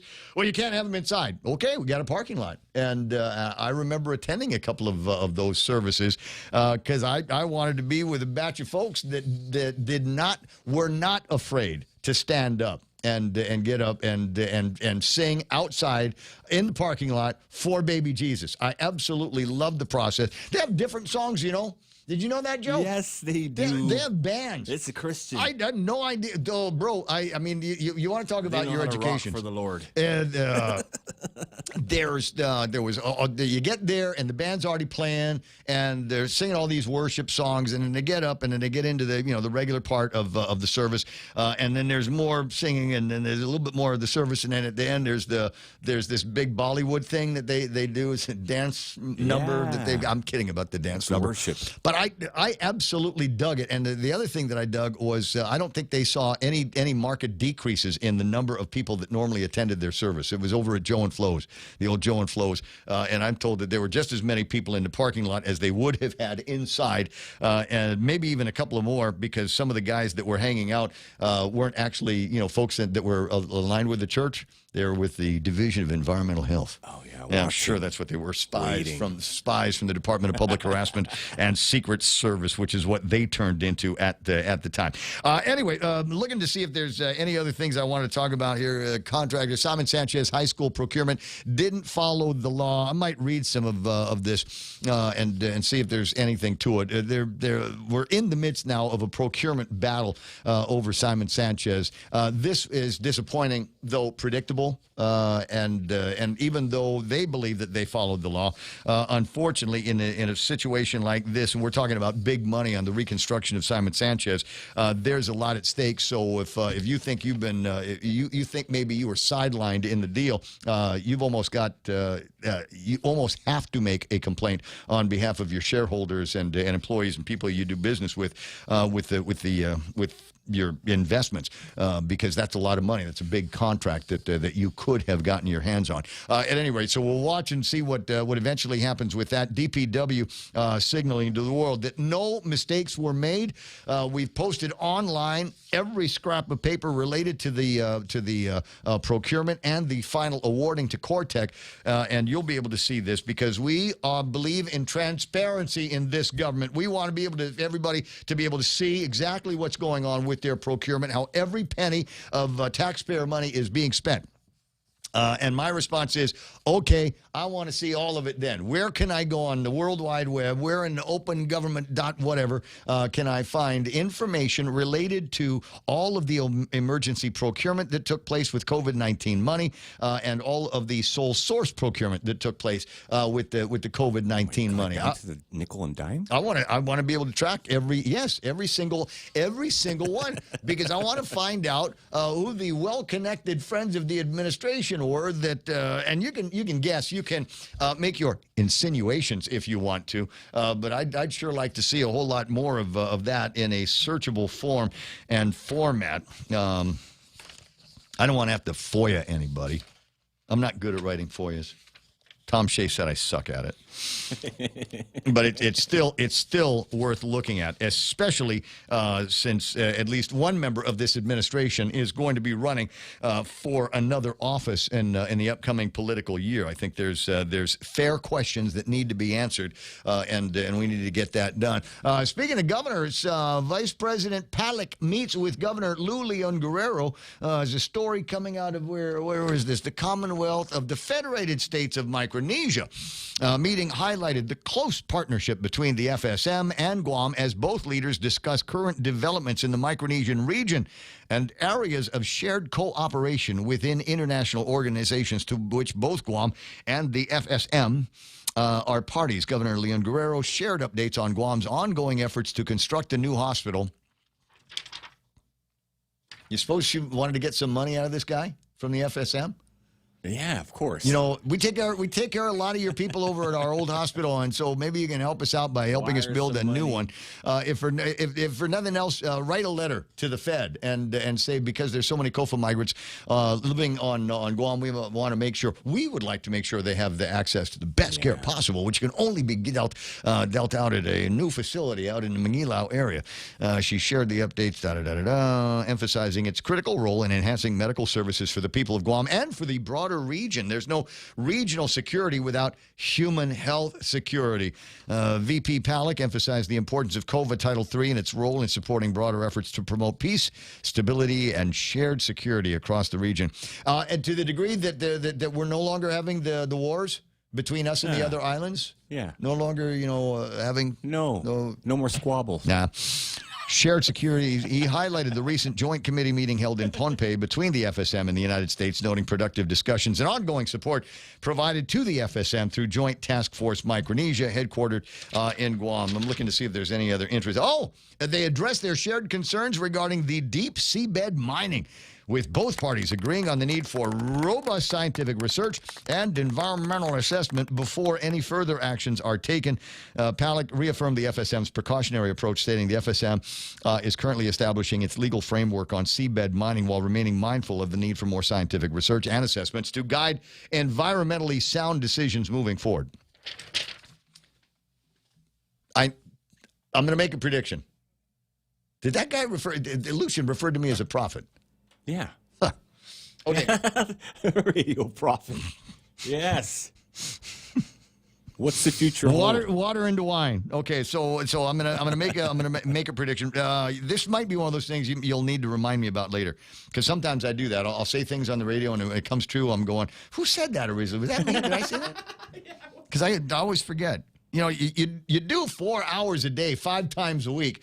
You can't remember everything that comes out of your mouth. But all right, here's what I think is going to happen.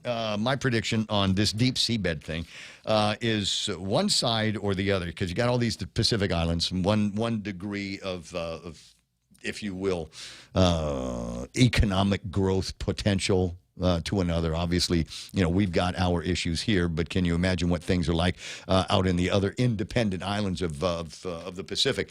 And for some of them, it might be one of these things where we're going to make a lot of noise about this. We're going to demand. What do you say we're going to demand?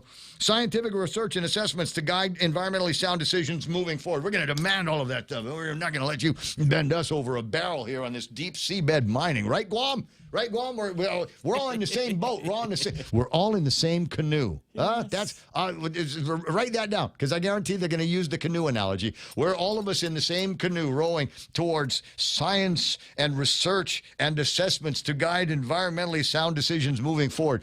And then it will come down to there's going to be some dollar bills that will be dangling, maybe hundreds. Maybe hundreds. Maybe they'll pay us in Bitcoin. But at some point, somebody is going to say, yeah, I know what I told you in the meeting, but this deal is too good for us now. We cannot pass this up. So there's going to be obviously some benefits to whoever is going to be most cooperative hosts, and the most cooperative hosts are going to get those financial benefits. So it might be one of those where guys in wherever it is where they're talking about doing this seabed mining are going to say, "Oh, you don't love us?" Yeah, they do. And so they're going to get all of the benefit. You will get nothing. We're not going to headquarter in your place. We're not going to stay in your hotels. We're not going to be eating in your restaurants. We're not going to be buying anything from your department stores or anything like that. We'll be doing that in these other islands where they seem to be a little bit more cooperative. Just wait for now. We're not dealing with unsophisticated people. If they want to get the seabed mining done, they're going to get the seabed mining done. And if they have to buy influence one way or the other through favors and infrastructure construction, it's going to happen. 9:53 in the morning. All right, let me grab another break and see what else I can break. I'll be right back. Coming January 24th to the UOG Calvo Fieldhouse. The Cover Girl, live on Guam. Angel, the original cover girl, and her iconic voice, singing all their hits like Because of You, Promise Me, Inside Out, and Show Me. Joining them on stage, the queen of dance, EDM, and freestyle, Shannon.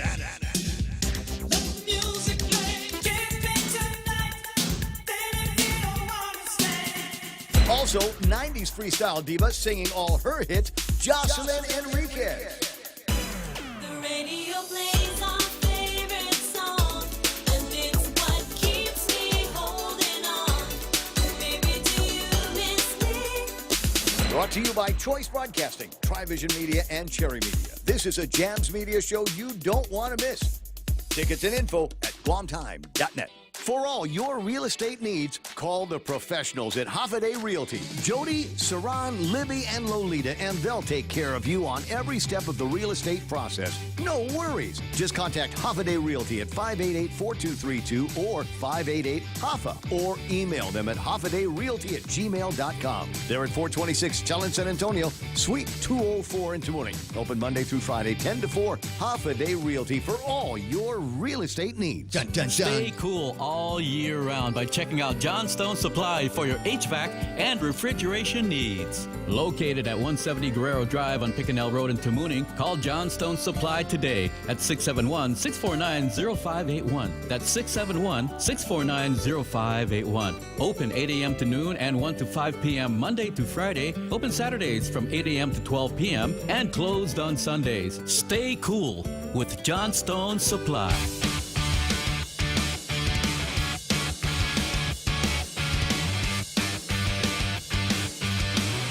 Nice. 9:55 in the morning. You ever sit around and just wonder where you are in life by way of crap you ordered on Amazon? It's like watching a 401k. It's like watching your investments or something like that. You just, I bought the Elton John Caribou album in blue vinyl.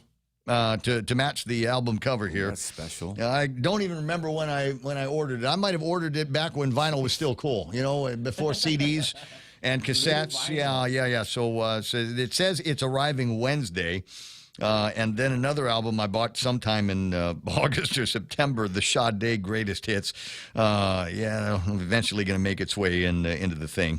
So I don't know. I always feel like I've got this itch that can't be scratched unless I spend money I don't have.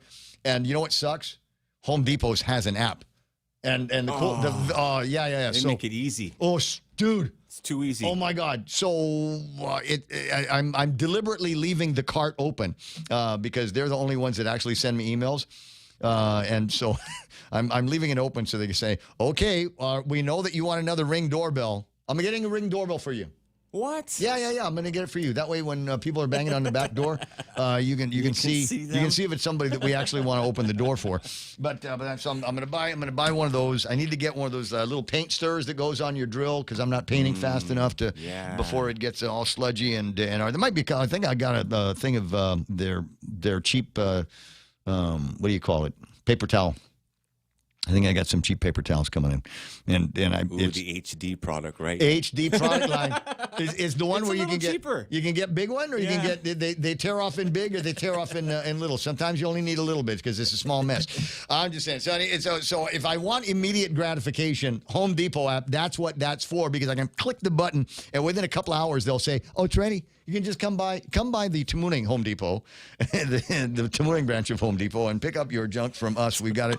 We've got it ready for you. A couple of minutes away from the Fox News Live. There's a couple of big deals in there. Number one, the United States of America has apparently off the coast of Venezuela seized an oil tanker. I don't know what all of the details are on that and what it is that the Department of War used to justify our seizure and using the Coast Guard to get that done with the help in the Navy. So that will be interesting. The Trump card may come up in the conversation as well. And the deal behind the Trump card is you will be able to get this. You'll be able to buy one. It's not a credit card. You buy this thing, and then it gives you all the points that you need to bypass, I'm sure, certain procedures. Among them is, hey, do you have enough money and a skill to work and live in the United States of America? Because we're tired of bringing in people with no skills, no apparent value to the country other than we're just going to sit around in government housing and live off food stamps. We want people that will be able to contribute. So you've got access to funds. You've got a skill. Welcome to the United States of America. Give me $1 million and you can live anywhere you want to. That's how that's going to work.